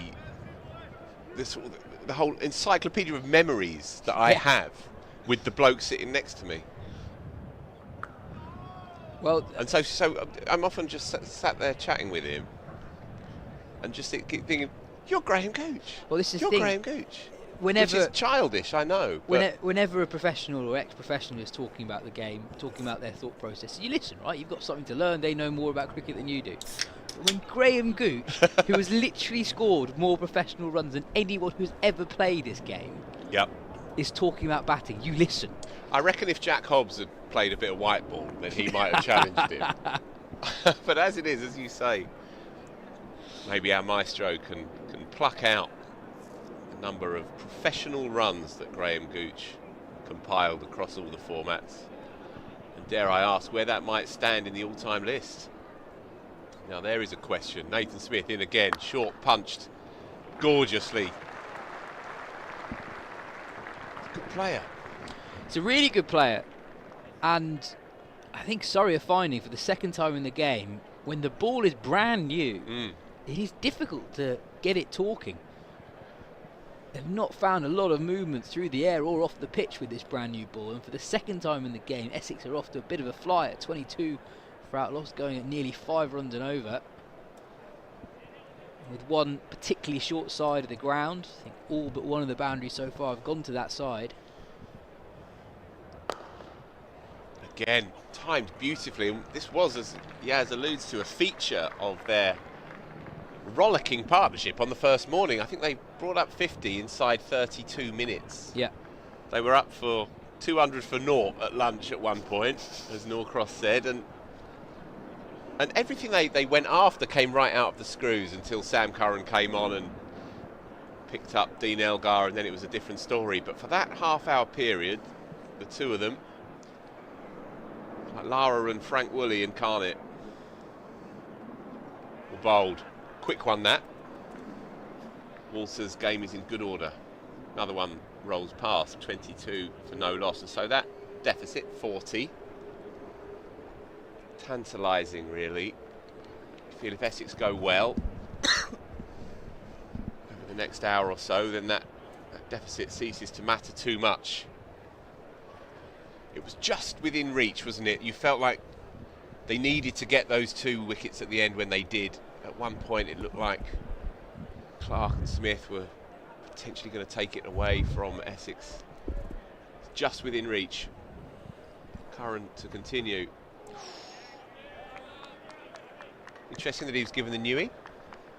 Yeah, I think it was partly because Nathan Smith started the second innings off the field, but I think also because we're seeing the new ball not actually swing that much this season. You're looking for the guys who are perhaps best suited to generate movement when they have minimal assistance, and Worrell obviously is the king of swing here at the Keir Oval, but Sam Curran is able to get the ball to really talk as well.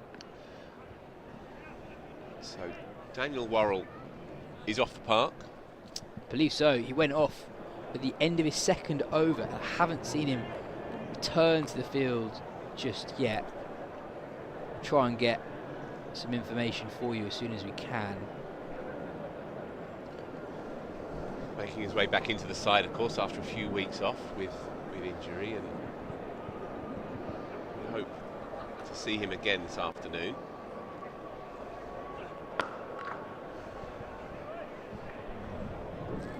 The trademark Sam Curran bustle up to the crease. He looks in good order here. He's enjoyed himself. You can sense it in his first red ball game of this summer.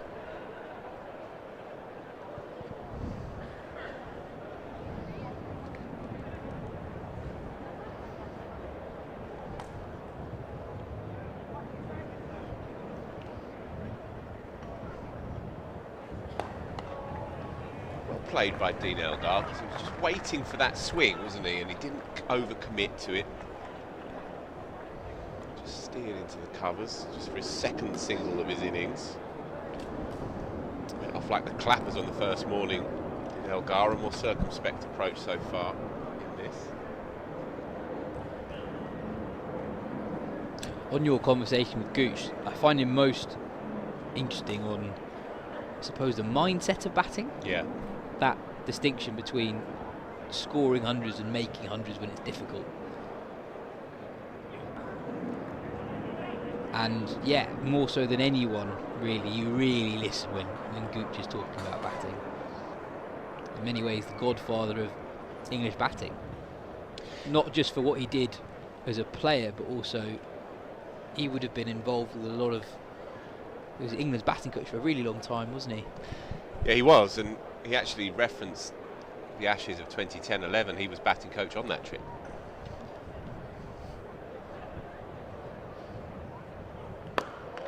Just reaching for that, Paul Walter, losing a tiny bit of balance, but no damage done. 23 for no loss, 6 overs gone.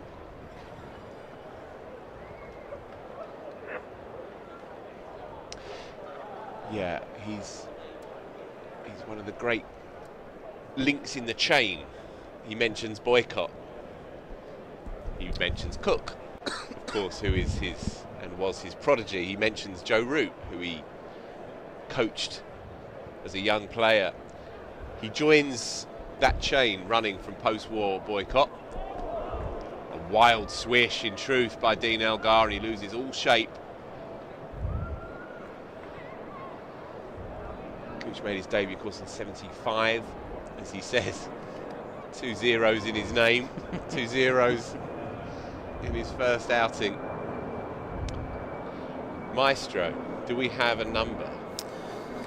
Yes, Jack Hobbs, of course, leading run scorer in all first-class cricket, 61,760. Graham Gooch.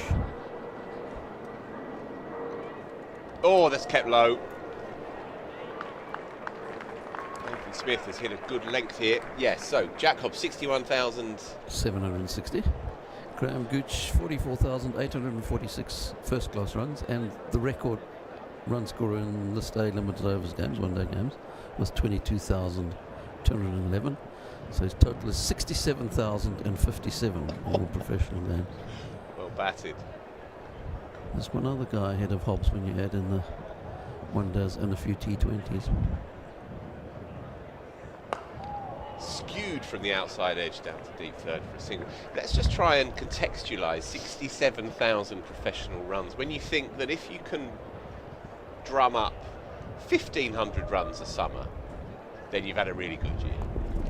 If you drum up 2,000 runs across a summer, across the formats, then you've had a really, really, really good year. So he's done that 35 times. Near enough. 32, 33, 34 times. For context, Simon, can we get what Joe Root's on? Pulled powerfully. Deep square was 5 yards from that path and yet had no chance. It's a shot of real authority, as befits his innings, as befits his game with the bat. Indeed, his season so far. They've found one at the top of the order here of Essex. It's taken a while for them to identify him as a county opening batter, but he has the components, he has the minerals as well. An uncomplicated technique. He's going well this year. Can he keep going? The most striking thing with Walter, I think, is the sound he makes when he hits the ball. It's so loud. It's like a gunshot. There's even one in the previous over where he just drilled it straight to Clark at mid-on for no run. The sound is still so loud. Sorry, Samo. That's right. Joe Root's on 29,013. So 40% towards Gooch. Long way to go. So, Samo, is Sir John Berry Hobbs second in the all-time list across formats? Third. Who's second? Shall we try and guess? Yes, well, try and guess. well, based on what Samo said, in that they also played a bit of T20 stuff, it's got to be Sachin, right? No. No. No. Sachin didn't play enough county cricket, really. So someone You've who's got to be a played. county cricketer. Okay. The home, of weekly cricket. Graham Hick. Graham Hick, 64,372.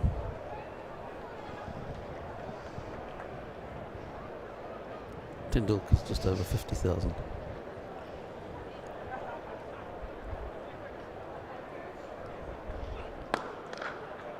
You hadn't really factored it in. You really do have to have played a lot of county cricket in particular to stack up those numbers. The great Yorkshireman, Sachin Tendulkar, yeah. Yeah. I mean, he played a couple of years for them. That was it, I think, in county cricket. Different times. Turned up at Headingley. Did Sachin, aged 18? And they popped a cricket bat and a pint of Tetley's in his hand and a flat cap.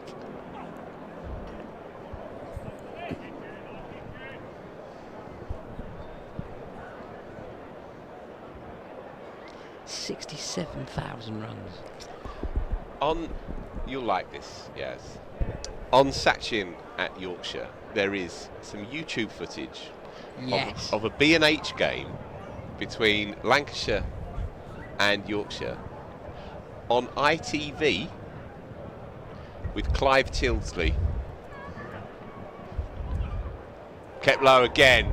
Sounded like there could have been something on that, but nothing doing.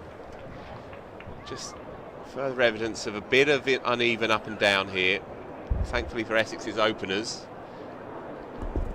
it's been wide of their off stump up until now, but we saw last week that the odd one was starting to keep low around this point in the game.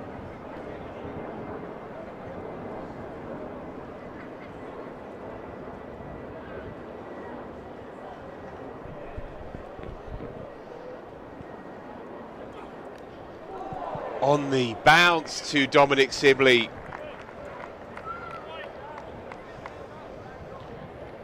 Sam Curran is starting to really get into his work here. Constant movement in the air and off the pitch. Walter needing to get right out to it to smother that movement in effect. Yeah, that ball nearly 8 overs old. This is when it starts. Starting to move through the air. False shot, but with enough control, and so it scuttles along the floor for a single. Walter to 27 from 29. Exactly what Essex needed. As we've said all game, all season really, you can't play too passive here against Surrey. You have to keep looking for your shots, looking to change the tone, looking to shift the moment in your favour. Play rope-a-dope cricket, you come unstuck here. So Walter doing it well. That'll be 4. Thickish outside edge, no fourth slip. And so Elgar picks up his first boundary of the innings, 34 for no loss. There's a chap called J.R. Webber who produced a book called The Chronicle of WG. So he went through literally every single innings he could find for WG Grace, not just first class cricket, all cricket. And I can't remember the exact total, but it was over 100,000. There's 54,000 in first class cricket for WG. And of course he played for 50 years.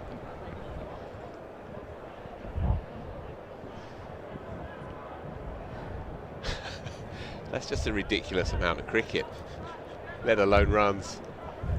There's a blue plaque right where I live, where WG resided for some time, in Crystal Palace. Smith again, round the wicket, holds his line, beats him, all ends up. That's a Jaffa, he's in good rhythm here. Yeah, it feels like the Surrey bowlers have just come back into the game in the last couple of overs. Smith into a spell now, bowling around the wicket. If you get your line right from around the wicket to a left-hander, get the ball to just nibble away at the last moment, you can cause some real challenges for the batsman. I still can't get the prospect of Yorkshire, Lancashire, commentated by Clive Tilsley out of my head. And I think Sachin makes 100 in it. I think he made one first-class 100 for Yorkshire, I think.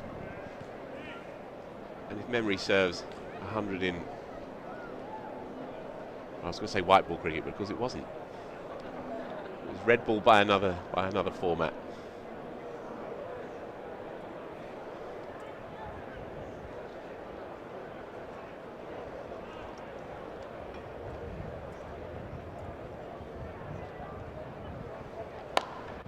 It's good again by Paul Walter. An uncomplicated technique, but all about balance, transference of weight, and complete control of that dab behind square. 1992 he played at the age of 19. 1,070 first class runs at 46 with 1 century, exactly 100. And the one days he made 540 at an average of 36 with 1 century. Was it against Lancashire? I'll check that. So if it is, I can retire happy. As can Clive. Elgar on strike now. Rock solid. That's the Elgar we've grown to love over the years. Limpet-like, sniffs it out. I've always thought the ITV would be a really good natural home for cricket. I think it was ITV. Certainly they dallied very briefly with one or two of the domestic one-day cups. I might be misremembering that.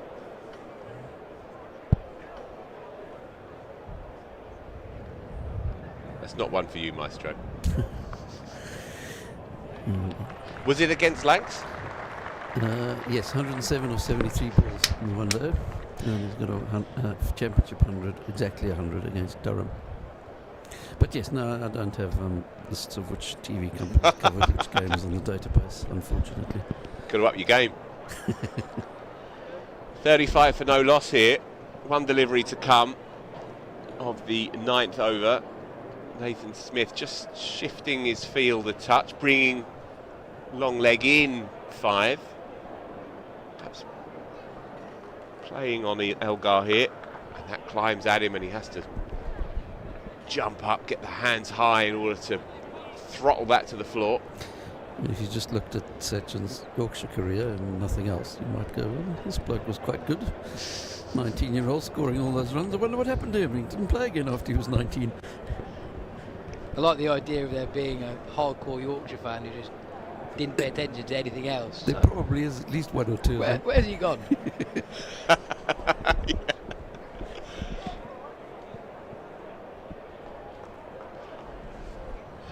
The Essex flag is creeping out. It's a good few in.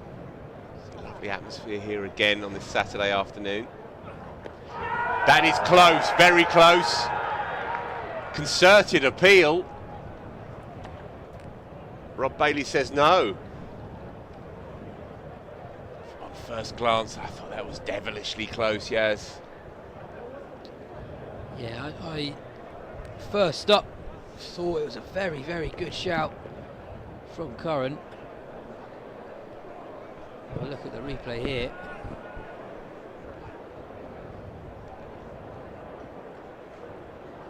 Oh my. Possibly going over. Walter starting outside his ground. Very tall man. It was there to chop away, and he does so, and he'll be thankful to get up to the other end after that very, very close call. If we could just have a look at that a couple more times, we can really dig into it. The only thing possibly, as you say, Yas, could have been height, because to me, even with the angle, that looks ramrod straight. If you take a look at Walter's back foot, it's on the crease really. He's very tall and it's hit him above the knee roll, so I can see why that's not been given. Very good shout though from Curran. I guess the Paul Walter knee roll is a bit more than others, a bit higher up. Bowling with real nip here.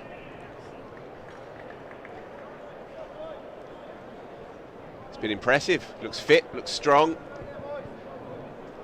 Clearly enjoyed every minute of this. It'll be the only thing in Paul Walter's favour. It's just on the rise. Even with a skiddy trajectory that Sam Curran offers you. Very close.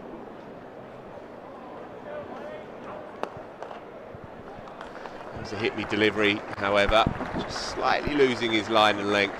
Off the toes, short boundary, easy pickings. Yeah, minimal margin for error for the bowlers this week with that short boundary on the Archbishop Tennyson School side of the ground. Any time a bowler's drifted onto the pads of a left-hander at this end, the bowler bowling from the pavilion end, the ball has more often than not raced along to the boundary. Surrey respond to that ball by dropping square leg onto the rope. He's got a deep third and a long leg and now a deep square. And he's in business here.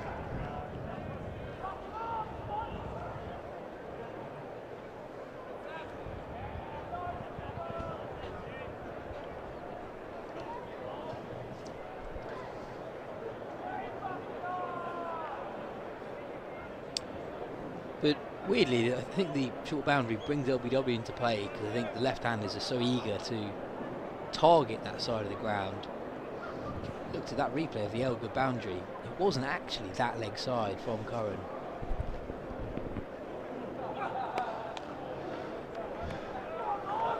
Run hard, but just has to get a wriggle on to get back for 2. Into the 30s now, Paul Walter. Decent start. Intriguing cricket match. Yas Rana slips out. And Daniel joins us.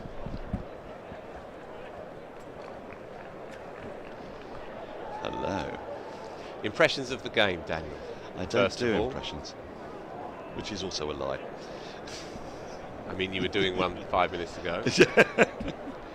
Well, it's magnificently poised, isn't it? We're at that point where the balls this season are just as supposed to be about to talk. Yeah, exactly. The sun has come out. It's a dozen overs to tea as well, and that will be Essex's target. It's going to be a tough examination, I think. As you say, the ball is going to start expressing itself. Surrey's leading wicket taker this season, Jordan Clark, is limbering up at mid-on. We still haven't seen Tom Laws and Jamie Overton. Plenty of options. Is Dan Worrell still out there? Not that I've seen. Went off 4 overs into the innings. It's been an excellent spell by Nathan Smith. This has been bang on the money, round the wicket to the lefties, given them next to nothing. Just that one slightly shorter punch through extra cover from Paul Walter. That's the only shot in anger that either of these two have been able to unfurl against him. He's been bang on it with pace as well.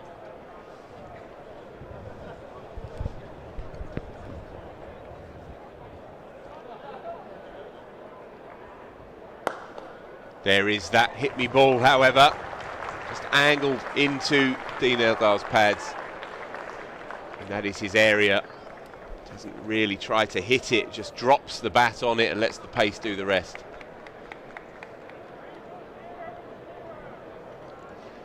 Of course, everything's precarious when you come up and play against Surrey here, but it's good to see as the game gets into its second half that we have an even game on, because it's been a rarity round these parts in recent times, certainly this year and last. Essex coming in here on the back of a nasty run, 2 defeats in 2. Comfortable defeat to the bottom team, Worcestershire, last week. Scrapping hard here, just 15 runs now, that smallish deficit. Edging towards a 1 innings game here. That'll be fun. Well, it sort of is a 1 innings game now, so. isn't it? I guess my inner monologue is still saying they could lose 3 for very quickly. But 47 for none, they've done really well up until now. Well, the pattern of this game has been relatively untroubled start. Surrey lost their second wicket at 88. Essex lost their second wicket at 88. And then things getting that little bit harder as the ball just gets a little bit older before it gets easier when the ball gets much older. There's a sort of sweet spot this year for balls between about 15 and 50 overs, isn't it? But if you've got 2 batters well set, you've got a good chance of repelling that. Oh, that's climbed from nowhere, and that's become a speciality. The Nathan Smith throat ball to the southpaw. We saw him undo Adam Lyth last week with a brute. Lyth had played serenely to get up to 50, 60 odd, and on day 1 from this end as well, from the Vauxhall end, he just gets that extra bit of spite really out of the pitch, and it undid Lyth last week. Dean Elgar had to ride that one. He picks up a single, in fact. So it is going to be Jordan Clark changing the bowler from the members pavilion end. Powered, of course, by SSE Energy Solutions. Climate change will not wait. It's time to hit the ground running with sustainable energy solutions. And here he is, the heartbeat of this team.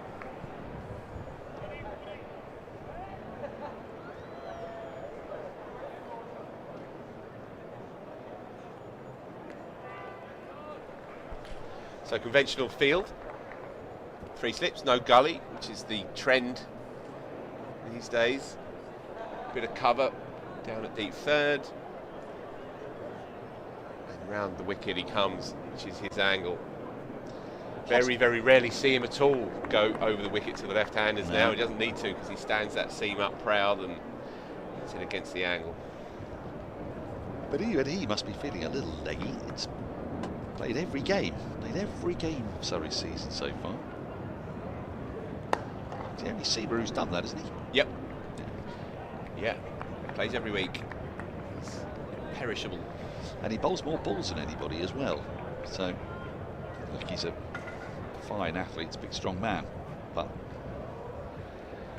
that's the other thing that Essex will be taking comfort in, that Surrey weren't bowling that long ago. Yeah, it's a good point. They were bowling up until this point yesterday.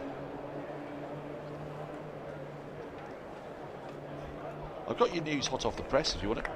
Yep. Shoaib Bashir has 6 for, and England have won by an innings.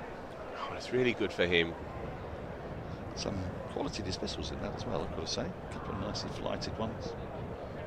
Bowling a lot straighter. So 9 for in the match? Is 9 for in the match, I think, yeah. And given that he can only take 18 wickets, I think that should count as a 10 for. He's got half the available wickets. Very good point.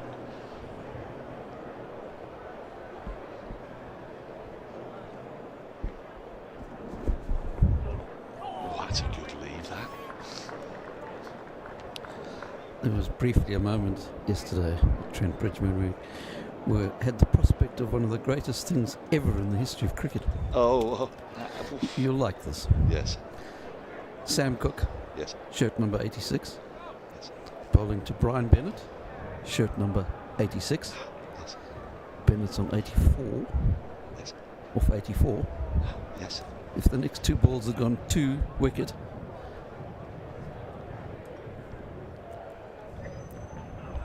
I mean, even I can do the maths on that. then 86 would have 86 for 86 off 86. Oh, please. I'm glad I'm sitting down. Didn't happen, sadly. You were willing it on though, weren't I you? was willing it on. Though I was quite happy to see Bennett make 139 rather.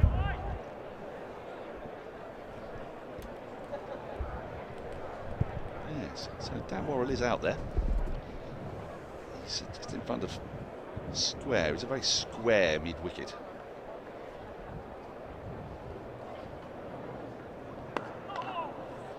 Yeah, well, it's good news for Surrey. So just a shortish time off the field for Dan Worrell, so he's back on, can bowl at any point. 48 for no loss, another one ticks by. 12 gone then. 10 to go till tea. Tom Law's warming up. Looks like he may be coming straight into the attack, indeed, yet.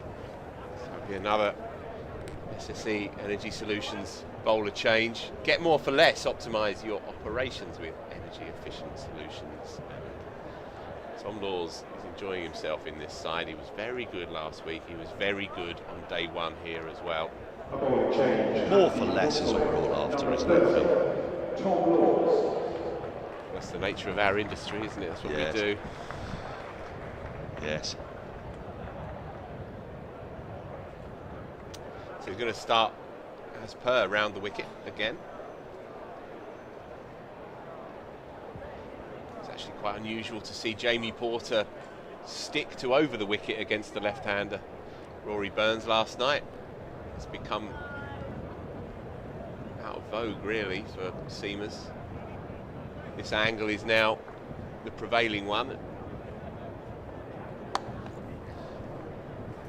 Walter easily tucks that one behind square. He's looked flawless in this innings as well. He looked terrific in the first innings as well, actually, until his demise. Yeah, just that one close-ish LBW shout to Sam Curran, but you're right. Well, aside from that, that was very close. Yes. Aside from that, put a foot wrong. I like the way he goes about his work. No nonsense.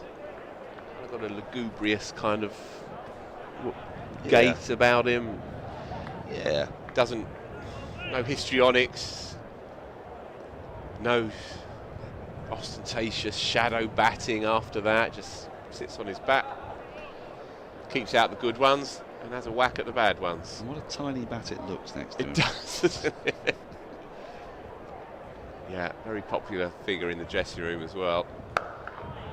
In stark contrast to West Indian keeper Mandy Mangrew's bat. which I swear goes up to around about her navel. I always thought Chris Reed's bat looked a bit big for him when he played for England. Just shave a bit off. In the end. Do you know that increasingly the top players' bats are shorter than your industry average? I did not know that. What's the reasoning? Punch down the ground, but won't beat Rory Burns. I think the reasoning is essentially they're better than average club players, and so they want the middle to be slightly lower on the bat. Oh, I see, yes. So if you actually take Joe Root's bat, for example, and you line it up against an average industry standard bat, then the blade itself is actually a good inch or two shorter. There you go. You love your kit, don't you? Oh, I do, yeah. I got given a magic bat recently. A magic bat? From a okay. Did you from a manufacturer that I probably can't name. But it was magic. It felt like that. Rub it? Felt like that in my hands a couple of weeks ago. Does it grant you wishes? For about half an hour. My deepest and dearest wishes, yeah. We've got a shop near us in Tooting Bec we call the Magic Shop. Right. So called because you can go in there and fill a really good-sized refillable tote bag with vegetables and herbs, and it always comes to £5.73. Yeah, I used to drink in the Birdcage in Bethnal Green, and everything was 17 quid. Didn't matter what you ordered. Everything was 17 quid. A lot then. Played beautifully in the gap, crunched straight out of the meat. 4 more. These two are enjoying themselves. 50 up, second 50 partnership for Walter and Elgar this match, and Essex trail by just single figures. We have a game on here. We do, yeah. 50 partnership in that first innings. A 50 partnership in this next one. Phil? Yes. You can go and enjoy this feeling of supremacy. I wouldn't go anywhere near that far, Daniel Norcross. I think you know it though, don't you? I'll take parity though, halfway through this cricket match. A little bit more from Daniel as ever, and then it will be the great Guy Swindells. Yep, the clouds have lifted. There's a little bit of blue in the sky. The light is good. The pitch feels like it's eased a touch. Surrey are into their 5th bowler. They've bowled 13 overs, and they've already tried 5 of their 6 seamers. It's been a great day for them as Surrey resumed on 94 for 3. They've bowled Surrey out to 279, and now they've not lost a wicket. They've nearly knocked off the deficit. But this is what happened in the first innings. But lightning never strikes twice, Guy. You know that. Okay. Could be a rhythm and things happen. Well, there could be that too. Yeah. Well, the wonderful thing is we're going to see how it unfolds. There's more than enough time in this game. The forecast is adequate, isn't it? It's okay for tomorrow. A little bit of potential be murk on boring Monday. for 1 second. On my last go, I was having a go at some people in the crowd who were on their phones rather than watching the cricket, and maybe they're watching replays on YouTube, Guy, says John on the 436 bus in Peckham. So he could be right. Actually just checking again on the stream to make sure that they've seen exactly what they needed to see. There's plenty of action today, Guy. There's been plenty of it. And I'm also impressed with John being able to watch the stream on the 436 bus in Peckham. Yeah. Good signalage. It's a very high number for a bus. Isn't it? The 400s is a whole new bus. No, my day, but they're nearly always single or double figures. No, exactly. There was an occasional 135. Occasionally, and then the 249 happened, but that was a very sort of... Yeah, and the 277, I remember. Yeah, but you never trusted those buses, did you? The 77, you'd always get on the 77. Yeah, 37 was my favourite. Loved the 37. The 37 was... Yes, I used to get the 37. Herne Hill through Brixton. Yeah. All the way up to Victoria? Possibly. I never made it that far. So I was going in the other direction. Yeah. Heading to school through the Brixton riots. I used to get the 36 bus up from Camberwell to where I worked in another lovely bus, a route London. master, wasn't it? 36. Yeah. Very good. That's such a cliche. We're talking about buses. Well, you say that. You say that. What it is on the Surrey live stream every now and then, we try to find ways of getting a wicket when the pitches get a little dead. You think maybe a bit of busage might work? Yeah. I mean, this is for different purposes from our dear colleague Henry Blofeld, who used to use buses in order to stop summarisers from speaking. Yeah, they were usually going past the Archbishop Tennyson School. Oh, there'd be anything going on there. Yeah. I think I can see a MiG helicopter with at least 10 Russian paratroopers in it, just flying by the Harleford Road. Oh, big inside edge saves him then. Andrew, you have your microphone down. Well, I presume you allocated cricket numbers to some of those buses. I mean, the 277 would have to be the Lara bus. Yeah. For example. Yeah, it would be. This. It would be. If there had been a 287, my favourite number of all cricket. Is it? Yeah. Foster. R.E. Foster. His debut, highest score on debut. Still nice. I would have got that bus to the ends of the earth. We must find out, should such a bus exist. Yes. 287. Yep. 57 without loss. Just 5 now, the deficit. At the moment, I think you'd say it's been Essex's day. Okay, the 287 bus route. Yes. Towards Rainham Abbeywood Lane from Barking Station. So you can get from Barking to Abbeywood on the 287. Would you like to spend the rest of your days going between Barking and Abbeywood? I think that's quite a... I mean, I think there's a few Essex fans who will have done that. Look, there are people back on their phones again. I hope they're watching the replays. They think it's all over. Yep.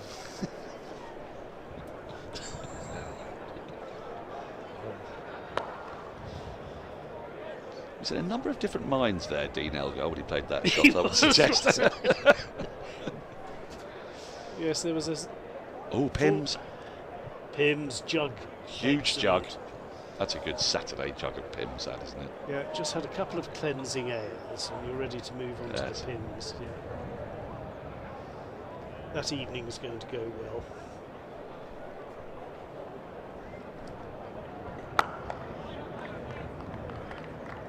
Good battle actually at the moment. But we were talking next door, being boring, talking about cricket. The new ball's done very little. Yes. Throughout the season here. Really? I don't know whether... Well, I mean, we were only commenting on this the other day that there was a first session in the county championship. Was it the last round of the round before? Might be the round before. In which only one wicket fell across 4 or 5 county championship Division 1 matches. Interesting. Yeah. And yet there weren't enormous scores. It was still difficult to score, but yes. But they lost the wickets after the new ball. And we always find that batches of balls have a characteristic, don't they? I was talking to Alex Tudor about this yesterday. And that appears to be the characteristic of this year's batch.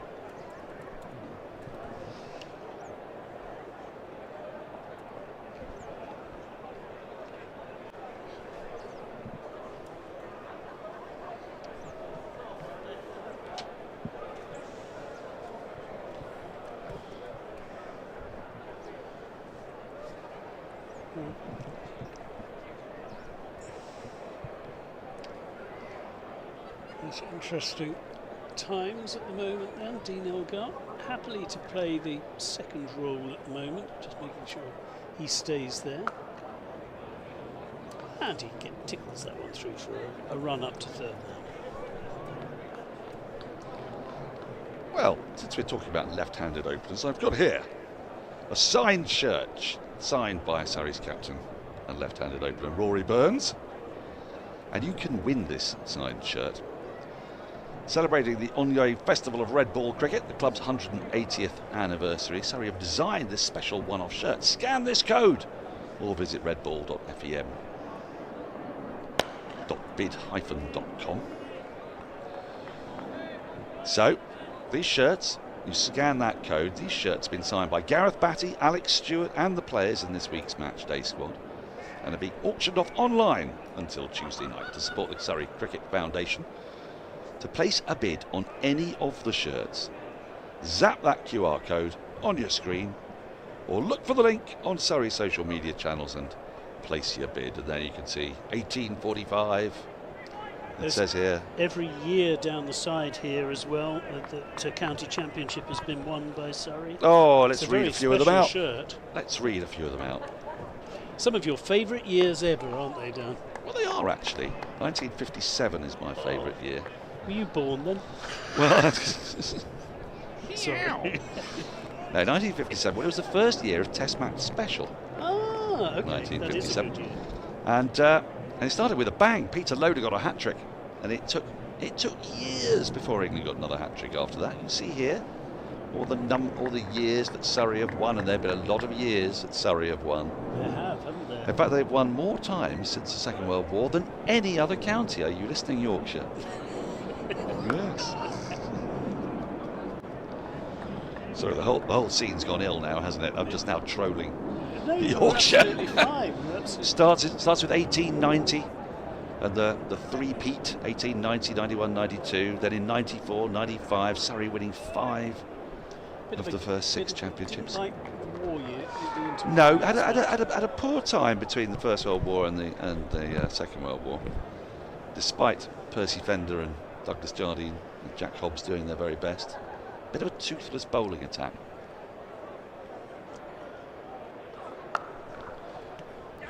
Cut away nicely, but straight to the fielder. I think Jardine and Fender would acknowledge that. So yeah, there were some fallows. I mean, between, you think the incredible club this is, but between 1899 and 1950, when Surrey began their march to dominance, they only won the title once. They had that other fallow period, didn't they, between 71 and 99? Yes, that was tough. I remember that. Yes, I was really 30 before Surrey won the first title, I remember. But then, since then, yes, they've made up for lost time. It's a good tumbling stop. Now, I know you have a fondness for Middlesex, and they've not done badly. There are, yes, but Surrey are obviously my main concern.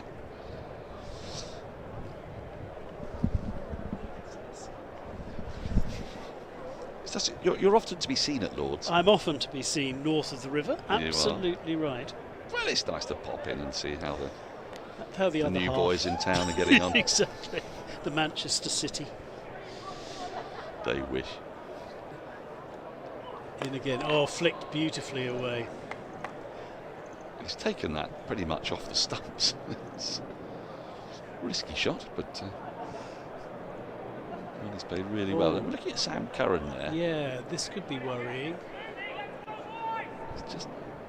Is he just making the odd signal? What's he done to his arm? Did he dive for a ball there, I wonder? It could just be an impact injury. Let's hope it's a jarring rather than anything more serious, but just a bit uncomfortable, doesn't he?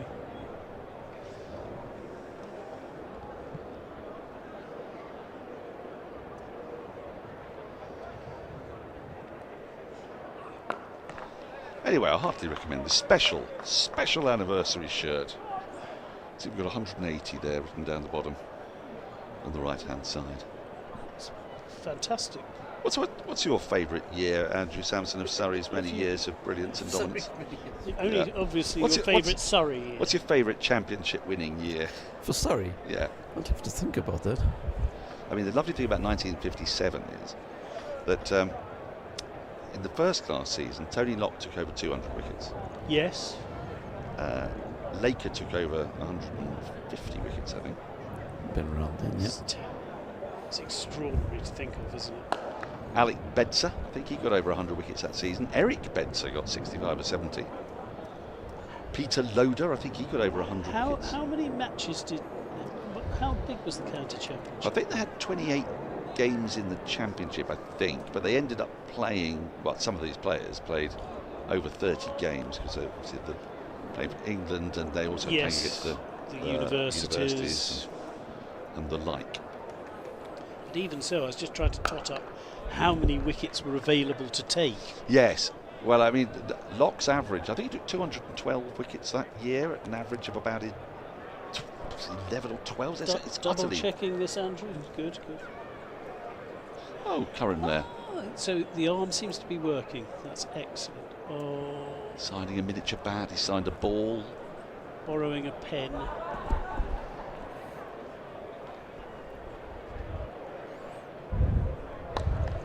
Shot, just straying down leg side, and he gets the one for it. But this is one of the great things, isn't it? Coming along to a county cricket match, you can get their players relaxed enough that you can actually.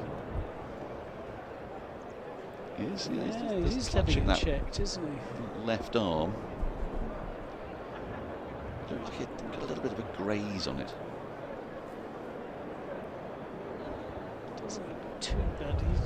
As if it was too bad, he could go off because he's not needed immediately. If he needed immediate treatment, so well, he's all right. He's not walking in particularly from the boundaries. That's flicked away again.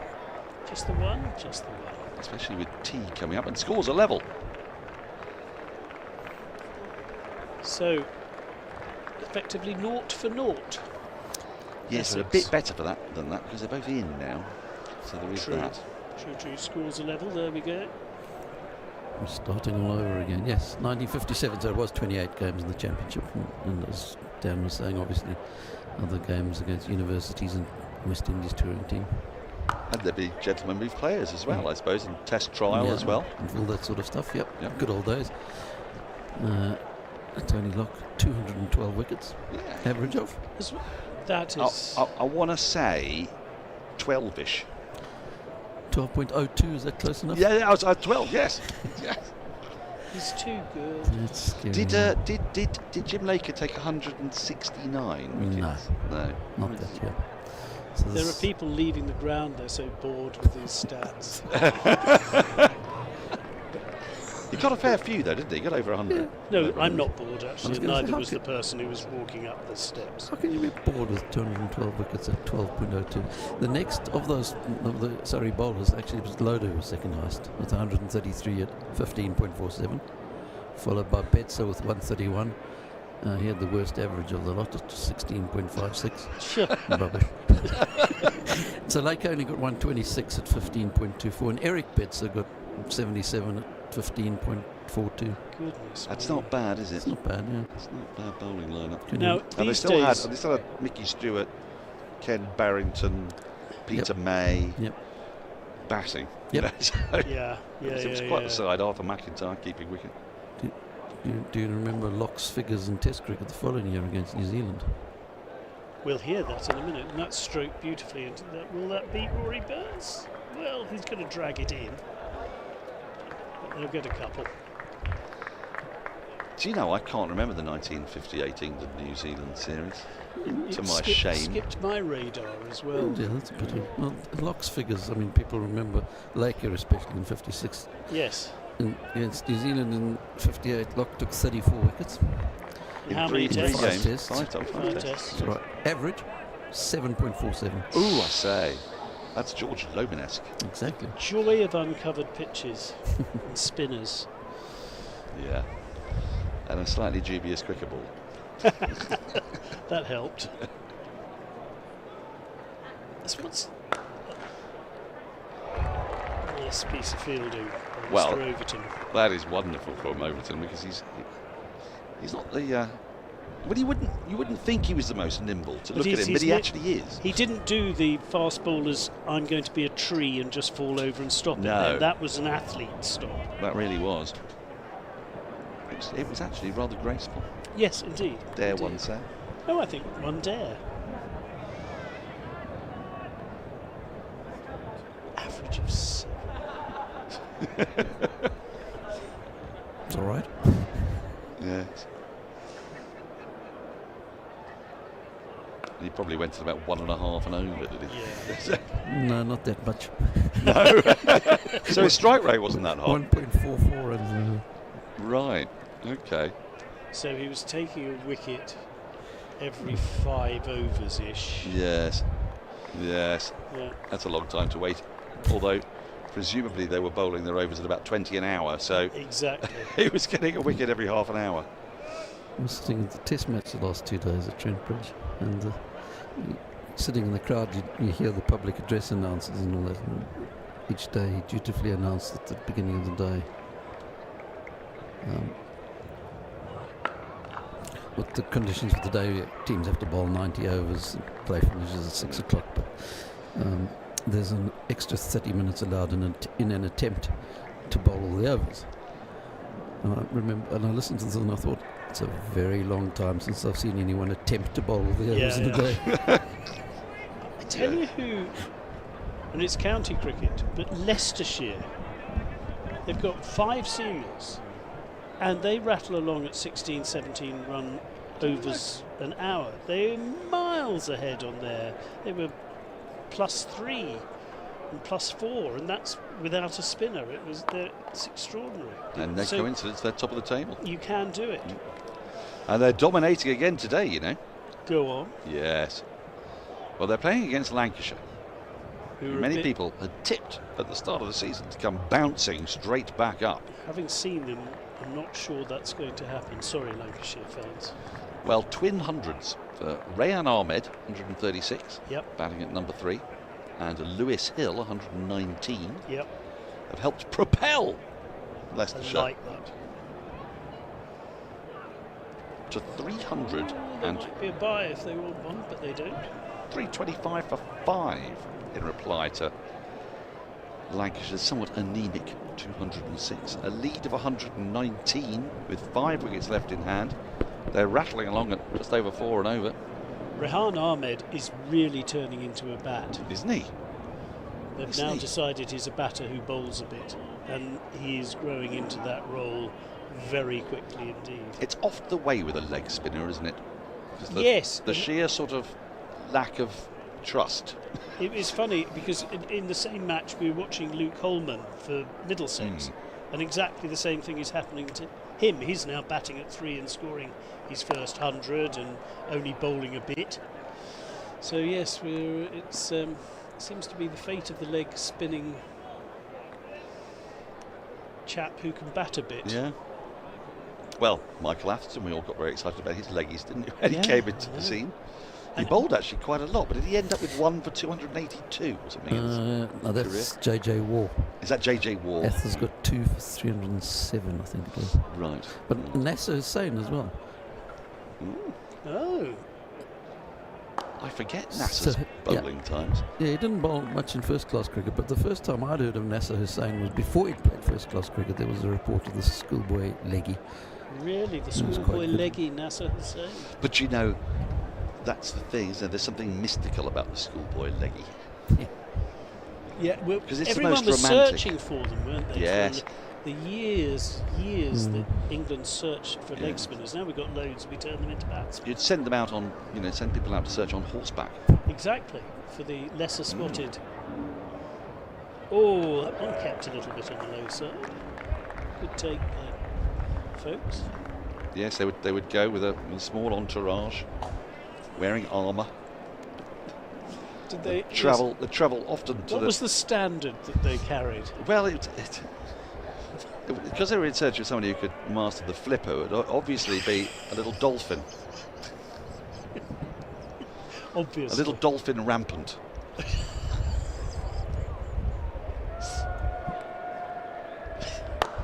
It's a lovely looking shot for nothing whatsoever. Yeah, and then they would go into the darkest recesses of the kingdom. Yeah. Through cave and lake and forest. loch and forest, yes. And heath. Yes. And heath and moor. And acid grassland. Searching for the googly. Yeah. Sometimes they'd just hear the little fizz and think it was a leggy. And it was actually just another yuppie family opening a bottle of Prosecco. Yeah, yes. Or another left-hander bowling off swing. Yes. Then sometimes they would unearth this precious stone. It's got a little quiet for cricket at the moment after that rather explosive start. Could be just us being loud. Andrew's found another stat which we'll have after this. Oh, thank you. That's what we were waiting for. Lovely shot by Walter. He moves into the 40s in fine style. Essex move into the 70s. That famous season in 1990 when they reduced the seam of the ball and there were ridiculous numbers of runs scored. Yes. Scoring season ever in English cricket history. Bowling averages, I'm just going to read you the top 6 names. Ian Bishop, Malcolm Marshall, Curtly Ambrose, Waka Yunus, Angus Fraser, and then in 6th place Michael Atherton in the championship.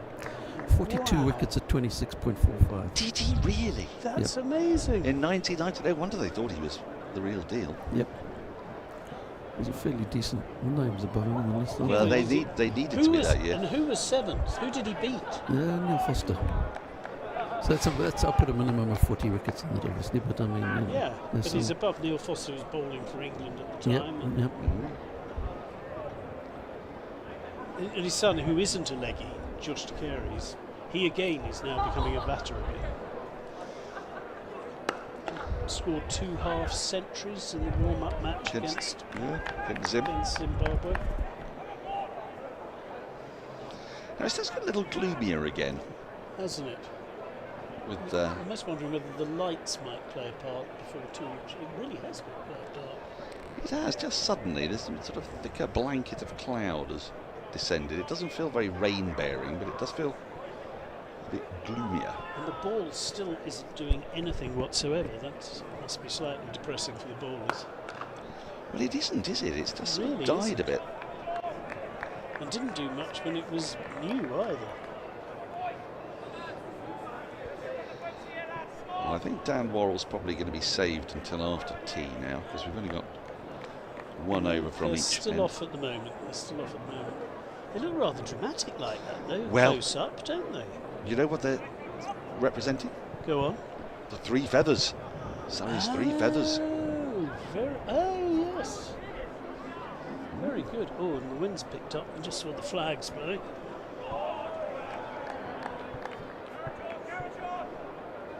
There you can see that blanket of cloud. Yeah, and just look at the flags on top of the pavilion. It's quite breezy. So we've seen lots of people in Hawaiian shirts and T-shirts. I'm just wondering how much longer they will. Well, actually, out there, it's quite nice. It's still quite clemently mild, one would say, as the wind direction has shifted from east to west. There we go. No, everyone seems to be perfectly warm enough. Yeah, there's no classic I'll just have another glass of wine. Well, it's a strange-looking pink bottle, that one, yes, isn't it? It could be that rose stuff I've heard about. Yes. Or either that, or a Pepto-Bismol cocktail. Oh, I think it was rosé. I think it's a darkish rosé.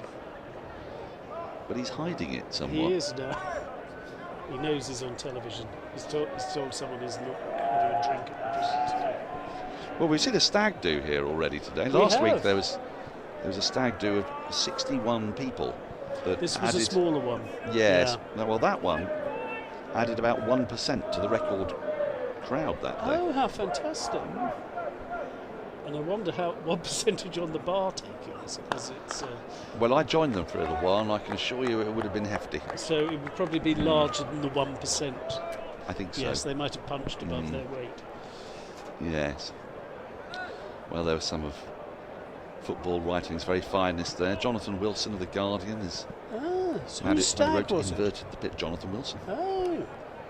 He's getting married next month up in Newcastle. A rabid Sunderland fan. He's very excited very good on stats. He is. Brilliant on stats. He is in tactics. I know. I read him every Monday religiously. It's turned away nicely, and what was turning into a really tidy maiden over just gets marred mildly at the end there. It is still a maiden, he's given a leg bye. Oh, was it leg bye? Yeah. It sounded as if it was off the bat. It did rather, didn't it? Oh well, nice maiden then. If you like his work, can I recommend his exhaustive history of Argentinian football, which I believe is called Angels with Dirty Faces? I probably won't read it. No, it's very long. I like an article. Oh, yeah, fair enough. When I was doing my degree, I did it largely on articles. On articles, yeah, right. What was your degree on aphorisms?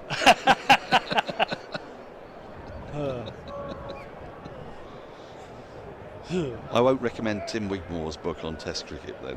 Is it lengthy? It is exceedingly lengthy, yes. 540 pages of lengthy. I really, really like Tim. He's a top man, but I can imagine he will have gone into a lot of detail. Well, it's actually, it's quite useful for my sort of spring fitness regime, because I've been carrying it around wherever I go, and it's just building up the muscles in the lower back. Yeah. Do you have it as a rucksack, or do you? Yes, it goes in the rucksack. Yeah. Goes in the rucksack. Yeah. I mean, when I want to do toning, I just get a couple of copies of Wisden Cricket Monthly and perfect. Just do a little curl with that. So it's a bit like being sent out on manoeuvres. It's very much like that. Where you fill up the huge rucksack full of rocks and go off and walk around. That's right. Yeah. Microphone, Snowdonia and things. Tim Wigmore's book. Tim Wigmore's book. And you'd obviously take it with you when you're dressed in your full armour, in your festooned horse. when you're looking for the leg spinner. For the mysterious leg spinner. The lost leg spinner. Of Innisfree.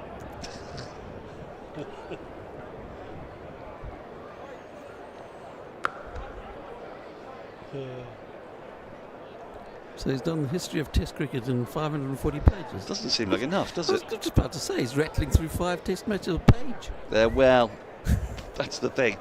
It's a very good book, but for my money, I would have liked him to have dwelt much longer on the 1890s. Of course 1900s. Big fan of that era. Did you feel he rather skirted over it? I did feel a little bit, but instead he's got some terrific interviews with a lot of current players.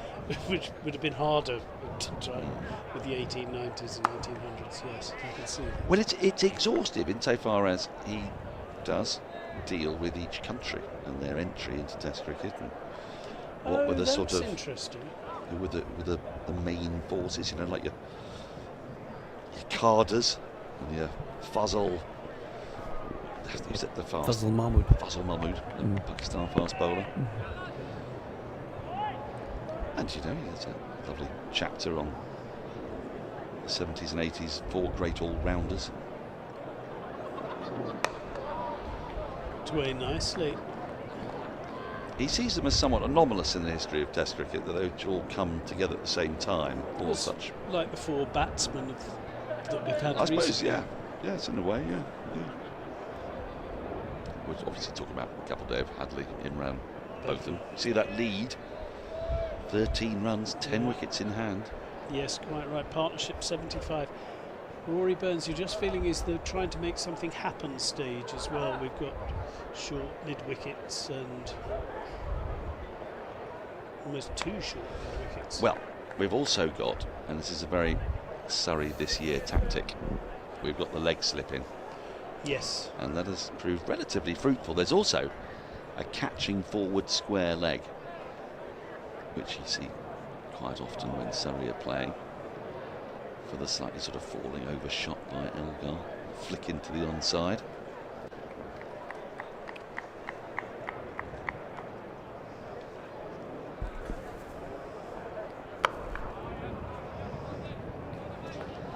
So just 1 over till tea, and we've got a special guest at tea. Tell me all. Well, I believe he's standing behind us. He's a man who's won an award. He's no ordinary man. Do you know I've only ever won 2 awards in my life? Worst dressed man, Money Extra, 2001. That's an accolade. Yes, and the other one I'm too humble to say, but it's at the same organisation, and it implied that it was okay having me around, but no more than that. He was Employee of the Year. Adequate bloke, I think. Got a little cup for it.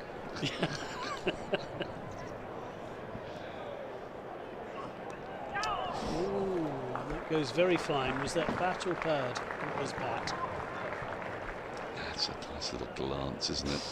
Jordan Clark thinks that was quite close. Let's have a look. He can move across his stumps occasionally, Walter. On this occasion. Oh, it was up in the air. That's. Yeah. And with the legs slit, did they have the legs slit? They did not. They did not. That's why Jordan Clark is looking.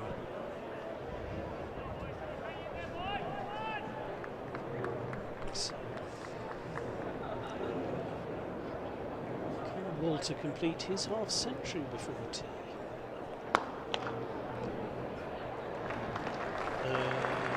Yes, he can. It's a heck of in a shot. emphatic manner. Back-to-back boundaries then for Paul Walter. 50 from 56 balls. And he doesn't seem to have been pushing it particularly. But he's scoring at the thick end of a runner ball. Super knock. He's having a really good season, Paul Walter, since he's been elevated to the top of the order. And that's a really lovely shot to get to 50, isn't it? I mean, it really there is. is a mid-on vacant, but you've got to... There's a wide mid-on or a straight mid-wicket, if you like. Yeah, 8 fours in that as well. It's well played. And that's 3 successive fours. Enjoy his cuppa. Yeah, I'm sorry, under the pump here. I don't think anyone saw this much, did they?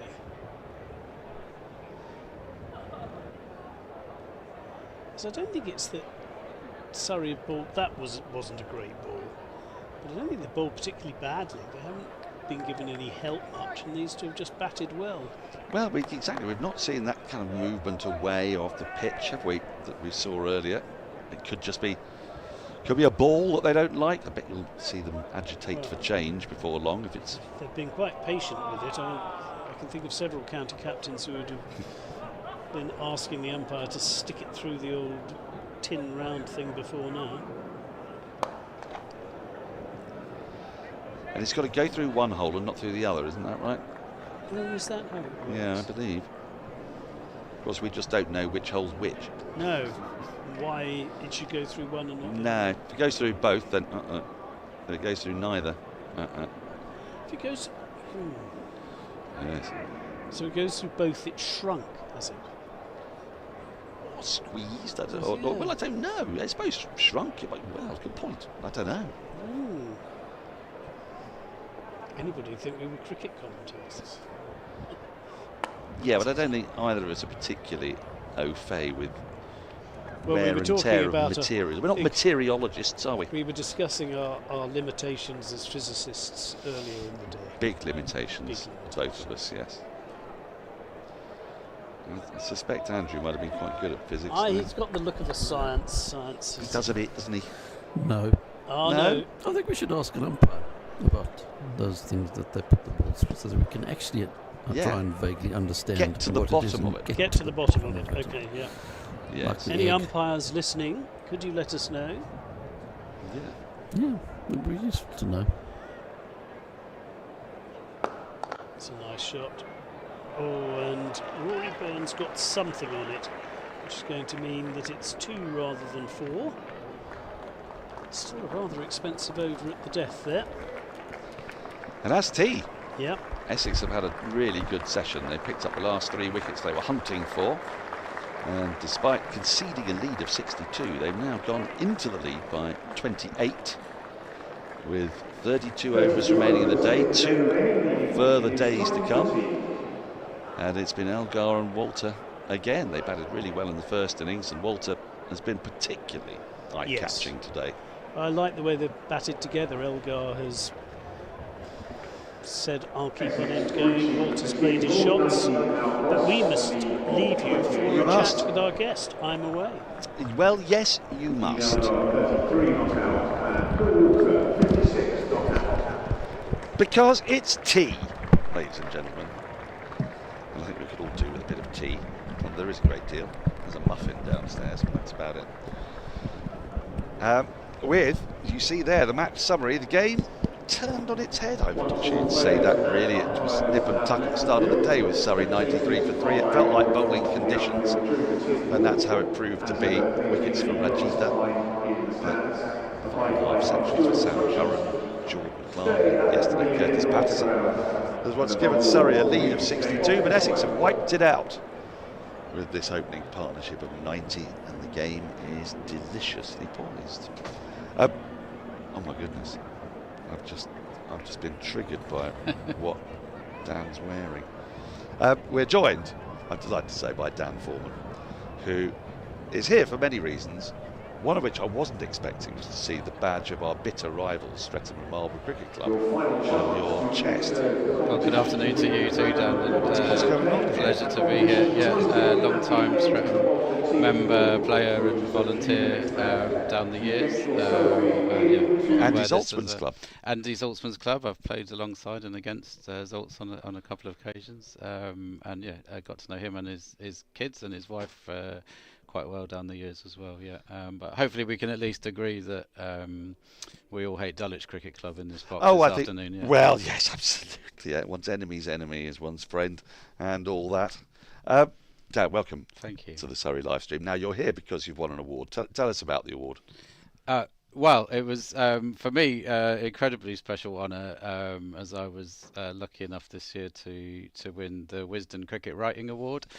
In the little yellow book, which I know is very special to all of us who love cricket. It's an award, for those who don't know, for those who don't work professionally in cricket or in sports media and haven't contributed to Wisden before, which I had a little go at several months ago, and was incredibly taken aback to get the phone call early in the new year. From Kit at Wisden to say that I'd won, and not only that, would I be able to attend the black tie Wisden dinner in the long room at Lord's, which was an extraordinary honour, and for me extraordinary occasion. So have you written much about cricket before? And I've written some might say funny, some might say overly long, overly pedantic match reports down the years for several terrible losing cricket teams trying to find the positives or the angle on the day that made the trip out to Berkshire or Oxfordshire or a deeper Surrey worthwhile. But I've not really written much else about cricket before. I have dabbled in bits of writing, both sort of professionally and personally at other times. But so what's the remit? Because I've read it and it's quite short. So you've given sort of 500 words, which is quite tight. Yes, that is difficult to get a full story across. It's hard to get a story across. It's quite hard to say. Well, it's quite hard to say something meaningful about the ridiculousness of men and women throwing balls at each other for entertainment. Anyway, and it's even harder to do that in 500 words. But it's a good challenge as well, actually. And I think good writers sometimes able to do that, to paint the picture and get to the point in a short space of time. It's a really good challenge and quite a good skill. Well, it's not Streatham and Marlborough Cricket Club that you write about. No. I mean, it's about another side, which I believe I've played against many times on a Sunday. I think you may well have done if you were ever playing at Alain's Cricket Club on a Sunday afternoon. Where we were the older Lanians. Yeah, and often we played you on the AstroTurf late, usually often in September. That may have been slightly before my time, but I've definitely played Elaine's and Old Elanian Sunday team. So the club we're talking about is as a very friendly, very much Sunday cricket team, which I organise. I'm secretary of, and often skipper on a Sunday afternoon, which is the Mandarins Cricket Club, which is a sort of loosely civil service based. There are lots of us who have. Is that where you get your name from? Indeed, I did always wonder. Yeah, and the orange caps and so on are then kind of associated with that. So I'd have played you in the 80s, the mid to late 80s, early 90s, and when you were relatively young, because the piece that you write about is about a game played to celebrate the 60th. It was. So the club was founded in 1964 by a man who is now Lord Robin Butler, went on to be Principal Private Secretary to Margaret Thatcher as Prime Minister, and later as a Cabinet Secretary as well. Hasten to add, not all of us who've played for the club have had such distinguished civil service careers as that. Were you a civil servant? I was for 10 or so years, and lots of the club members are or have been or have associations with, but it's not limited to that at all. It's very much a friendly Sunday team. And so last summer 24 was our 60th anniversary as a club, and it was great that Robin was able to come down and preside and make a little speech at tea, and there were lots of people there from the club who've played or been associated with it down the years, and we fixed up a game, a sort of intra-club game, where representatives of that older generation, people who'd played as kind of long ago as the late 60s or 70s, were on one side, and my sons and daughters and nephews and so on, and just younger generation of people who've played for the club more recently, some as young as kind of 9-10 years of old, were playing against them, and then those of us somewhere in the middle of that age range made up the numbers. So it was a really lovely occasion, and partly through good match management, good Sunday skippering, and partly through just providence or fate, I guess. The game came down to a classic time game, last over finish, men around the bat, etc. And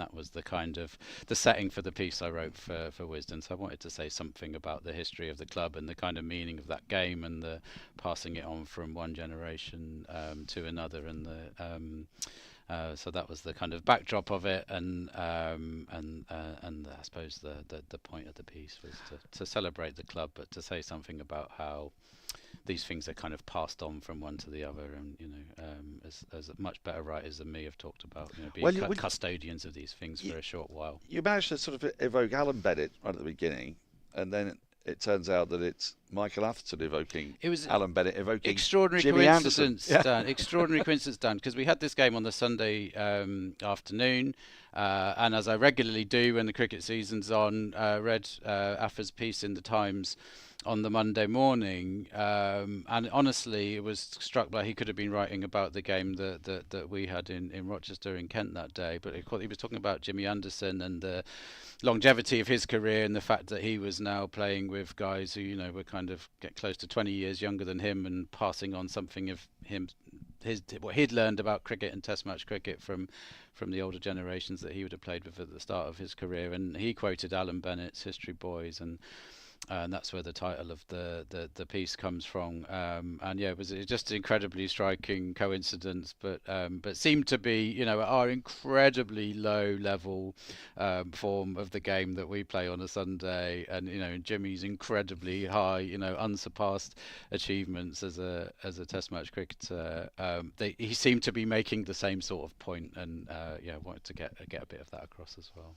Well, we are all ridiculously linked in the Fellowship of Cricket in that way, and what comes across so beautifully is, in what is a very short piece, it's under 500 words, is how much cricket means to you as a means of bridging, I guess, generations, because obviously the game that you'd set up was designed kind of to do this, and designed to create a kind of timeless oasis where around us many other things may change, geopolitics may change, world leaders may change, technology may change, but somehow amidst all this, something of it remains people the same. Well, people are still trying to manufacture a last over finish on a Sunday afternoon. Yeah, a lot of that, and I first came here, I'm pretty sure, although my dad denies it, but I'm pretty sure he brought me here with a load of workmates in 1984 to see the Blackwash West Indies series, and I have vivid memories of that occasion. Was a West Indies fan for the next 10 years of my cricket supporting life as a result, a kid growing up in the 80s. And now, honestly, I've brought both my sons and my daughter and my stepdaughter here on different occasions.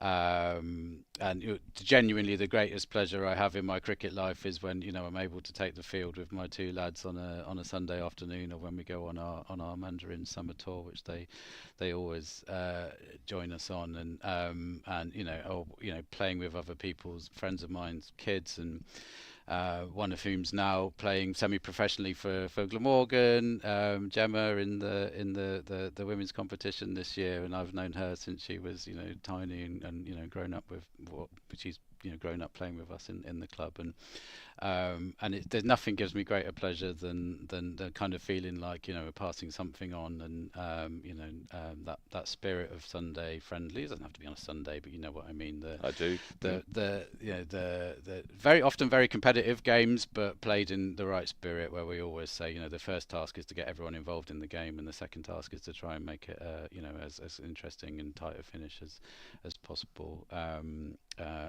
their sense of passing that on to a younger generation, and feeling like we got it from our parents, or we'll have a third generation of Mandarins players before too long, grandchildren of players, and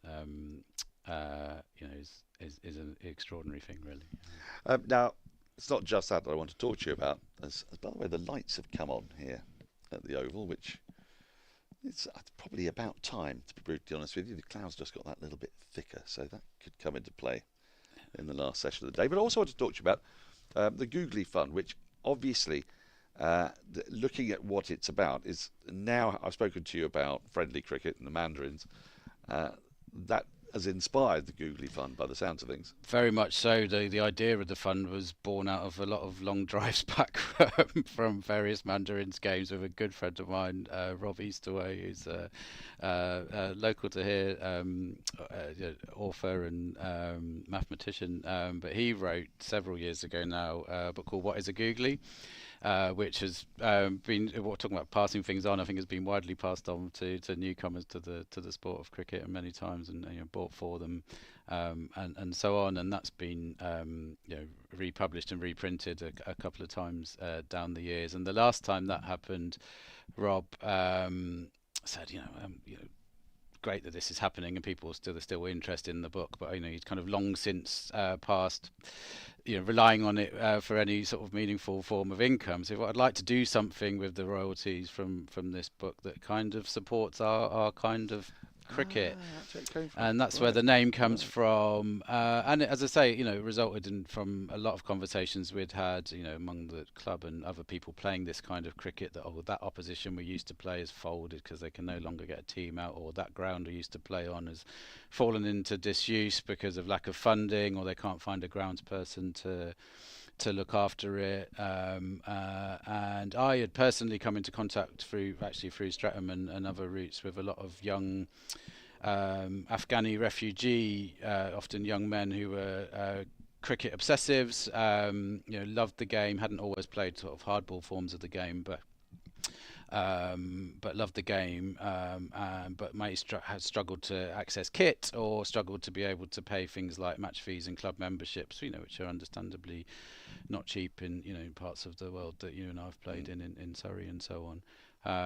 And we kind of thought, well, what could we do with something along these lines to put some of Rob's royalties and a few donations we attracted to good use. And it seemed to us there are lots of streams of funding through the ECB, through the county network, coming into places like Surrey and the brilliant Cricket Foundation they have here, but they're all kind of through those formal county and club structures, and the kind of cricket we played on a Sunday didn't seem to have access because, by definition, they're not league teams, they're not part of those formal structures. It might be after work cricket in the midweek, it might be, village teams who only play friendly cricket, it might be all sorts of other kinds of social cricket teams, and we felt like if we had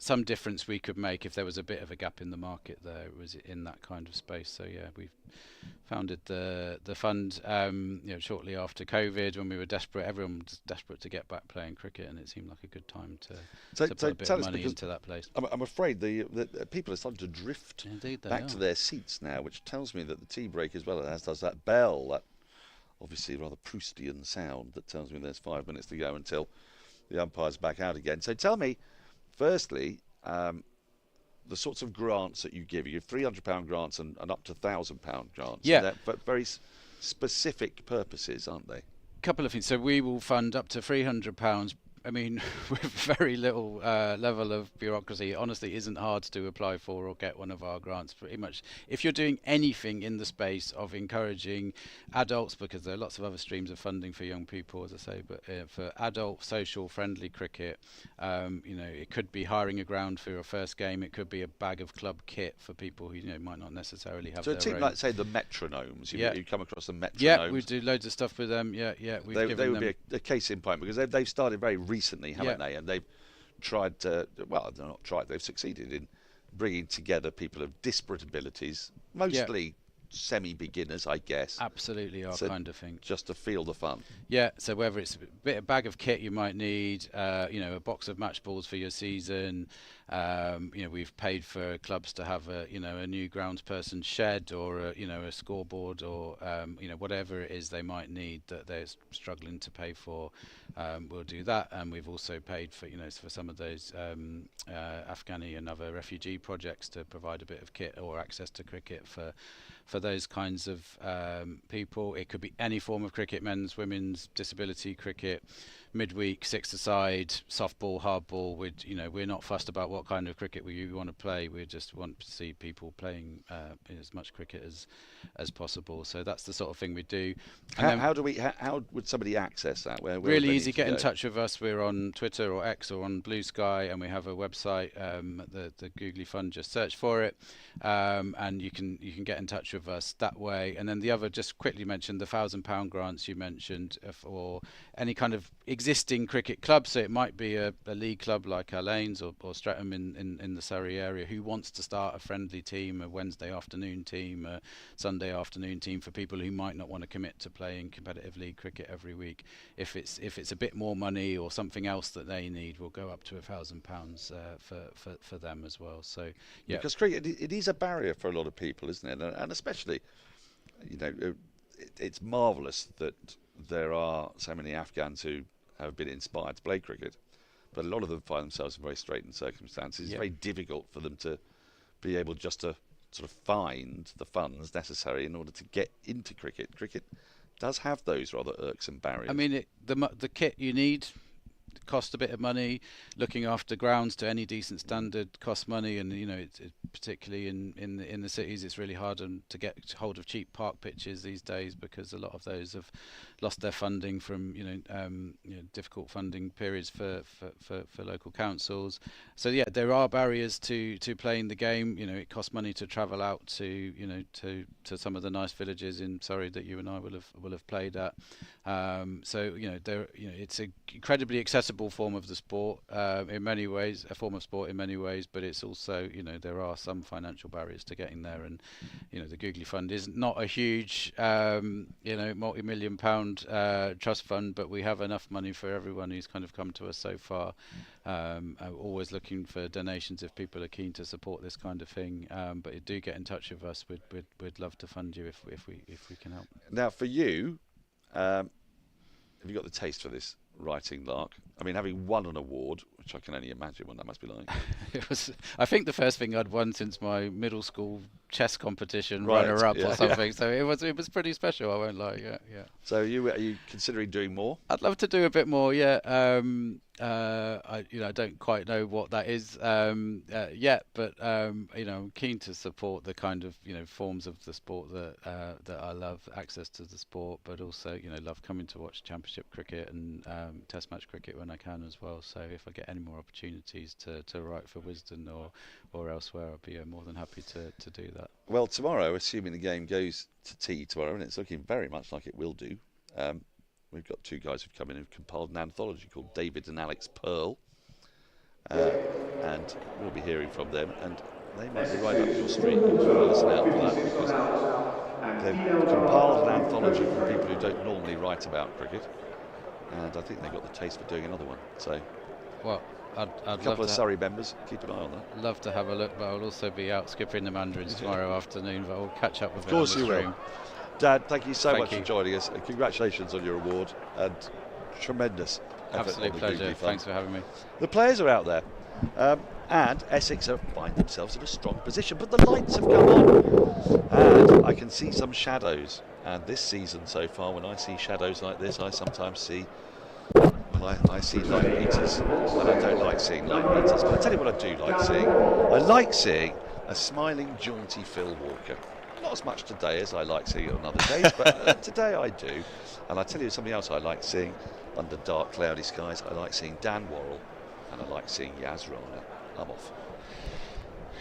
Lovely stuff with the two Dans. Yeah, so Dan number 3, Mr. Worrell, rejoined the fray after a few overs off the park, after a very short couple of overs burst with the new ball, and he's back now.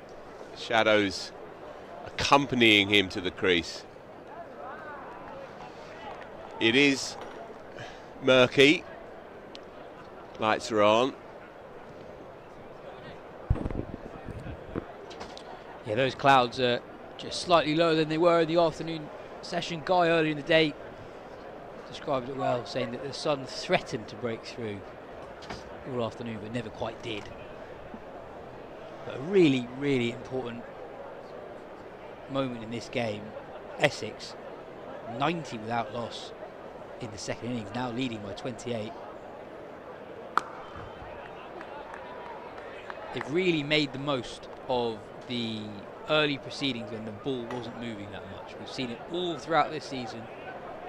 The first 8 or so overs, the ball doesn't swing as much as you might think it ought to. It does when the lacquer comes off the ball. Yeah, as Daniel was saying before tea, there's a sweet spot for bowlers of around overs 15 to 50.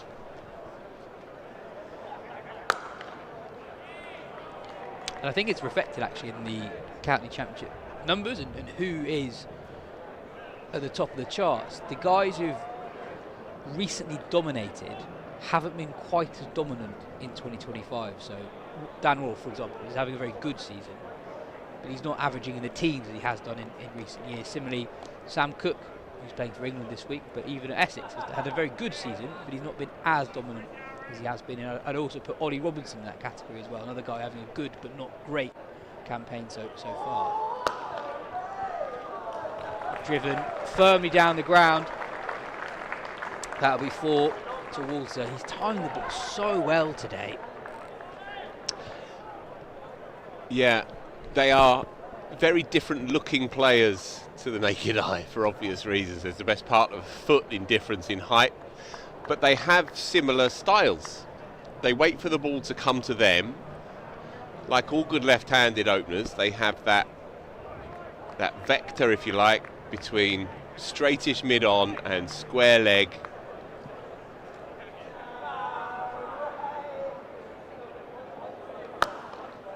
That's his area. He's so quick to flick anything that's even just a tall straight through the leg side.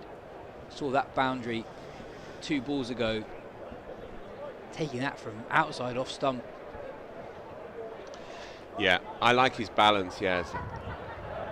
I'm trying not to say he stands tall, but you know what I mean. He just is tall. He doesn't fall over in the shot, which means that his connection is very, very crisp and strong. He hits it hard. He doesn't get that front leg in line, which can sometimes be problematic. You end up playing around that front pad as a left-hander. Driven firmly down the ground. Technically a chance for Worrell, but that was hit so firmly. I'm not sure that Worrell had any realistic shot of actually holding on to that ball.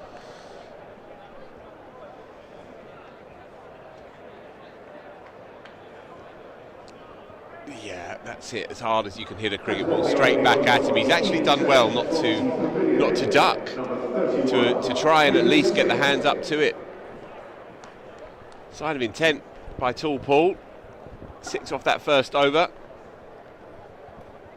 Yeah, and I hope that Worrell's hand's okay, because that was drilled so hard. It's going to be Nathan Smith from the pavilion end to open up after tea. I had a question for you, Phil, on Essex players and players brought up through the Essex system, loving hitting the ball through mid-wicket and being particularly strong off their legs. Tom Wesley we'll see later, potentially today. Paul Walter, Dan Lawrence, formerly of Essex, now at Surrey. Did he used to play at Essex? And just a sign of Surrey's struggle to get the ball moving, we have yet another ball change. It's been a feature of this match, it's been a feature of this season. Players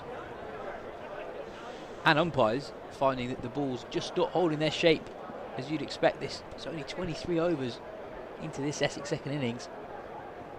I've always thought this process of choosing which ball to choose as the replacement ball is not the most scientific of processes. Yeah, it's a strange one, isn't it?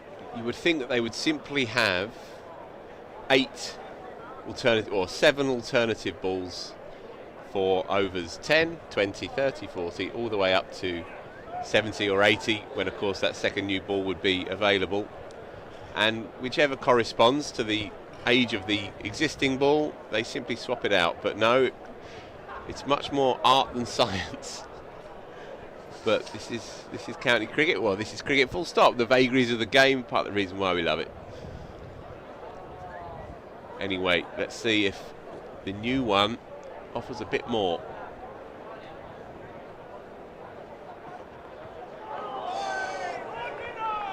Smith oversteps first up, but it's a very good start. Yes, now that has flown off just short of a length. It's become his trademark delivery, Nathan Smith. Just for our viewers, it looks darker on your screen than it is in reality. Yeah, and it also looks different because the lights are on and therefore you have the shadows around the players, but I'd say that to the naked eye it doesn't look any darker than it was when we started play at 11 AM this morning. It's been gloomy all day. Clouds probably a little bit lower than they were in the afternoon session.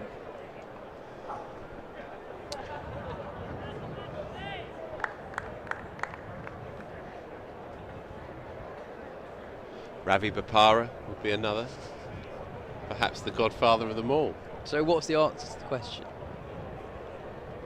There's not going to be a boring answer like the ground dimensions at Chelmsford. There's not a slope.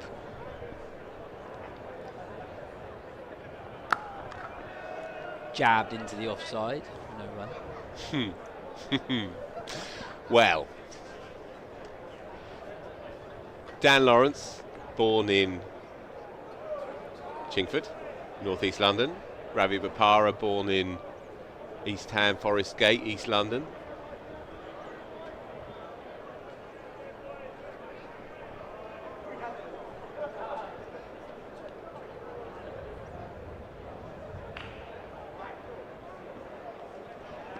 Left alone, but if you look at where Ben Folkes took that ball, gathering it to his right, suggests the ball did move a fair distance after passing Elgar. Dan Lawrence would say, and indeed did say to me in print, that it's in part at least where you come from, and it's the culture of cricket that you grow into. Daniel Lawrence was opening the batting in Premier League first 11 cricket, club cricket at 14. Edge, right through the slip cordon between Jason Roy at first slip and Dom Sibley at second slip. It was a thick edge that definitely carried past Sibley's right, a catchable height. The two slip fielders ended up just looking at each other. It's a wicket-taking opportunity created by Smith, not taken by the Surrey cordon. That boundary, by the way, takes Essex past 100, 102 without loss. They lead by 40. Yeah, after you, Claude. It's hard to pin the blame on either. It's collective inertia, really. Both reacted slightly belatedly. It was a quick edge. Anyone who's fielded at slip knows that the back foot flail tends to result in the quickest flashed edges. That was one of them. We were right on line of it as well.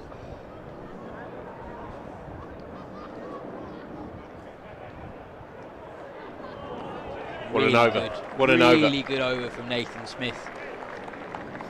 Doesn't pick up the wicket, and 6 runs were added to the Essex total, but one of Surrey's best overs in the field in this second innings. Yeah, it really is worth saying that wasn't just a tentative prod from Elgar. He really did throw his hands at it. It was a cut shot that he looked to hit, a push really through the offside. He really got his hands through, so it flew quickly towards the cordon. And actually looking at the replay, I think the slip fielders were standing slightly wider and slightly further away from each other than they are now. Moved a little bit closer to each other.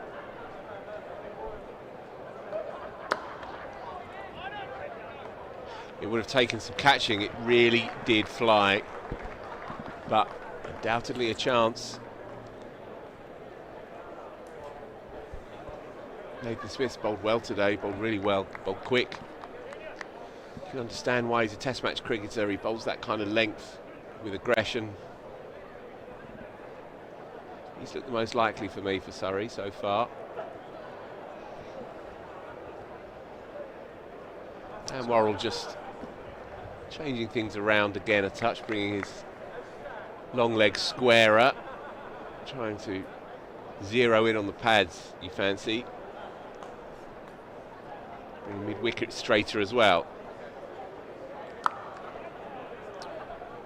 Just going back to Dan Lawrence. Yes. So Dan Lawrence was playing first team cricket, first team club cricket, opening the batting at 14 for Chingford CC. Ravi Bopara grew up and played for Hainault and Clayhall CC, which is a really cracking urban cricket club in East London. And both teams, but especially Hainault and Clayhall, strongly South Asian represented. Ravi Bopara was the star of that team coming through, but they had some very, very good cricketers. They won the Essex League with Ravi as a young lad. Ravi's little brother played as well, and if you could ever imagine a kind of Russian doll version of Ravi, then it is his brother, even down to the style of the pads, the grit right down, shanking down on the handle, the Gun and Moore helmet, the general insouciance that Ravi used to give off. He was a spit of his older brother. Anyway, Hainault and Clayhall were a brilliant cricket team, and they played in a certain way, as indeed did a lot of the players coming through at Ilford and in other clubs around that East London area. You played in a certain way. And Dan Lawrence said to me, well, if I'd come through the public school system, then I'd have been a different kind of player. But he didn't. His great advantage was that his dad, Mark, was, and maybe even still is, head groundsman at Chingford CC, and their house backed onto Chingford outfield, and Dan Lawrence would scamper home every day and jump in the nets and play for hours and hours and hours. And so he literally grew up on the outfield at Chingford.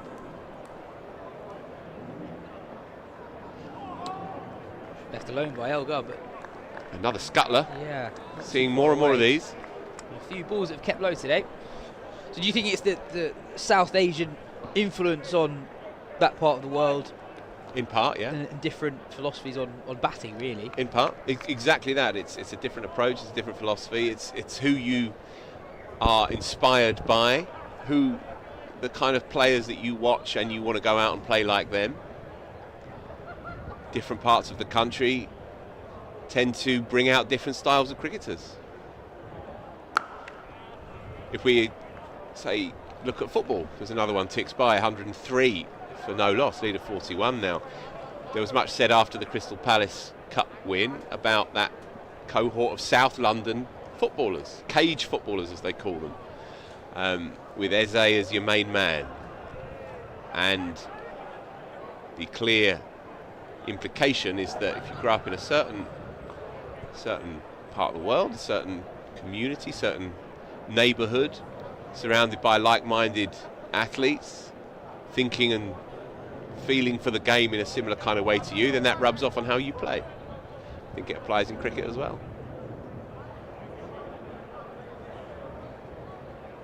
As for Westley, Edge this time onto the ground, not a catching opportunity, simply gets a hand on it at second slip, but doesn't prevent the ball from racing away to the deep third boundary for another 4.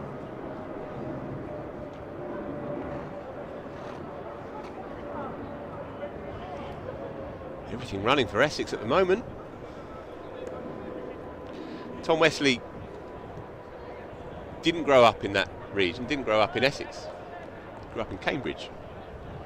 Played in the Cambridgeshire Premier League, or in the Two Counties League, I believe it was. Son of a legend of Cambridge club cricket.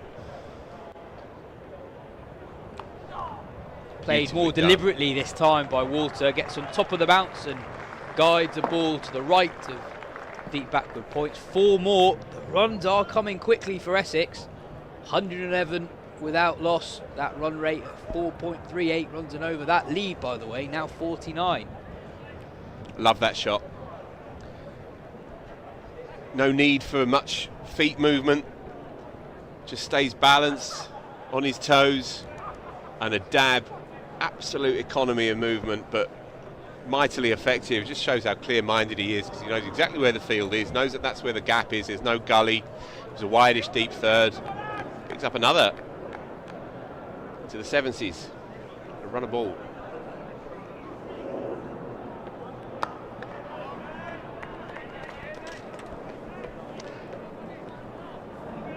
So Wesley. So if you like, Wesley's advantage was that he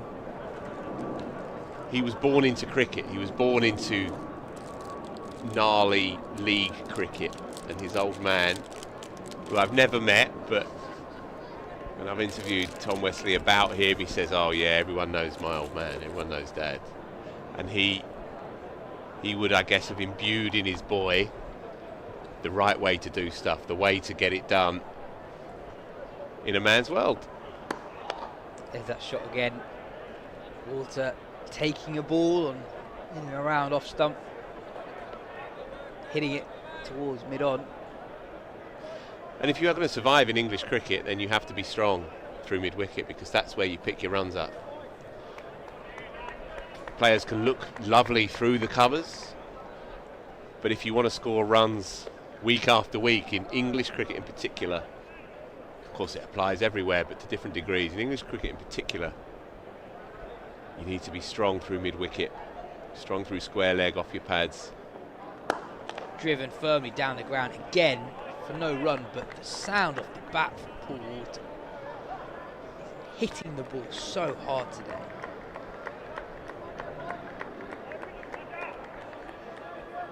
I was just saying to Guy actually at tea, it's a shame from Essex's perspective that it's taken them so long to recognise that Paul Walter is a natural opening bat. Obviously they moved from Sir Alistair to Dean Elgar, but the players at the other end, to those two titans of the game really, in Nick Brown, Feroz Kushi and so on, decent county pros who have their days, but it turns out that they've had this giant hiding in plain sight. So on your point about needing to be good off your legs in English cricket in particular, is that partly to do with the lower bounce you get in England, so you're able to get on top of the ball more easily in a less risky way? I think it's as much, yeah, for sure. It's also, you're right, perhaps the cross-bat shots are more essential to an Australian or a South African top-order player. But it's the lot of the top-order player in England that you need bowlers to bowl at you. Driven firmly but well fielded by Tom Laws. Extra cover, gets a hand on it. How well have these two batted across this game? Amazing. I was going to ask you actually, on Paul Walter, is back on strike now. Been the bat of the game so far. What would your plan to him be? Because he's so good through the leg side, even off balls that are delivered outside off stump, but actually when you offered any sort of width, he's been brutal through the offside as well, which is a handy combination to have for an opening bat. The answer, the truthful answer, is I don't really know. Slightly squared up on this occasion, looking to work it through the leg side. Again, not quite finding his timing on this occasion, rare occasion where Walter hasn't middle run. They tried the bouncer ploy, but mainly to Elgar, with Tom Laws deployed in that role. Where he uses his height well is on the drive, and he drives balls that actually aren't that full, but are drivable to him. 6'7". Peel, not given. Oh, height again, perhaps. He's bowling from over the wicket, so always a question as to whether or not pitched in line. I think that's probably what saved Walter on this occasion. Yeah, not quite as full as I thought at first look. No complaints. Probably pitched slightly outside and was heading over leg stump. The only other time he's been inconvenienced all day was Sam Curran, who obviously on the left arm angle pitched one up, clattered into the knee roll, but on the rise, marginal. So yeah, wicket to wicket, I guess. Another appeal, but I think there's bat on it from Walter. So maybe this is the way to go. Play on his strength, if anything, but with Worrell, the advantage he has is that late movement to get through the air. So it's a different proposition for Walter, trying to manipulate the ball through the leg side. It's harder to line up exactly where the ball's going to end up when Dan Worrell's got the ball talking. That ball now 27 or so overs old.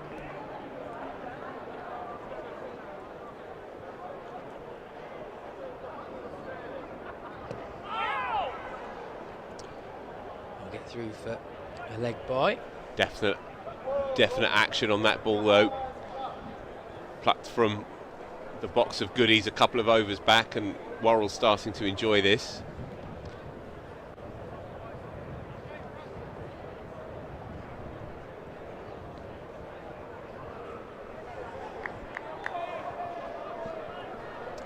Final delivery of the over.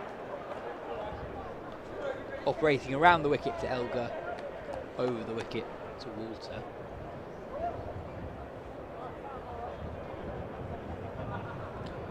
Slightly different angle of attack.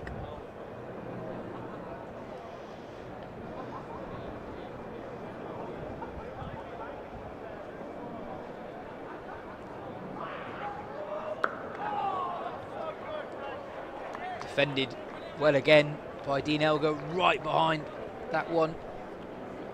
It's the end of the over. Essex 113 without loss. They've showed real spirit here of Essex. Team on their uppers. Depleted by injuries and call-ups. In poor form. Their big players out of nick. Elgar struggling for runs.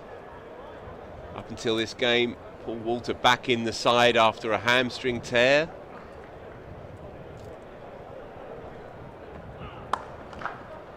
Chopped through the offside. Another cut shot from Walter. Two more to his and Essex's total, on to 73 now. And especially with the ball today, when you consider that those three, Snater, Porter, Rajitha, they've bowled a lot of overs this year. Sam Cook, of course, been elsewhere, and they've had to shoulder a heavy burden between them. They've bowled with real spirit today. Rajitha, I thought, in the first session in particular, tired after lunch, but in the first session I thought he was fabulous. Yeah, I wonder if they might not have been worked as hard if this wasn't the last game of this portion of the season. There's nothing immediate to save them for. Yeah, that's a good point. And what a fillip it would be for them if they could somehow get this one done. 53 for no loss in effect. 53 up, 10 wickets in the hutch. They could somehow break Surrey's stranglehold on the championship with a win here, then it opens up their second half of their season. There's that shot again. Walter flicking the ball from off stump.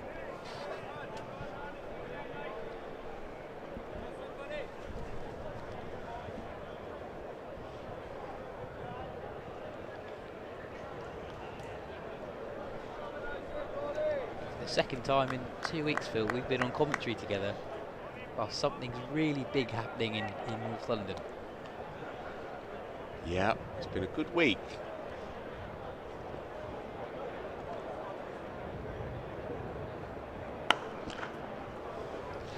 My second team, Sunderland.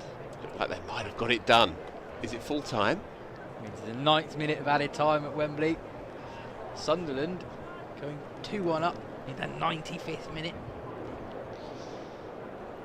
Yeah. One half of my family, on my mother's side, will be going berserk right now.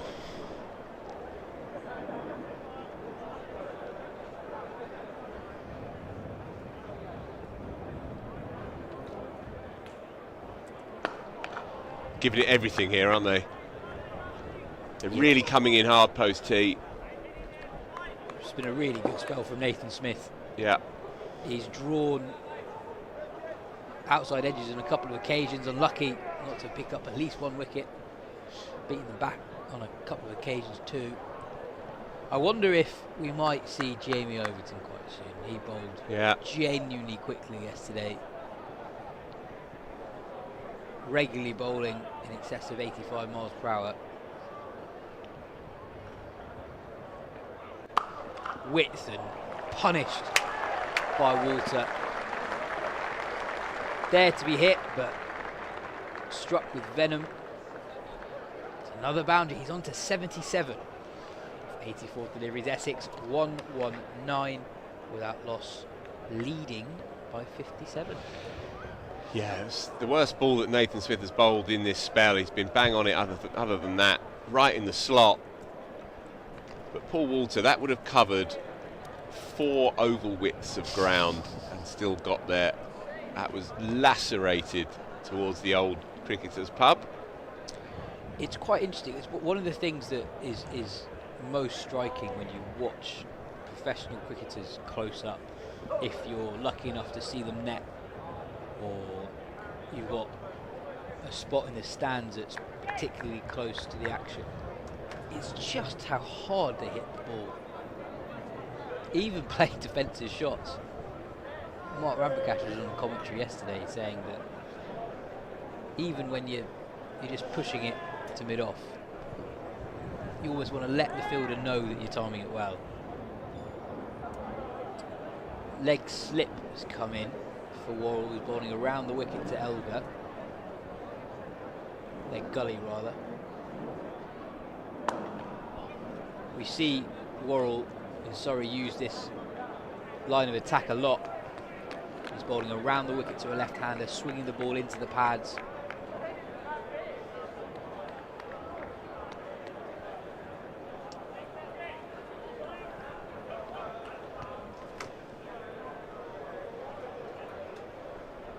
Worrell into his 4th over of this spell, yet to strike.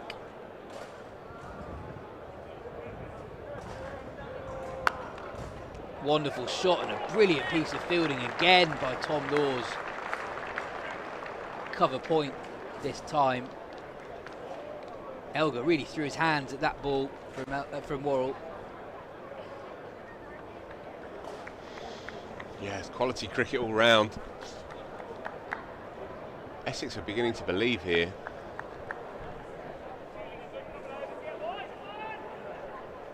Pitch probably at this point the best it's been all game to bat.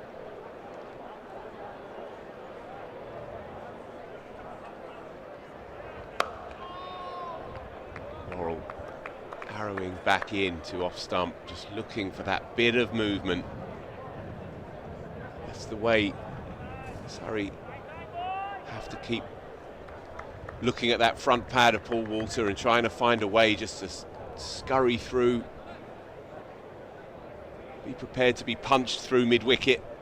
Got 2 men straight now, a straight mid-wicket and a straightish mid-on to try and block that shot.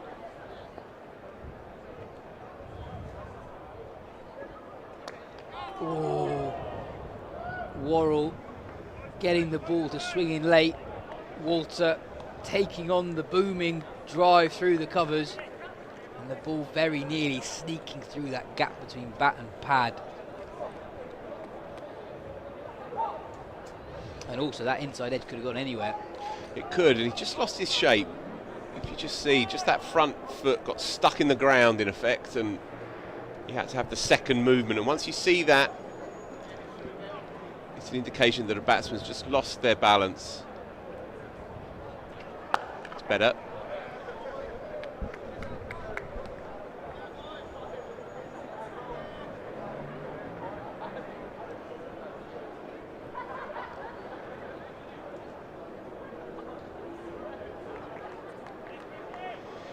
Just briefly then, Yas, I see that Durham lead by 264.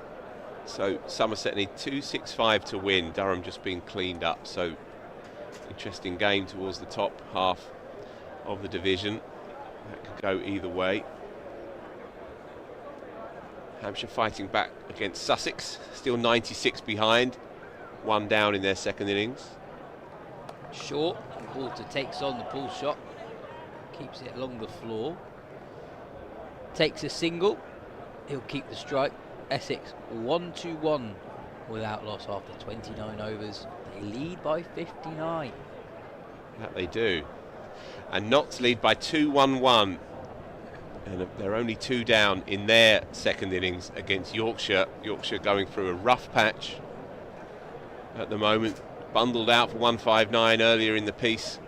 And Notts going comfortably 142 for 2. Ben Slater in the runs, 68 not out. Joe Clark with him, so Notts again bossing it this week. What a turn up they've been this year. Like a very good setup.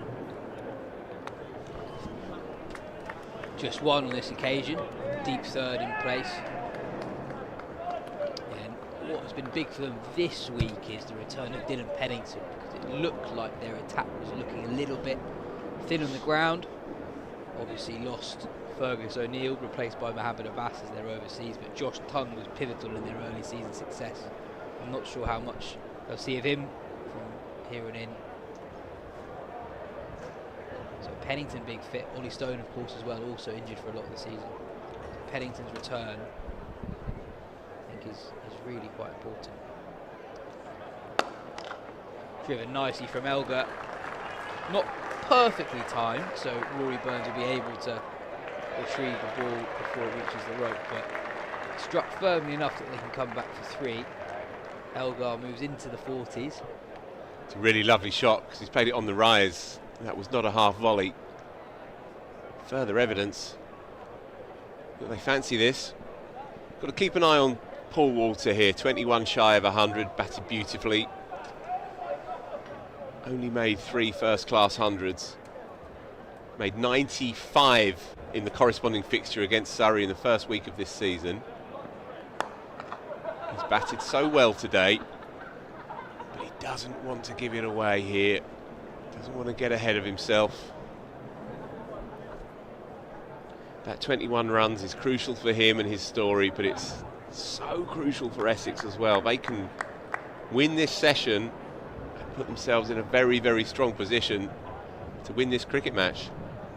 Just a mark of how well Walter's playing. Surrey with another man back on the offside boundary. So 3 boundary riders at the moment. Dropped into the offside, briefly considers a quick single, but sensibly decides against it in the end. Samu, is it too early to start looking at the last time Essex put this many runs on in an opening partnership at the Oval? Is it going to be a depressingly recent answer? I'll have a look, possibly. It's always the depressingly recent answer is always a possibility.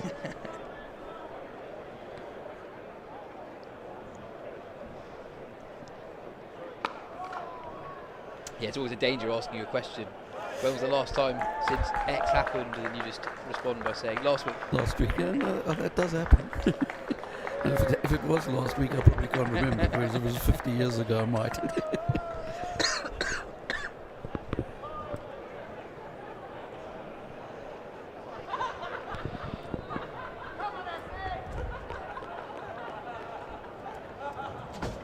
We can guarantee we're going to get a good crowd in tomorrow.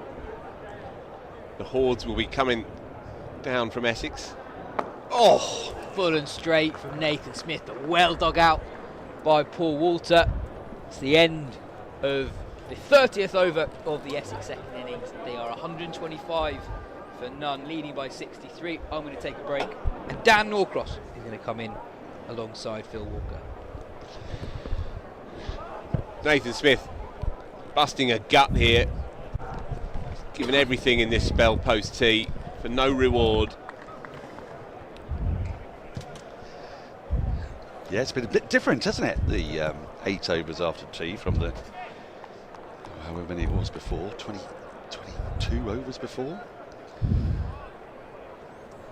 But still, Surrey can't find a way through this impressive pair of left-handers. Slip's still in place, and we still haven't seen Jamie Overton yet.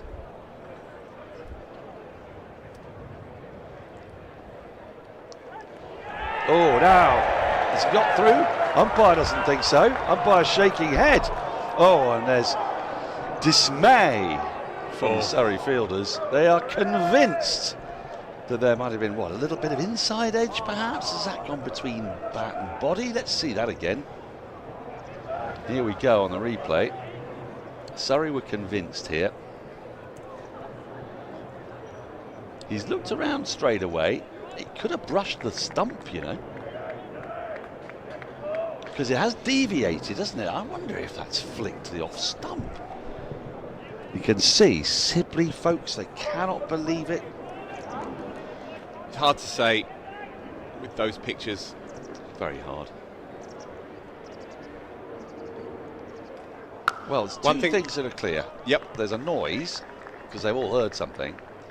And the other part of it is that, judging by the way Stokes moves away to his right and then has to come slightly back.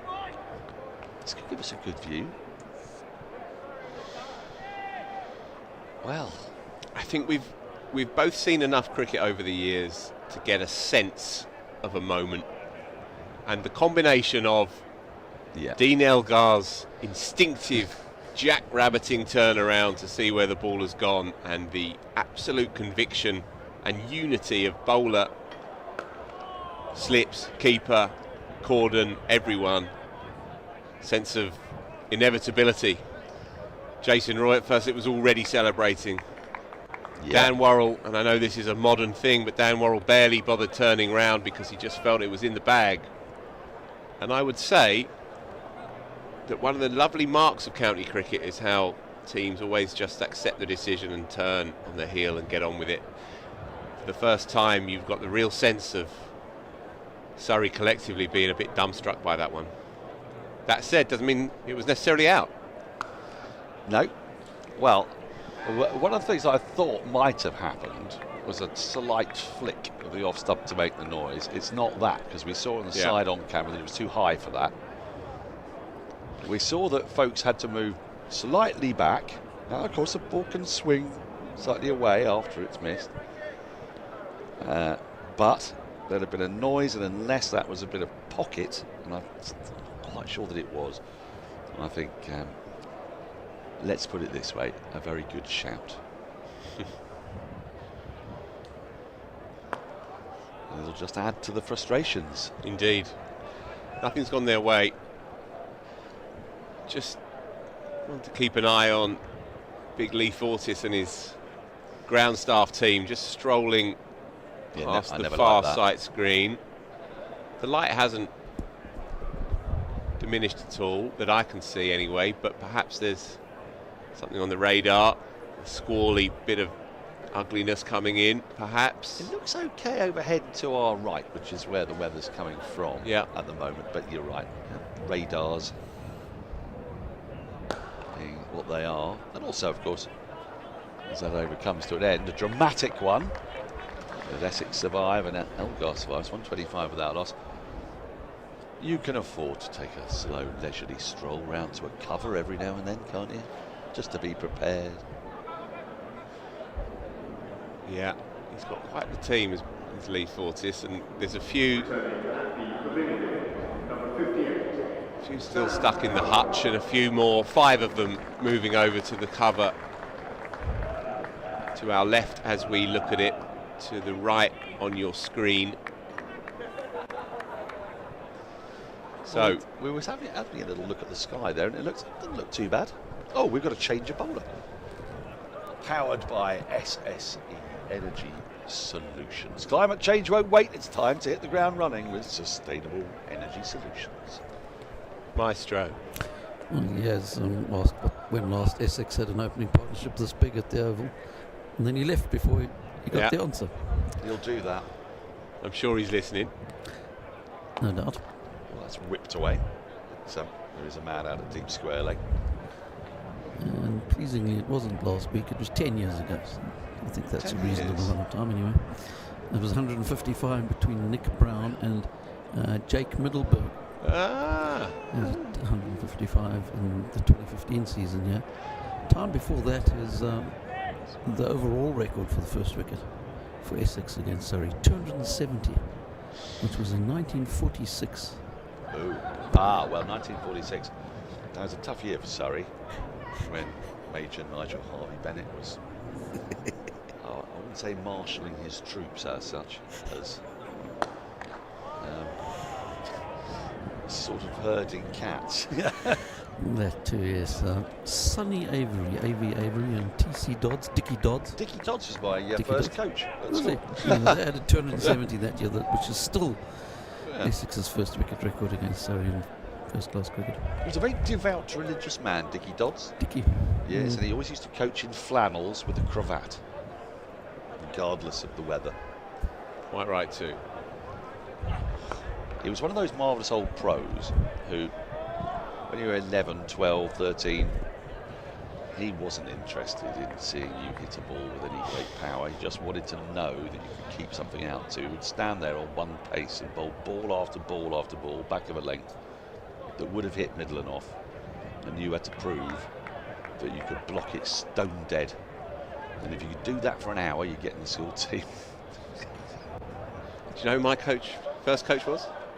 Well, I obviously don't, so it would be nice if you could give me the odd clue. Is that he's going to go away, off pad, down to the boundary for 4 more. Leg bys signalled. And that lead grows now to 68. I wasn't going to throw it to you cold. I just wondered if I may have mentioned it during one of our many undulating conversations. If you can imagine where I'm from, first of all, and Essexy, and perhaps the archetype of the perfect man to not coach batting. Ray East. It's not a bad guess. Not a bad guess at all. Oh, John Childs. Almost. David Ackfield. Again, almost. think an England Test player, damn good bowler, but was hopeless with comically bad with the Peter Such. Bang on. Screaming Peter Such was my first ever batting coach. Ray East and David Ackfield were similarly encumbered by a lack of batting ability. This is all true. Peter Such is the match referee in this game. Is he now? Is he? Oh, worlds are colliding, Jerry. Worlds are colliding. Go and have a word. I shall. 130 without loss, 32 gone. So he taught you batting, did he? Yep. Got me into the Essex under-11s. Got me a trial and got me in the side. Well, the thing is, you don't have to be good at something to recognise greatness in front of you. Of course. And let's face it, none of us are good enough to be playing out there. Sure. But we recognise a very fine 80 compiled of 94 balls when we see it. Indeed. You know, it's like the great theatre critics. They don't have to write like Shakespeare, or John Osborne for that matter.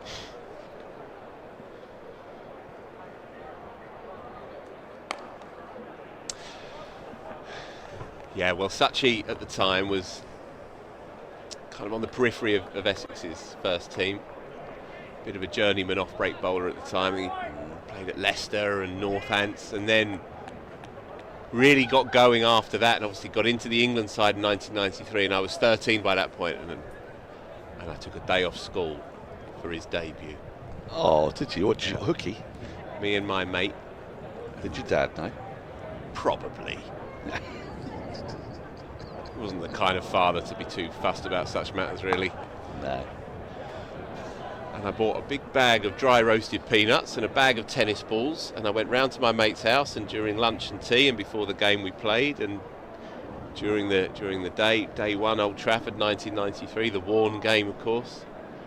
And Sachi took 6 for in the first innings, and I'll never forget it. I was a bundle of nerves for my man at the time, and he stepped up, bowled beautifully, took a couple of Ashes fifers, did Pete Such.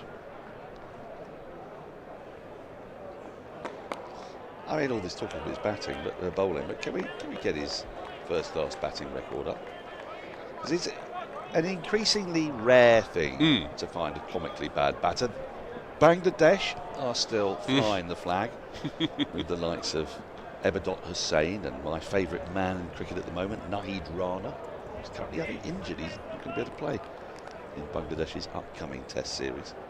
Very handy bowler, bowls in the high 80s, early 90s sometimes, but a genuinely hopeless batter.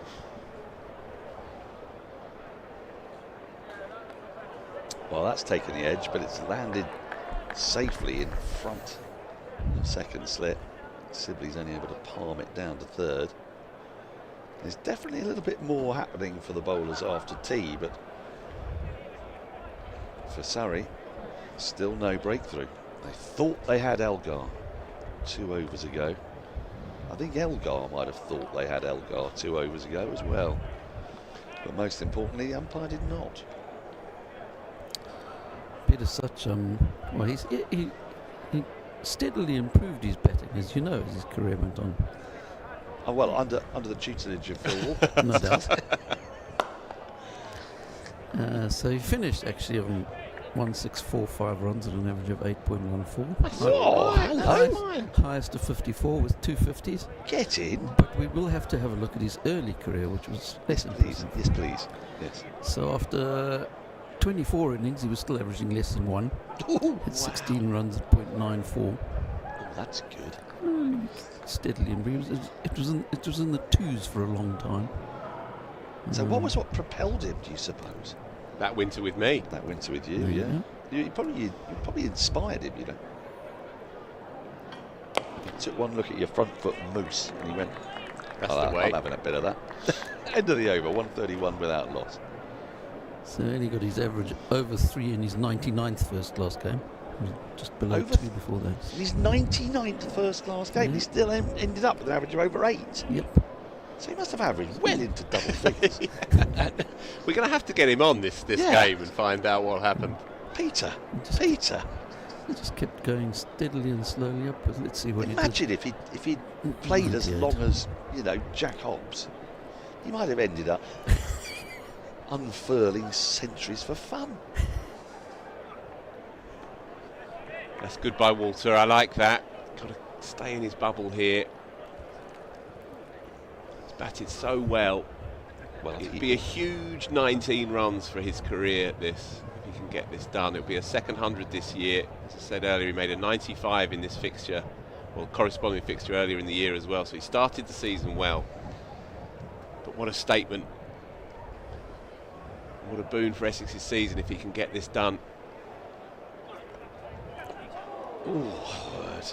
Goes after a wide one, nearly gets the under edge. Phil, you've taken more than a break. That's you done for today, isn't it? You're done for the day. Back for tomorrow? You back tomorrow? Of course I am. This one's on a knife edge, Daniel.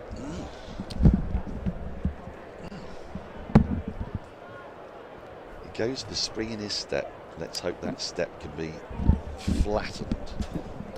Does he want to know what Peter Such averaged after his 98 games? I'll tell you now. So he was 2.96 after 98 games. Yes. And the rest of his career he averaged 9.94. So basically 10. Yeah. That's not bad. How many games did he play? It's 306 in total, yeah. 849 wickets as well. You see, people are allowed to get better. Exactly. That is the message. We're talking about Peter Such. As you should. As people should.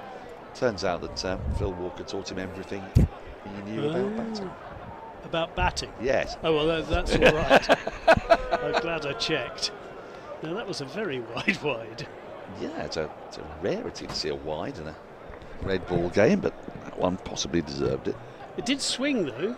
It's the first ball that swung, probably. Well, we've seen a little bit, and We saw Worrell bowl an absolute beauty to Elgar. Surrey thought they'd taken the edge. Might be doing something now then, because that started wide and went a lot wider, but there was movement. We'll have to keep our beady eyes on it. Too short, clattered away, well in front of square. Paul Walter standing taller. When he stands tall, he gets very high up. Really is a stand and deliver shot, that one, isn't it? Thank you very much. Yeah, bit of a gimme. It's hard to tell whether that ball's going to swing or not if it's pitched there. Takes Walter to 85. I wonder what that conversation is. Someone is explaining though, aren't they? He's got his explaining. He has. Yes, there's a bit of mansplaining going on there. Yeah. You're right. You can see the girls pretending to look interested. Yeah, I think they're being very, very tolerant. Maybe we can get a lip reader in. There's a marvellous new drama started with Rose Ailing Ellis. Oh, yes. Who plays the part of a kind of a lip reader working for the cops. That sounds jolly good. When is that on? I think it's already started. You can get it on. Well, there's capture. I'm allowed to say this because I'm not on the BBC today. You can get it on ITVX. Ah, okay, yeah. You say that on the Beeb, and it's like they're a rival. You think, other rivals? Streamers are available. Yeah.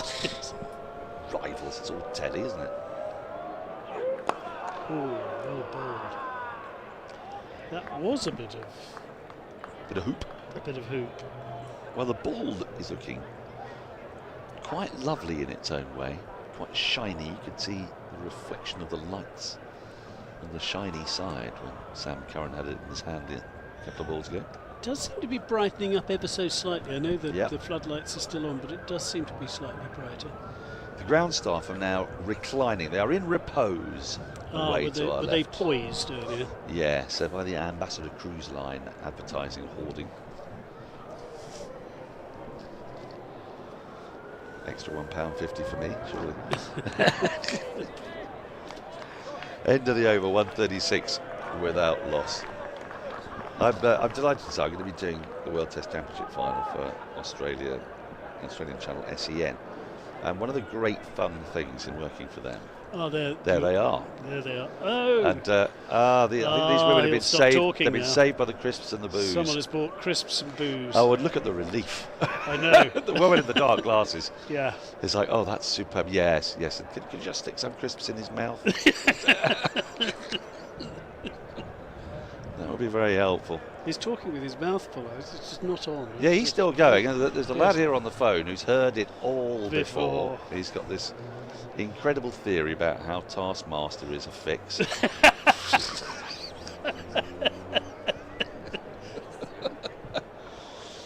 Yeah. He knows it. Yeah, he knows this because the bookies won't take a bet. That's right. And he knows Greg Davis personally. He's been told. Yeah. And they always make sure that the woman wins.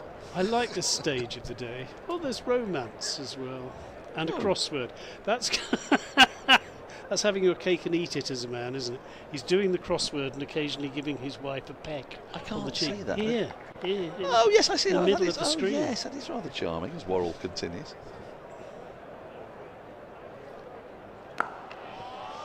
It's getting very crab-like in defence here, is Elgar. He can do this. Yes, it's the none shall pass. He's not pose. racing. He's not racing. No. I think his last boundary was the 4 between the slips, wasn't it? Yes. Look at that. Just nice and low, bends that knee. I've seen a couple keep slightly low. I feel for Worrell in this spell though, because he's bowled. This has been by far his best spell, and he's had very little to show for it. One of the hard things psychologically is when you are absolutely convinced that you've got your man. Yes. As indeed the rest of the Surrey team were. Was that the Elgar court behind appeal? Yes. Judge not out. We were watching it next door and I could see why it wasn't given. It's hard. It's very hard for the umpires. But and there was an angle, one of the angles shown, where it looks as if it had brushed his thigh pad rather than the bat. But certainly the slips were completely and utterly convinced. And when you're hunting for that breakthrough and you think you've got it, but it turns out that you haven't, then you have to put it to your back of your mind, start in again. Now Elgar's just standing in front of subs. He's not quite sure whether Worrell's going to come round or over the wicket. It's going to come over the wicket to Walter.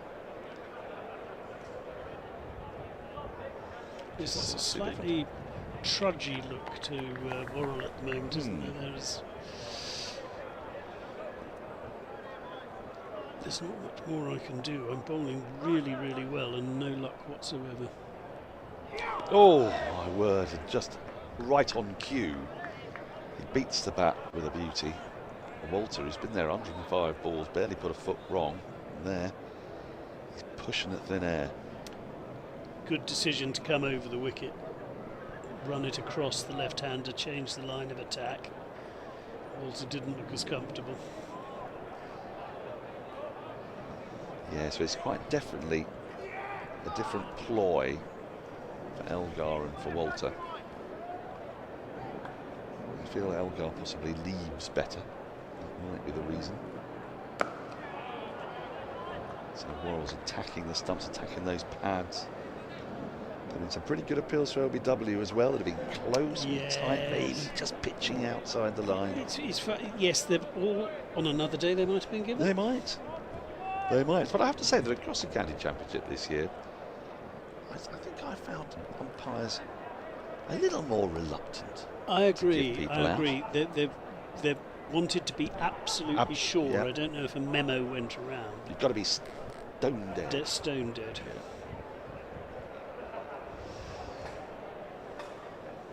And you know, I say there's no harm in that. End of the over, 137 without loss. We're always brought up with the notion of the benefit of the doubt going to the batter, but there are some umpires for whom that definitely did not form the basis of their judgment, and I'm thinking here about the great Ray Julian.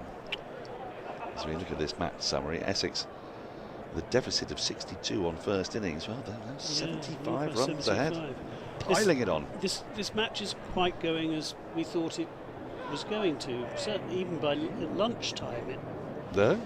Although the general direction of travel at the Oval has been for it to get easier to bat. It's just interesting when you're here and you see the clouds and you think a bit of tinge of I'm green. believing your physicist again now, the one who said it doesn't make any difference. Doesn't make any difference. And you look at Surrey's lineup with 6 seamers and you think, surely one. Yeah, but it did wobble for a couple of overs, didn't it? Anyway, we will see. But things can change quickly at the Oval. We've seen wickets going clusters in this match and in matches before. And Surrey have been up against it many times in the last 3.5 seasons. Yes, and they've found a way. Found a way. Nice. And it's good shape from Curran. Took the first wicket of the match yesterday. Seems much longer ago than that. And he picked up Elgar, caught it slip off Sibley. Yes, and Elgar should have been caught at slip earlier today with the ball that was an after you clawed between first and second. Those are unpleasant, aren't they?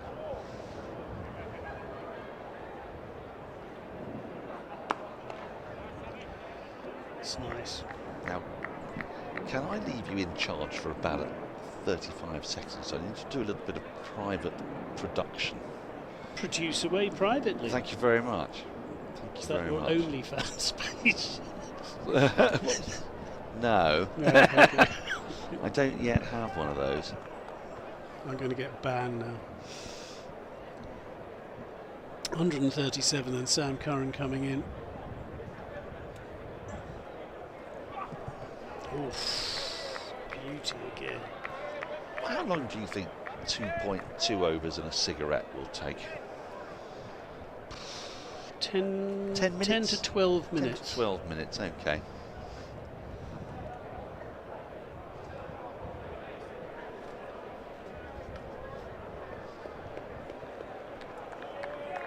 Jason Roy chatting away in the slip cordon. I'm sure having a word in Dean Elgar's shell like. I'm done. I've done it. Have you? Yes. But had your Yes. cigarette out No, of no, no. 2.2 overs? No, I've got to record a podcast Okay. giving my fierce insights into the final day of England's Test match against Zimbabwe, which, as you can tell from me having been here watching this game, I am all over. Yes. For a certain podcast, industrial complex. You can probably mention it here. I think I probably can. The final word, yes. Yes. Oh, there's an edge. I think that's bounced Short, wasn't it? just in front, but it's indicative of the movement that Sam Curran's been getting in this little spell here. He induces the edge. How far in front of Dom Sibley did this land? Ooh. Fairway. What do you say? Foot? Yeah, That's a a foot. couple maybe. Horrible one. Nothing he could do That's about it. it. It wasn't a chance, but Dean Elgar will know he got away with one. Well bowled.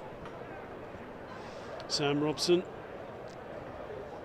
And the Worrell's going to continue here, and I think this is Look at that. Rory Burns thinking they're so close here. They're so close Yeah, to a keep breakthrough. these two on. They must be able to break through. 138 is a lovely number. What is that? What first comes to mind when you see 138? I'm trying to think of the innings involved. It is an innings.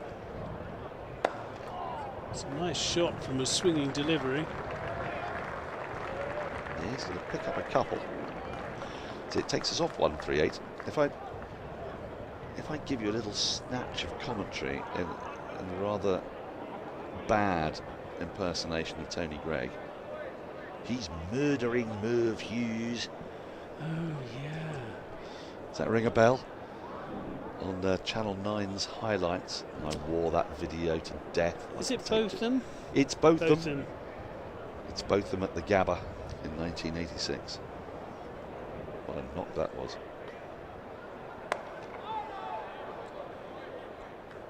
Yes. I'm trying to think happy thoughts, you see. No, it's good. It's good happy I'm thoughts. conjuring happy thoughts. He took Merv Hughes apart in that innings. There were days, we were talking about this the other day, when the force was with him. Yes, very much so. And also, I can't remember who, we were watching someone bowl, and they had sort of 8 or 9 desultory run-ups, and then a huge amount of shoulder action, and the ball was much quicker than you were expecting. And it really does remind you of Ian Botham. Yes, well, especially towards the latter end Exactly. of his career. He had that sort of little swan song in the World Cup, didn't he, in 92? 92, absolutely. Yeah. When we got through to, and he opened, didn't he? He opened the batting. He took Australia down as well. Yeah. In a rather good fetching kit from memory. Oh yes, it was quite a... Had sort of nice powdery pastely hues. They had those wonderful sort of stripes that were quite de rigueur. Yeah, that was a good team, wasn't it? It was Dermot Reeve. Derek Pringle was certainly in the side. Yes. Phil Tufnell. Oh, it's a was that terrific. Well, it's a terrific stop. Stop. I don't think there was an edge. Well, umpires reaching for a bye. That's tough, isn't it? That is a tough bye. You've just stopped 3 runs and the bye goes against you. Oh. We see where he's taken that there. I've seen Surrey deploy a leg slip that's finer than that. That is a terrific stop. I do like a bit of Superman every so often, and that's...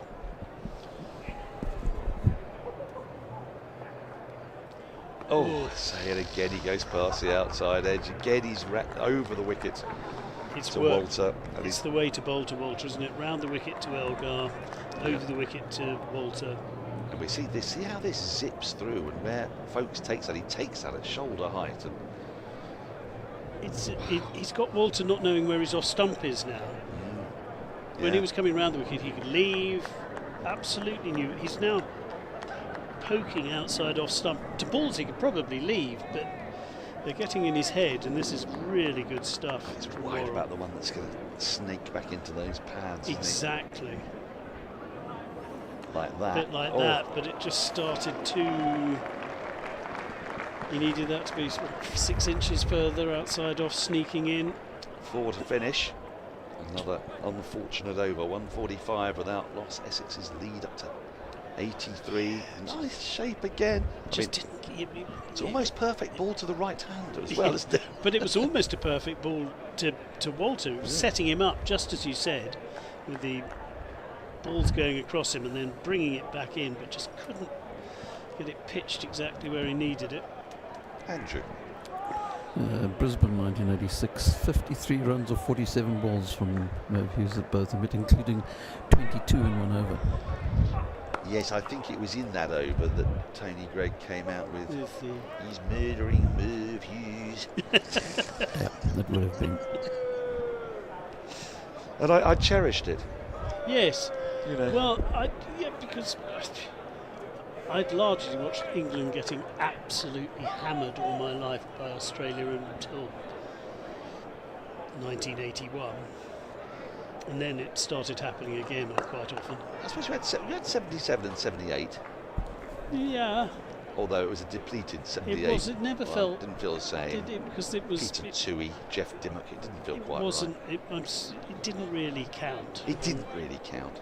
81 counted. 81 counted because Lilly was back, Marsh was back. They'd all come back from Kerry Packer. I've got a theory though. Proudly aloft, but also quite a breeze. Quite a breeze. I have a theory about Australians. That they are... When are you going to Australia? November, hopefully. Okay. As Mike Briley hilariously trolled Dennis Lilly. Do you remember on Parkinson? He brought this little dinosaur glove puppet, and he said, "I call him Dennis because you see here it's got a massive mouth and a tiny space for where the brain goes." I missed that. This is very genius. Good. Yes, but on a slightly different level, I don't think this is true of all Australians, but I do think they struggle to multitask. So, in the late 70s and early to mid 80s, right, they made some of the finest television you could wish to see. Prisoner Cell Block H, Early Neighbours, Richmond Hill, Home and Away, Sons and Daughters, The Sullivans. I mean, I could go on. It's a rich seam of brilliant TV, but they're incapable of making good TV and good sport at the same time. Oh, so and of course, as their TV got worse, which it did better in the late 80s and early 90s, it became really pretty pedestrian. Neighbours lost its lustre. Suddenly, Australia were back as a force on the cricket field. Okay. Oh, we just missed. I wanted. Oh. We'll go back to them. I want to go back to them. I want to find out how the mansplaining's going. Let's send Guy back to the mansplaining. I'm getting out of the way. It's time for some more Yas. There he's moved back a seat so he can mansplain a little bit more. The chap in the shorts hasn't watched a single ball. He's been facing the other way from the cricket the entire time we've been watching them. Interesting. Change in the Surrey bowling attack. A change of bowler powered by SSE Energy Solutions from the first ball to the final over. Let's power change together. Jamie Overton on for the first time in the Essex second innings. Slightly surprised that he's been brought back this late. Yeah, because he was so hostile in his brief spell in the Essex first innings.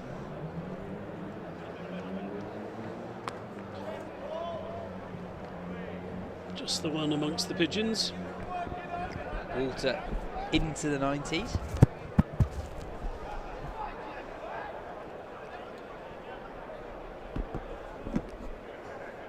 Yes, just how many overs have we had in this innings? This is over number 39. And that's the first we've seen of Mr. Overton.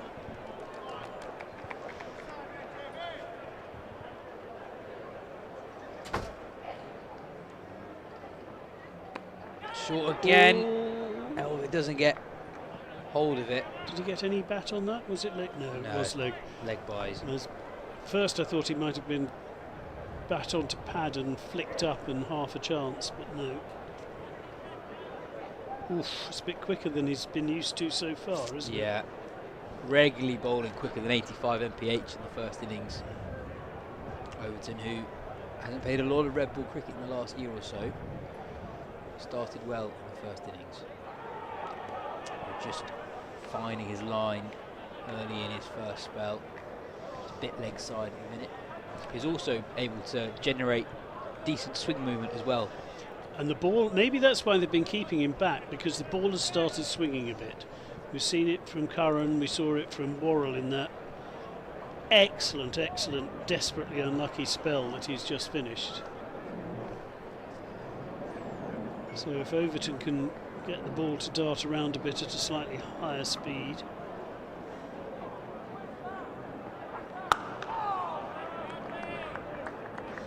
Yeah, over 85, as you were saying.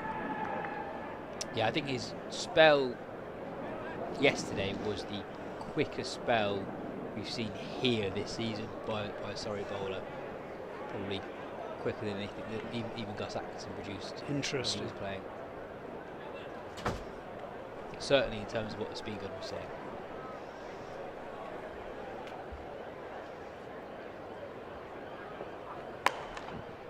Played into the offside by Walter. Be just a single to the shorter side of the ground. On to 91 now. That Essex lead, 86. I know we didn't quite see this coming, did we? We were just talking to Dan about it, and I don't think anybody saw a 150-run opening partnership on this wicket with this attack. I think especially with the overhead conditions today, and how Essex started with the ball, Rajitha in particular. Ooh, Fuller beats Elgar. But also, as Overton completes his first over of the second innings, another sign of variable bounce. That one, full delivery, not carrying to Ben Folkes behind the stumps. There's a slight discrepancy between the score that you see on your screen and the score that is on the scoreboards here at the ground. No, it's been caught up. fixed. There we go. Always important for the scores to be right when someone's in the 90s in particular. Yeah, exactly, and late 40s. Yes, it's good.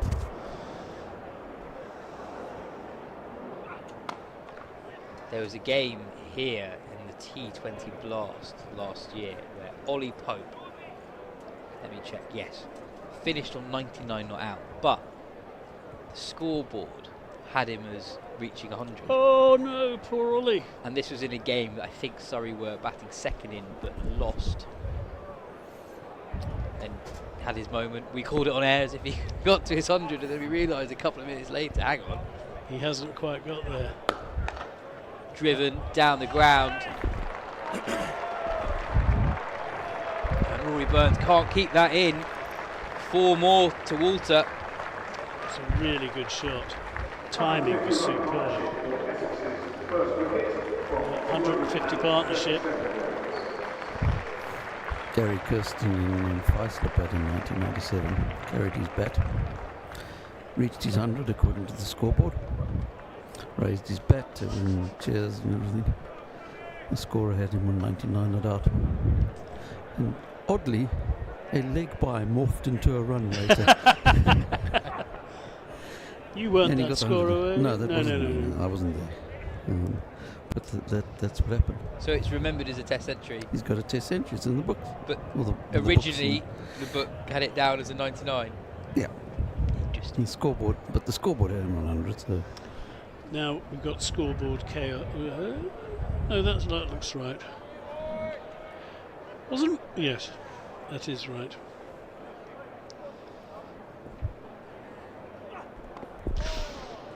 Walter looking to direct the ball towards Deep's third. It's a shot, it's a release shot he's looked to at various times this innings, but there is a danger of... Yeah, particularly as there is a third man there as well. He's just been quite busy all innings, really. He's always been proactive looking to score. And if Surrey have been able to dry up the boundary options towards Walter. He's always looked to pinch a single here and there. A bit of width from Walter, I think, I feel like he's missed out on that occasion.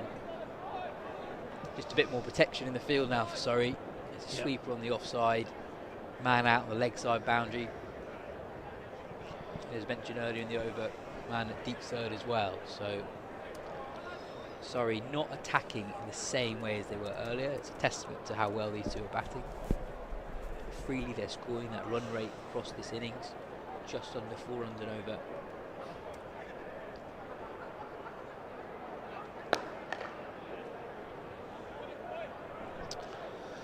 It's the end of the over. Essex 152 without loss.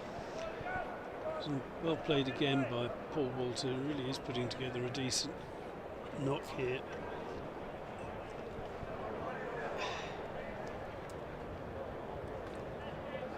And while there is a little bit of movement, we saw a couple of deliveries there shaped from Sam Curran. Still not quite troubling them. Maybe the extra pace is what will cause the breakthrough.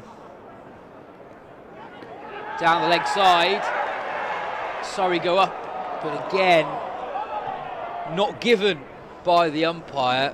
It was full, swinging late, down the leg side to Elgar. There's definitely a sound, and Ben Folkes definitely caught the ball cleanly, but not clear what that sound, what created that sound. It certainly flicked the thigh pad as it went through. That looks quite paddy to me. It does look paddy. You can see they definitely heard something. Quite rightly, behind the stumps, got excited about it, but well done the ump by the looks. Yeah, good cricket from the Essex openers. Alert to the single opportunity in the offside. Essex now leading by 91, Walter on 95. Sambos, I think it's probably around about the time to remind viewers just how much of a fortress this has been for Surrey in recent years, just how rare it has been for them to be not on top really at any point, certainly at this point in the game. Very, very rarely comes second best here at the Kia Oval. Just juggling the field somewhat as the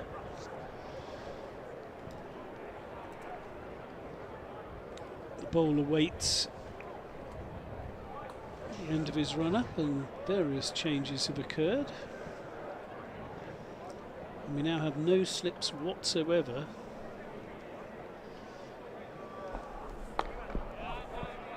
Short, but not as short as Walter might have anticipated given the field changes. So yeah, 3 men on the leg side boundary, 2 behind square, 1 just in front of square, 2 men on the offside boundary, and again 1 very, very fine deep third, protecting that shorter boundary towards the bed to stand, and another one at just in front of square. And as Guy says, no slips. You feel for Overton a little. Ooh, well bowled. Walter looks to pull that front of square through the leg side, doesn't quite get up as much as he anticipated, and very, very nearly ends up having his off stump taken out of the ground. Just 1 loss in the last 33 championship matches at the Oval. Wow. Going back to 2019 for Surrey. There was a Lancashire in 2023. I think that's what that young lady's looking up, is exactly that stat. Quite right too.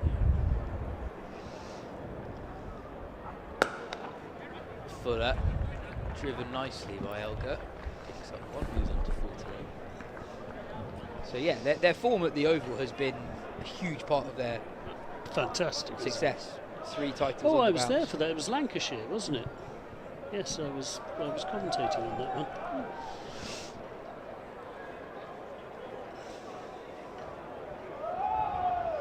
Only defeated 5 years.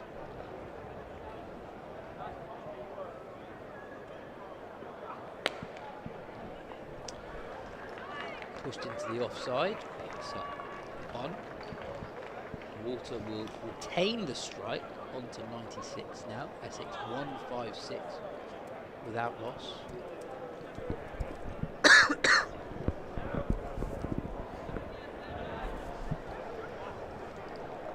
Oh, is that a... It's not raining, is it?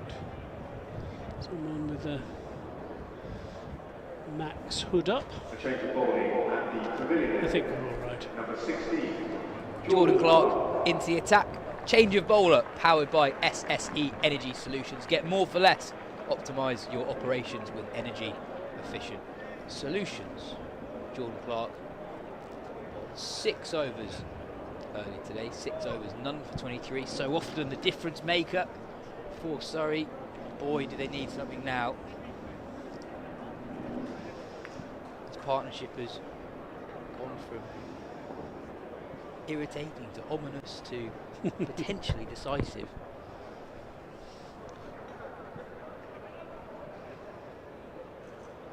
Two slips and 2 men close, front square on the offside.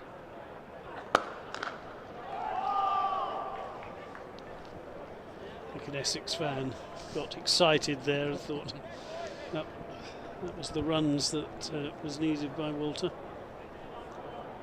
It does seem a long time now since Jordan Clark's lovely 50 earlier in the day. With the bat he came in and turned things round for Surrey, but now he needs to do the same with the ball.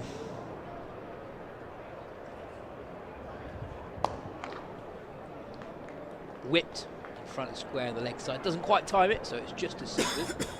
Moves on to 97.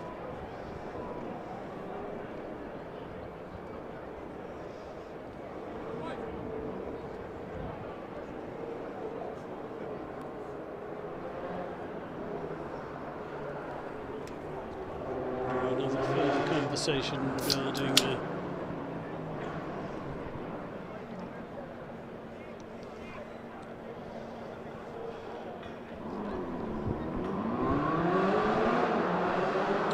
slightly different field for Elgar. Second slip a little bit wider.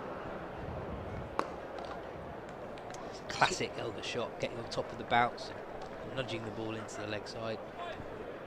Yes, he's getting to his 50 in singles, isn't he? He's not rushing. Yeah, I don't get the impression that he's a man who rushes often. They complement each other very well, these Essex openers. There definitely seems to be something in having a little and large opening pair. We see it with England. Crawley and Duckett have had success as a pair, even if individually they haven't always been successful at times.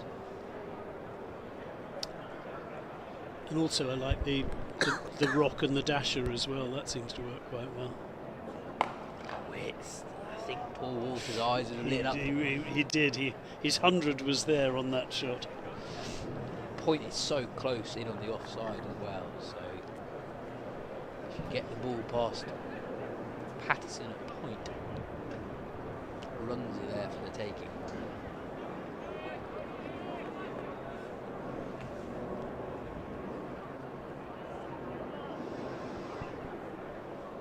Gets himself ready again.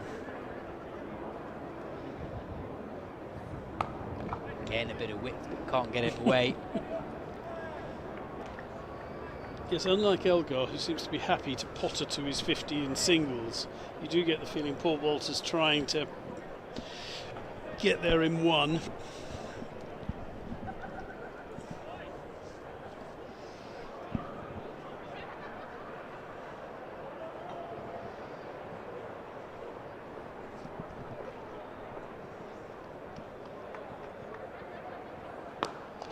Flicked. Oh, and it lands just short of the man. Short. On the leg side boundary. Walter almost hit it too well.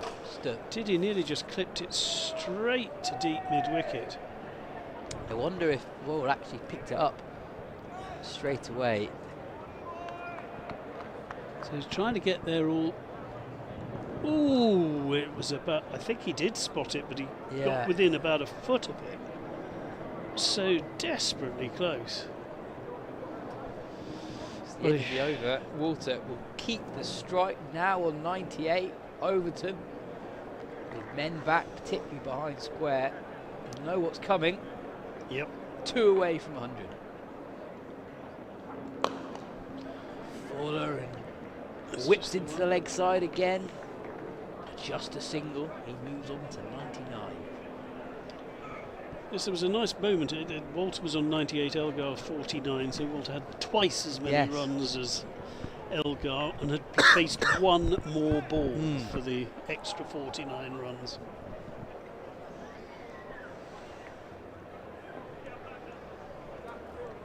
It's a 99. Slightly more conventional field for Elgar. Whipped into the leg side, and that'll be 50 for the former South African captain. It's been a slow start to the season. In the second season, Essex missed the start of the campaign. Really important knock for his side. Started the second innings well behind Surrey, but this partnership, now worth 161, hasn't just got Essex into this game. They are arguably, as we approach the close of day 2, on top. 127 balls, 5 fours. Gritty 50, but just what his team needed. Now Walter, 1 run away from a milestone himself. Very, very briefly considered sprinting through. That would have been a mistake.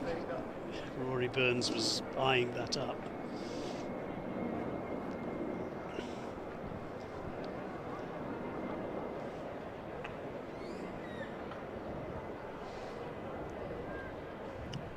So this will be his 4th first-class 100. Should he get there? Another man moved over to the leg side boundary. Short, who pulls straight to the man at square leg. On the bounce, though. I think there were 1 or 2 in the crowd who hadn't seen that had bounced. Oh, he must be finding this testing.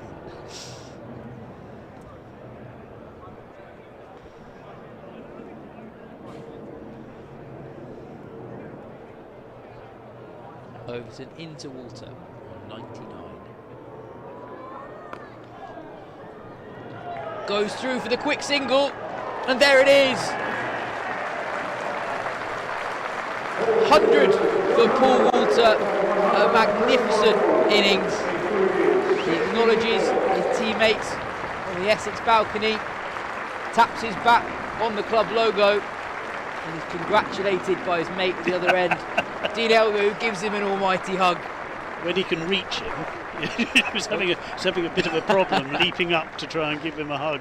Guy, a really special innings from Paul Walter today. Oh, just something else, isn't it? Just off 131 deliveries, 16 fours, with his team starting what looked to be in real trouble, 62 runs behind on a low-scoring pitch, and look at him now.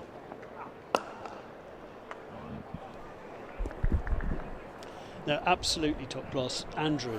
So his 4th first-class century, 2nd as an opener in 13 innings compared to 2 in the middle order in 70 innings. And it's his first one outside of Chelmsford. Ah. So 300 in Chelmsford. His previous highest first-class score outside of Chelmsford was only 79. So what does he average as an opener? Because, as you say, it's been a recent move. Yep. Well, that's been a terrific effort by the 2 men from Chelmsford. Elgar just completing his 50 in that Overton over. Walter is 100. Score 162. The lead is exactly 100 as well. It also brought up the 100 lead. So right now he's averaging 66.44 as an opener. That's 13 innings. Flashes and flashes hard. Width on offer. He didn't get hold of it as he might have wanted to, but such was the force that he put behind the stroke. The thick outside edge flies over the cordon and into the advertising hoardings. He picks up 104 now. A reminder that Essex have not just had this unbroken first wicket stand, but they've been scoring at a really good, healthy rate, just under 4 runs and over. They're just showing some nice pictures of his heartfelt celebration. Ooh, very, very nearly defends that ball onto the stumps, defending late. Only just bounced over.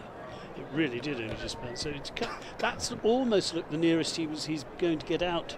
That's happened 2 or 3 times when he's looked to defend and the ball's nearly got him into a spot of bother, but as he has so often, he has survived.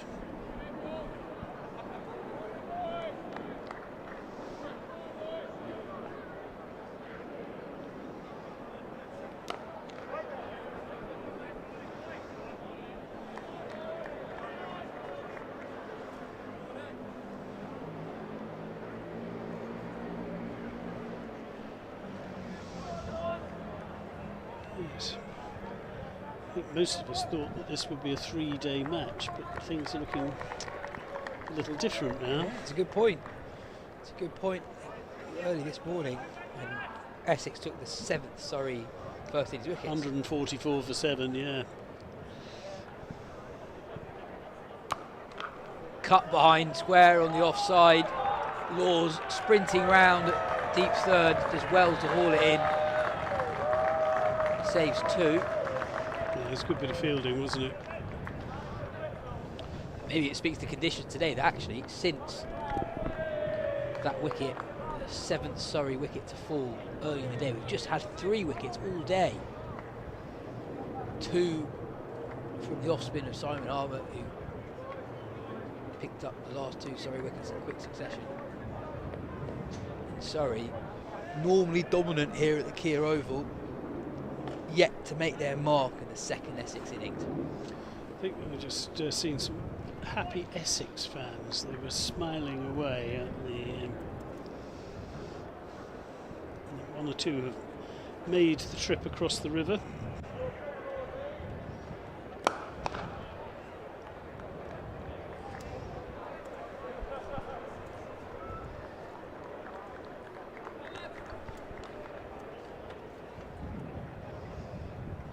All doing a bit. Quite enough. These two are so well set now.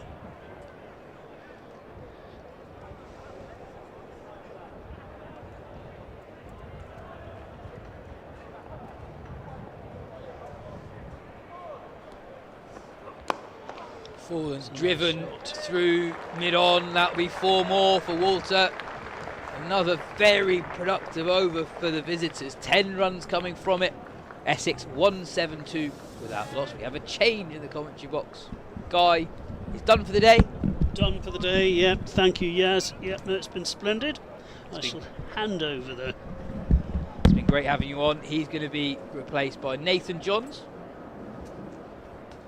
To take you through to the close. Surrey desperate for this first second innings wicket. Nathan, amazing partnership from Elgar and Walter. It's putting a different spin on the day, the match, everything.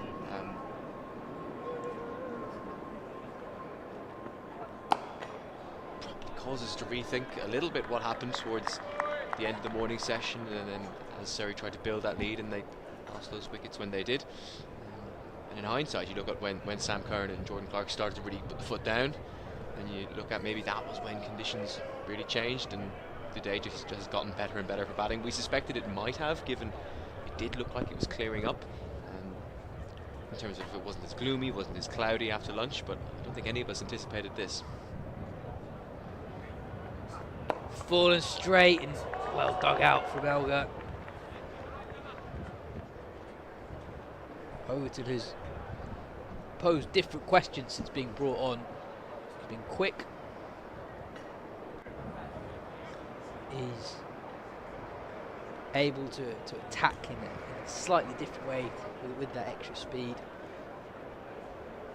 And a field change. Jason Roy's come in from deep fine leg to leg gully of sorts. A genuine play and miss from Elgar. Looking to push the ball behind square on the offside. In the end, it's a tentative nibble. That's what the extra pace does, doesn't it? You get one at your toes, and the ball later, all of a sudden, the footwork isn't quite there, the hands are away from the body. You just get a second of scrambled brain, and that's what that extra pace does, and you try and use it to buy a wicket, and another day that would have taken the edge.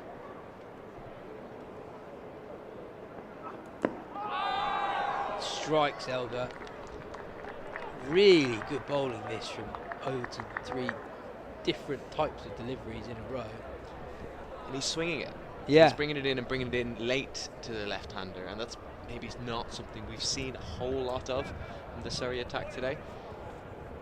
Yeah, we were commenting that, particularly with the new ball, it was noticeable how little it swung. It's been a feature of the 2025 season. A brand new ball just hasn't seemed to have done as much as you'd expect. Oh, and this time he nearly chops on. He'll pick up 2,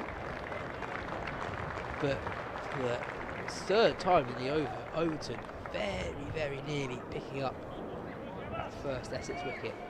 I don't think Overton minds that was an even number there. Yes. I think he fancies another delivery at Mr. Elgar. Yeah, I was keeping an eye on just how eager Elgar was to turn back round for the second. He's bowled 5 different deliveries in this over, hasn't he? Different lengths, different lines. He's had Elgar jumping around a bit. Down the leg side, well taken. Behind the stumps. The end of Jamie Overton's 4th over. Essex 174 without loss. Your point about conditions improving for batters throughout the day is certainly backed up by the numbers of the day, but not by the aesthetics. It's still a green pitch. We've maybe seen the sun for 5 minutes today, if that. Barely seen the sky. It's been grey, reasonably mild.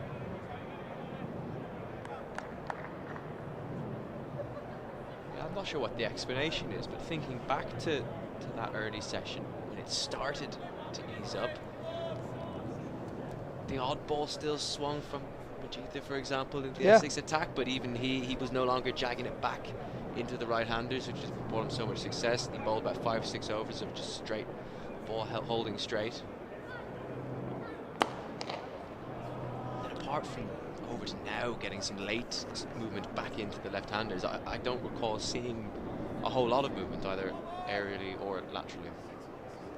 I wonder if this is something that Sama can help us out on, but I've always had the sense that day 2 is the best day to bat here at the Kier Oval in the Championship, certainly in the last 2 or 3 years.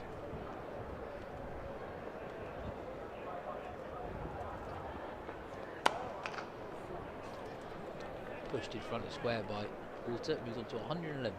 But presumably though, like you said, it has been gloomy. There was about a half an hour or so earlier on where it looked like it might get a bit brighter, but the clouds have stayed for the majority of the day. So that one would suspect as a result that's surface related rather than overhead conditions. Yeah, I think part of the reason why Surrey always bowl first is because they want to bat on day 2 as much as possible. And in the end, that's not. They obviously did bat in the first portion of the day, but Essex now 45 overs into their second innings, going very, very well.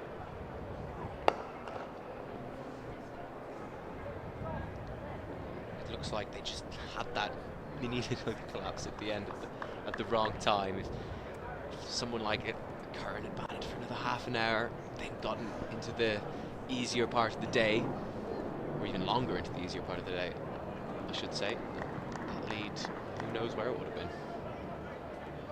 Yeah, the dismissal of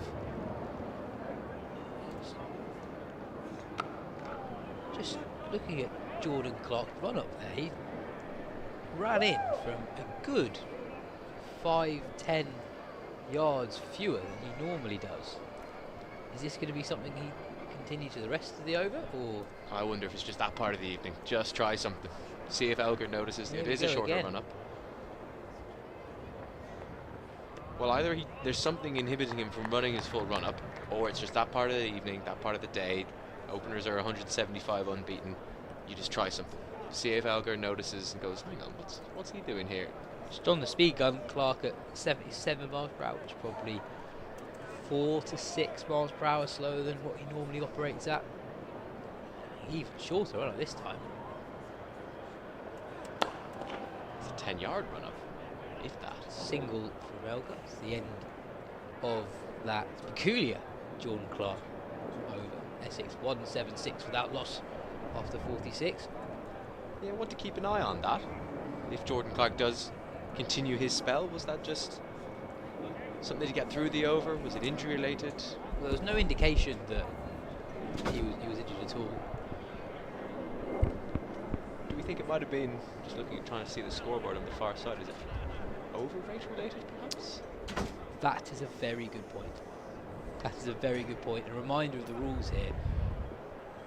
On the scoreboard, there's a figure by each team's name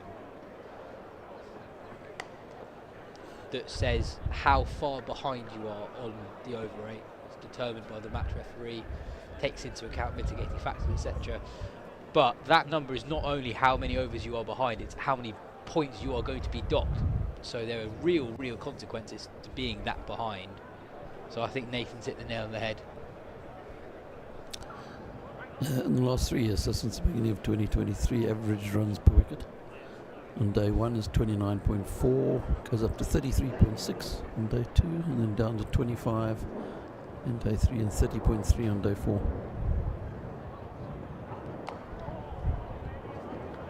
So yeah, confirming what regular viewers will have suspected with their eyes. Day 2 is often the best day to bat. So yeah, on your screen now, the over rate figures for both sides. Both teams currently on track to lose potentially crucial points here.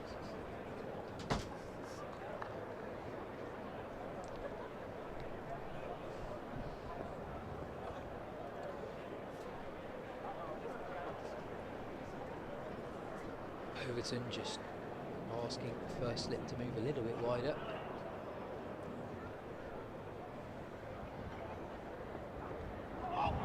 Beats the bat again. It's a really good spell this from Jamie Overton, totally luckless.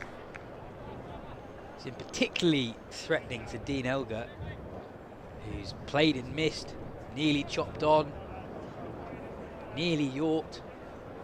But also played and missed at ones that in normal circumstances he wouldn't be going anywhere near. You can just tell he's battling. He's worried about which delivery is coming next, and therefore he's not thinking about off-stump discipline. Well, he was there. He's listening, Nathan.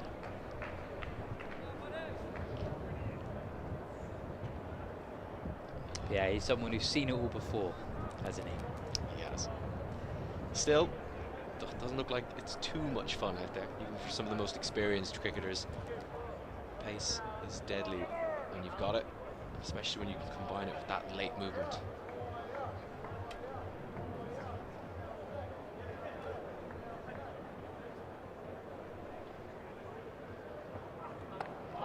Again, Overton troubling Elgar, not just with the pace, not just with the bounce, but also that late movement. Swinging into the left-hander. Ball coming off the inside half of the bat. It's going to be really interesting to see how long Overton can keep this up. He's already bowled 5 overs in this spell. We're due another 7 after this. Does he have the juices to keep going until the close, whenever that comes? Full and driven to extra cover for no run. It's the end of Jamie Overton's 5th over. Essex 178 without loss after 47. Some words from Nathan Johns before Dan Norcross will take you through to the close. We're keeping an eye here on what bowling changes Surrey make, if any, after Jordan Clark drastically shortened his run-up in the previous over. We assume it was related to the concerns with the over rate. Yep. Behind, currently on track to lose points, but of course very seam-heavy attack today, so that doesn't help the over rate. They've also got 10 wickets to take, so they've got plenty of time. Change of bowler, by the way, powered by SSE. Energy Solutions, a game changer for business. Receive renewable electricity from our wind farms and hydro plants. Gotta love that kind of electricity. My favourite, though, is solar. So Smith's back in the attack, and Surrey have had a luckless session. They've bowled, I think, pretty well, very well after tea. They thought they had Dean Elgar out, caught behind. There have been numerous occasions the ball's just landed short of a fielder. How many times might there have been a chop on? Then, at the same time, we've got to give credit to Paul Walter, who has played superbly for his 112. There have been some lovely shots, especially down the ground. He just plays with such ease, the on-drive, which is always a signature of class. Oh, and he nearly gives a return catch to Smith. It was a valiant dive just away to his right of a thickish leading edge. It was a sort of shot that he's played very well through mid-on before, but on this occasion didn't get it quite where he wanted it to, and it went back to the right, not the left of the bowler, who there was no way he could have got there in his follow-through. But had that been, again, as we were saying, so close, not quite going to hand. If that had been another 2 feet to his right, Smith might just have been able to get it.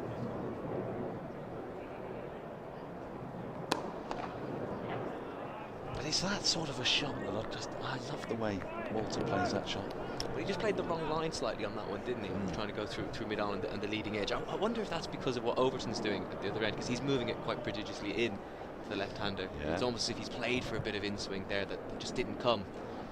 It nearly brought his downfall. But you're right, he's played that shot beautifully today. I think it's quite a signature shot for taller men. They don't need to take as big a stride. True. Just lean into it and punch down the ground on top of the bounce. Yes. Yes, but it also somehow looks even more remarkable from the left-hander. Can't quite put my finger on it. He works this beautifully through mid-wicket. That'll be 4, and he's barely done much more than directed that ball to the left of the wide mid-on for yet another boundary. Goes into the 120s, and the lead grows. There has been an element of effortlessness at times to his innings, hasn't there? Particularly through mid-wicket, and even some of the check drives down the ground. There's a lot of natural power there, and just the sound off the bat. I know these guys have excellent bats these days, but it's just so pleasing to hear that. It's forced a change of angle, because as he's coming in around the wicket, Walter's just going with the general direction of travel. So Smith has decided he wants to angle it more across. The slip is relatively wide. It's a very deep gully. He still plays the shot, still takes it away from its natural direction. He's seeing it well by now, isn't he? He really is, despite the fact that it's quite gloomy. The lights are on. We've had no breaks in play today. We've been quite fortunate. The forecast a few days ago was that today was going to be very awkward, but it hasn't turned out that way.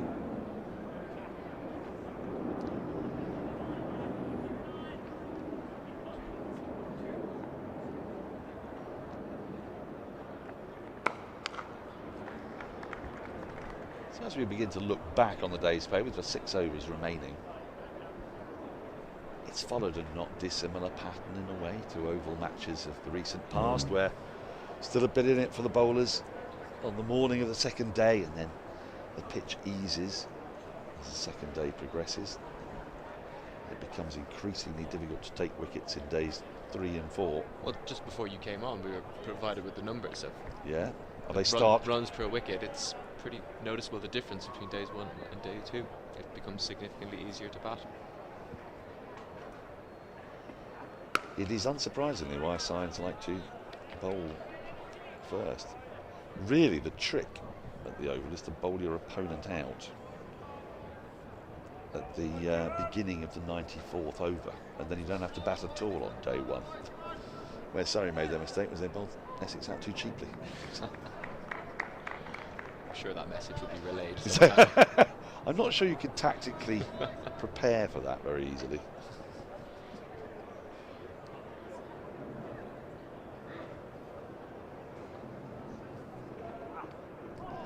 Oh, get it It felt like he got a little nibble on that, but he didn't. The numbers of plays and misses that we've seen in this evening session, and I think Yas Rana described him as luckless. He really has been luckless. Gave the impression, didn't it, of actually coming off the edge, but it didn't. Well taken low by folks. Yeah, it looks like it's just got him at the end of his finger. He took his glove off and had a little inspection there.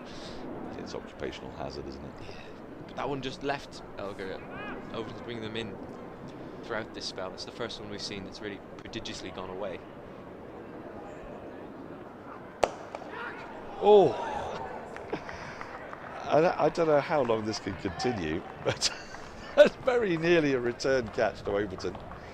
So we see this. This is a really good angle for us to gather. Oh, what is that? 5 or 6 inches? There's only so many times the word luckless can be used, I suspect. Until, what, you say sins of a past life? What? Until you get the thesaurus out. Oh yeah, I suppose. I hadn't thought to ask Andrew Sampson for synonyms for luckless, but infelicitous. Luckless. Luckless, yes. You need Roget's thesaurus, don't you? Roget. Roget. He was the thesaurus man, wasn't he? Back in the days we had those thick books. Yeah. I wonder if, like Dr. Johnson, he wrote it all himself.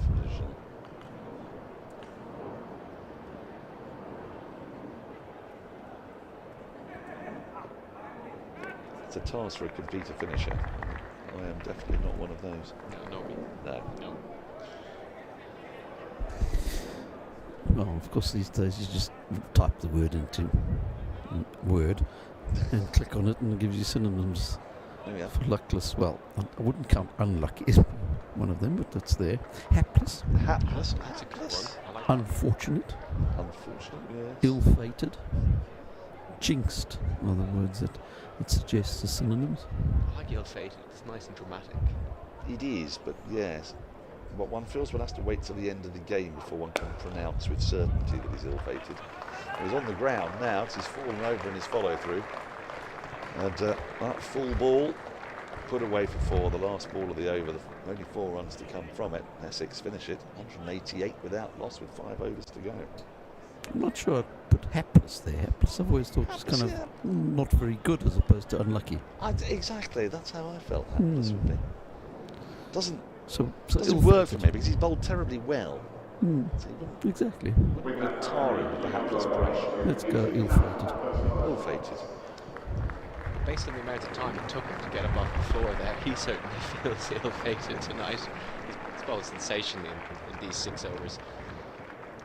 Well, he's had quite an angry game, hasn't he? He's dropped a couple of catches yesterday.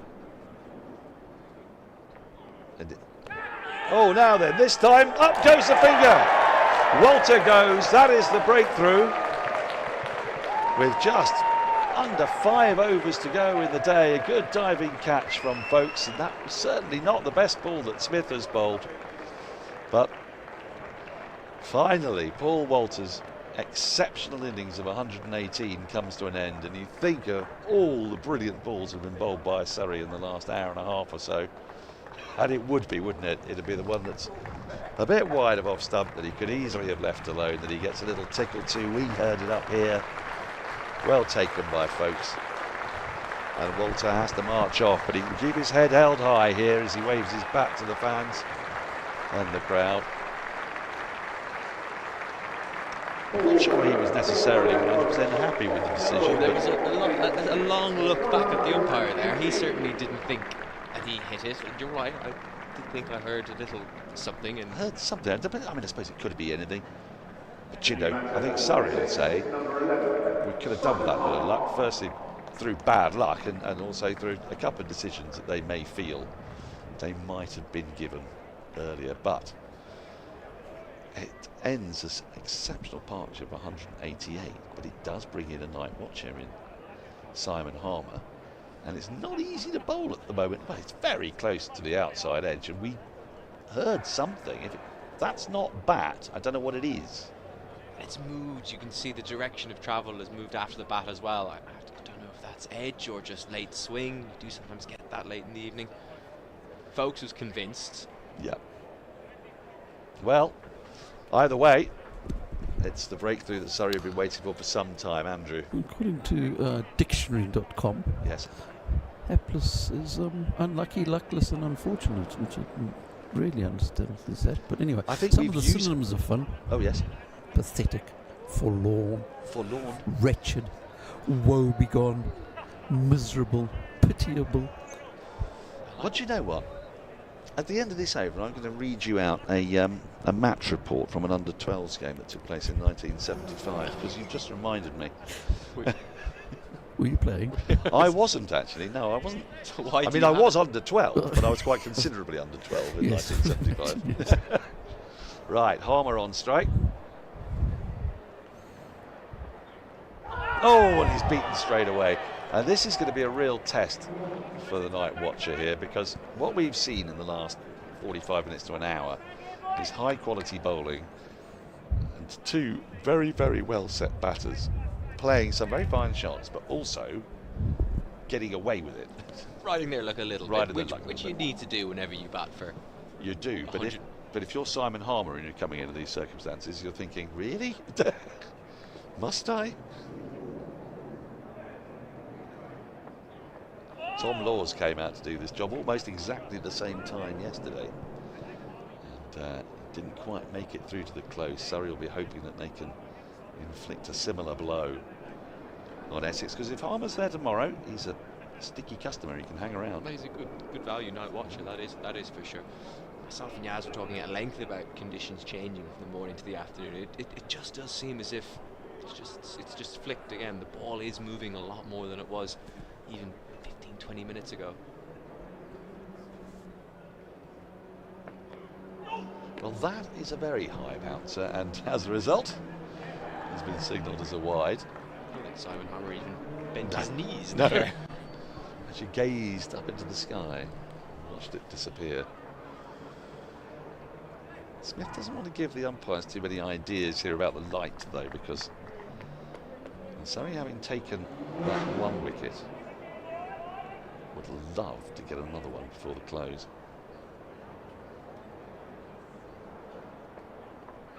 Oh, that's a leave. That was zeroing in pretty straight before it went away. And Simon Harmer there patting down a part of the pitch he thinks is culpable.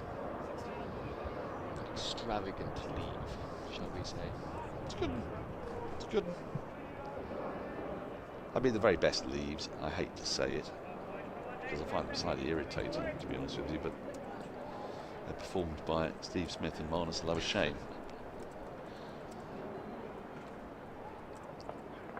Oh, that one's come back. This is just something that Harmer needs to be mindful of, and I think Smith is just letting him know that you don't necessarily know which way the ball's going to go. In the end, he's done well. He's got outside off stump, but it's been taken so far away to the leg side that just might make Harmer think twice about leaving it. There's one more ball left in the over. I wonder if it's the lights. They've had I've always wondered that, but how? I don't know. I don't know what the science is. What's the physics of floodlights? People say it a lot because there's a sort of... There's a conventional wisdom, isn't there? I wonder if it's not causation, but sort of correlation of time. You know, that maybe it's the time of day, the way the air is by this stage, and that's when the lights tend to come on. Because surely, a set of floodlights 50 feet more up in the air can't be doing anything on the pitch there under the over. We've got to change the bowler. Powered by SSE Energy Solutions. Stay ahead of the game. Implement a winning sustainability strategy. Tom Laws. The attack replacing Jamie Overton, who bowled stupendously well in those 6 overs. Haplessly, without reward, ill-fatedly, unluckily, inside edge onto pad there. I think it's notable that Simon Harmer was trying to get that single yesterday. Surrey were quite happy, really, or Sibley was happy to face out at one end, while Laws held together at the other end. Harmer is taking his night watch duties slightly differently. He's decided here he's going to try to face every ball by the looks of things, which is sort of the plan, isn't it? That's the whole point of the job, isn't it? In theory, at least. You protect who's out there as well as who's to come.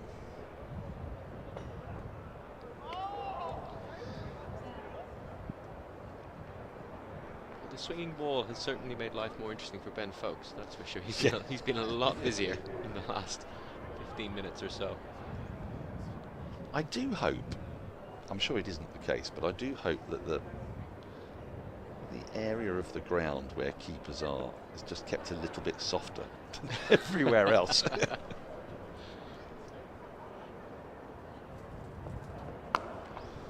mean, I'd just be a mess doing what he does. Depends if the ground is a wicket keeper or not when he plays. Let the sympathy levels. Yeah. I mean, you could have a sort of patch, couldn't you, about 15 metres behind the stumps, going back a further 10 metres, which is just a little bit more padded. Would it be padded, or would you just you know, a bit of extra watering? A bit of extra watering, softer, yeah. Keep the grass a little bit longer.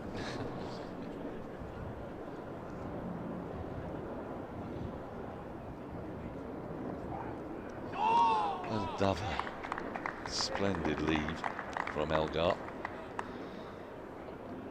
who in the first innings went off like a train, but in this innings has been very much playing the anchor role, the support role for Walter, as we see this once more. It's well judged, it's not too close to the off stump, near enough to make it a good leave. Near enough to get a few oohs and ahs. Yeah, oohs, yeah, oohs. What an ooh.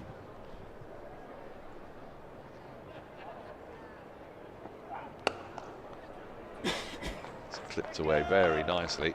They should get back for a couple. I was about to ask you the question, if Elgar guides this next ball down to deep third, for example, do they take the single? If not, it's kind of strange, isn't it, having watched Elgar and Walter bat together, because they would have done. But this is the curiosity of the tactic that is the night watcher. I suspect it depends a lot on Elgar's viewpoint, and whether he just wants to be batting as normal. He doesn't want to worry about it, clog up his mind with various night watchman tactics. Well, there's our answer. He's just tapped the ball down to deep backward square and he hasn't run. 190 for 1 at the end of the over. Harmer will be on strike with 3 overs left in the day. A long day again. Both sides predominantly deploying seam bowlers, quicker bowlers, swing bowlers.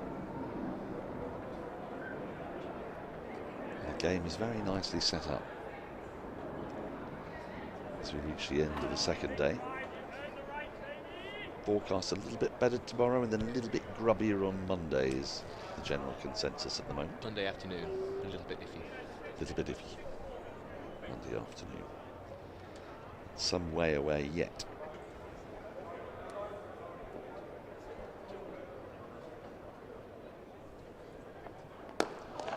So what's your next assignment, Nathan? Are you with us again? Here on Monday. You're here on Monday. So what do you do tomorrow? Do you play tomorrow? No. What will I do tomorrow? I'll probably watch a fair chunk of this. Right. Enjoy my day off. And when do Ireland play again? Tomorrow. Tomorrow. Right. Yeah, they got the third game against the West Indies. They were rained out yesterday, so it's 1-0 to Ireland heading into the decider. And then the West Indies come over to England for their white ball series. Yeah, and then they go back to Ireland for T20s. Ooh. Got him! It's a second wicket. 2 in quick succession. Surrey have gone bang bang. Smith has gone bang bang. The night watcher experiment for the second day running has not worked. Essex 191 for 2. Interesting choice of shot from the night watchman. Well outside the outside off. I wonder if Smith in the last over bringing one back from outside off just stuck in the mind, but it was well outside off, swinging away, didn't need to play, brought the drive out. Good low catch by Folkes. Yep, again, low catch for folks. And you'd say Essex are still on the balance of the match ahead, a lead of 129, but we saw Hampshire get very, very close to a big run chase here at the Oval, and had they gone in tonight none down, you'd say they were in a pretty dominant position. Now, though, having lost their opening batter and having lost a very important component of their tail end, Simon Harmer is definitely a man who can add a lot of runs with a batter when he comes in at number 8. Well, he will not be there tomorrow. Tom Wesley's coming out to bat, and Surrey will start to have greedy thoughts with 16 balls remaining. Could they possibly winkle out another? They absolutely should have greedy thoughts, especially with the opposition skipper striding to the crease. Big statement that would be to get rid of him tonight as well. It looks like it'll be a very, very tricky 16 balls for Wesley to navigate, with Smith moving the ball both ways. Let's take a look at this again. Delight on Nathan Smith's face. A little bit of anger, I think, and frustration as well at how the game has gone for Surrey since they were bowled out in the afternoon session and beaten the bat pretty regularly. There are times when the pitch has gone quiet, the ball's gone quiet, they've been dominated by the batters, and then there have been times when the ball's come back into it. And in those periods they haven't had a lot of good fortune, but just at the back end of the day they picked up a couple.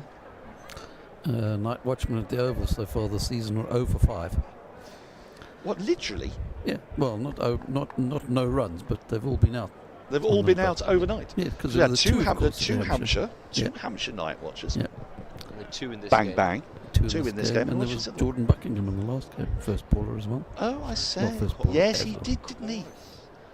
So maybe the lesson is that it's been too tricky to bat late in the evening for a night watcher. Just a thought. Or does it even validate it further? Because, well, apart from the bloke who got out first ball, they all at least did chew up some deliveries to protect the bloke behind them and just minimise their chances of getting out. Possibly. I don't know, it's all a bit this and that. You can probably find a way of spinning out either way, but cricket's great unknown still, I think. Night watching, I still think a lot of people haven't quite figured out what they think about it. Well, hence why Brendan McCullum was talking about Nighthawks, wasn't he? Let's have a whole new idea.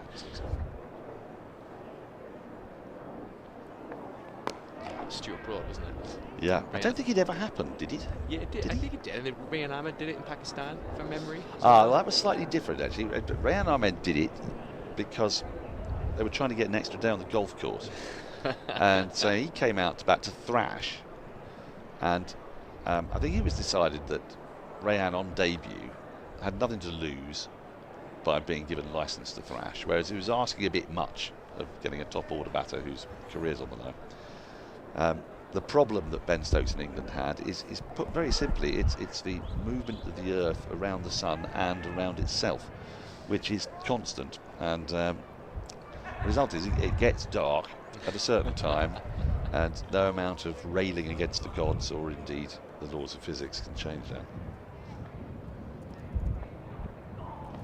End of another successful over for Smith. He's picked up 2 wickets late in the day. He'll be asked to bowl one more over, you fancy. Surrey have got 2 more to bowl.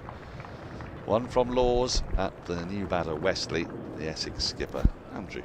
I once saw a night watchman almost score a century before lunch. Wow. In Pontypridd in 1994, South Africa played a tour game against Glamorgan. Were you there? I was there. Lovely ground in Pontypridd in the Welsh Hills. You're very well travelled, Andrew. Sometimes. Well, not sometimes. I've travelled a bit. Anyway. Richard Snell, who was the night watchman. I remember him. Yeah, he was a pretty good batsman. Better. One of the early pinch hitters of the day, if you remember the old famous pinch hitters. He went in as the night watchman and was out the next morning just before lunch for 94. Ooh, that's good. Yeah. Night hawk. Morning hawk. Well, you see, yeah, but no idea is is new, is it really? I mean, Alex Tudor went pretty hard when he got his 99, didn't he? He did all right, yeah. How many balls did he face? I felt that innings was moderately aggressive from memory, but then of course it was late 90s, wasn't it? So everything was relative. Well, 3.5 and over, and you got deeply excited. You taped the highlights and you re-watched them. He's hit 2 4s and it over.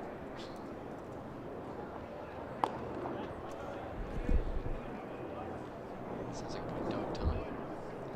It was. I was here when the crowd booed England off when they were rock bottom in the world rankings after losing the series to New Zealand. Nasser Hussain's England. And then they bounced back from that. Won the Ashes 5-6 years later. They were difficult times. 1999, when Alex Tudor made his 99 not out, 119 balls, 21 fours. That is not bad. It's No not bad. sixes. No sixes. Kept it on the ground. Proper batting. That was moved a long way past the bat. Folks is nearly in front of second taking it. Now there's 2 balls left in this over. If Wesley survives it, whoever has got their pads on right now can finally remove them. They've been sat there, calm as anything, for the last few hours. And then there'll have been the sudden scramble.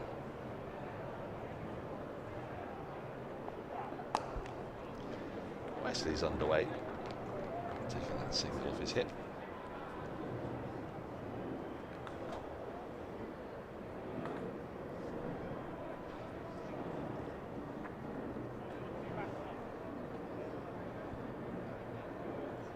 It is one of the enduring irritations of cricket for me that we come off halfway through the last over if a wicket falls. What do you think, get him out there? Just keep bowling until all the balls are bowled. I mean, why not?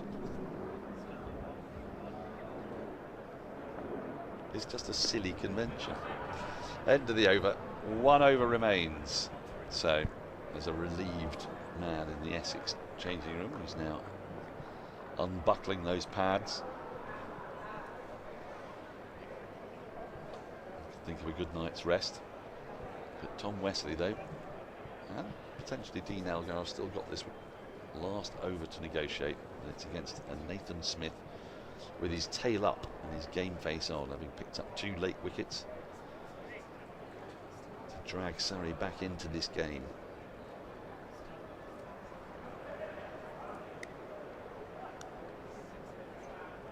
Walter rather dominated the attack for much of the afternoon. Elgar, while being immovable, hasn't really hurt Surrey. 60 off 159 balls. He might have been out on numerous occasions. He's certainly frustrated them. But getting out Paul Walter was a significant breakthrough because it's just the speed at which he has been batting. I suppose Elgar's kind of doggedness allowed Walter to continue on that speed. If wicket had fallen at the other end, I suspect Walter would not have gone out with the same intensity.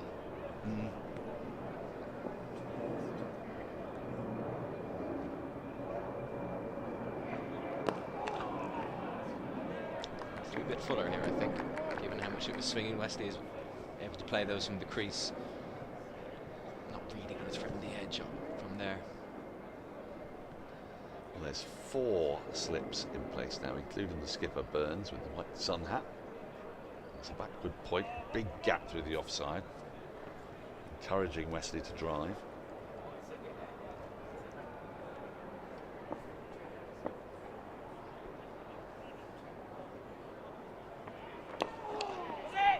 Strays onto the pads. They will come back for a second.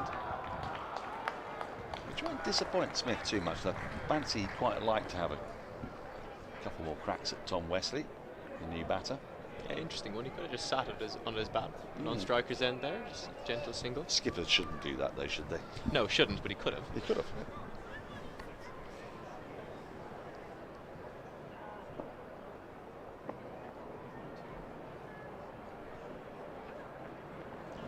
Oof.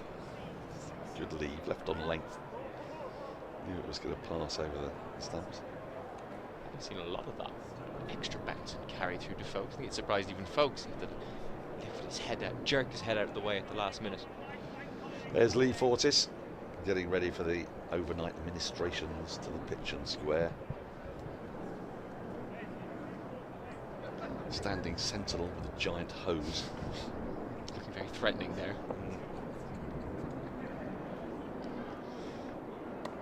Oh, the thing is that Lee is a man of such mighty stature that hose feels, no worse than a kind of marker pen in his hand, really. In the hands of others, it would look like an underwater cable.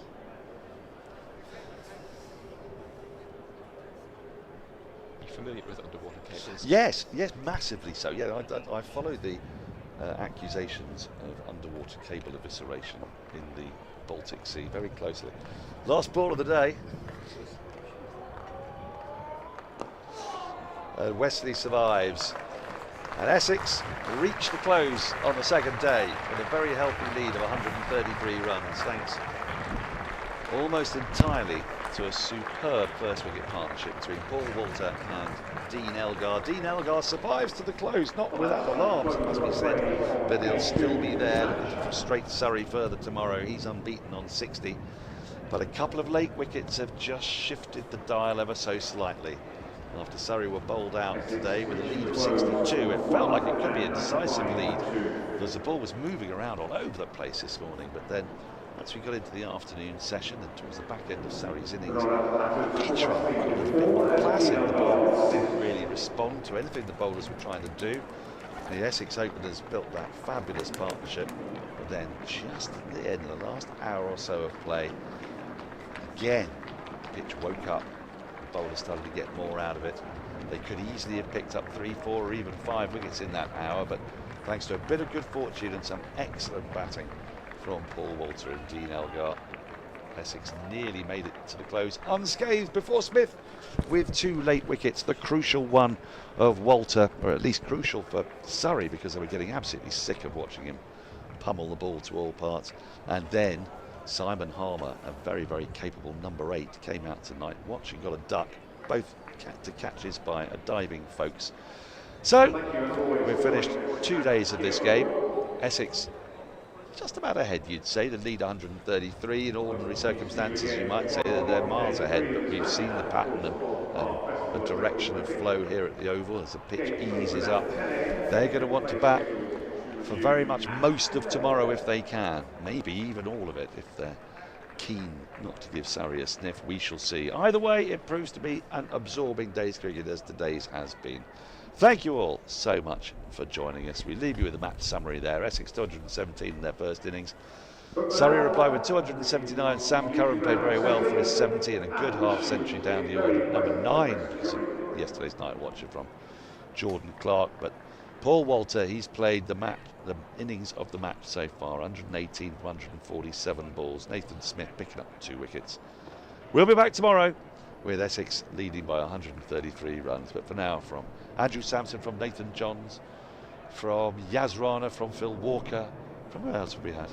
Guy's on today. Guy Swindells, from Guy Swindells, and from our magnificent production team, from Mark, from Jake, and from all of our cameramen. I hope you can join us tomorrow. We'll be back about 5, 10 to 11. Until then, from all of us, goodbye.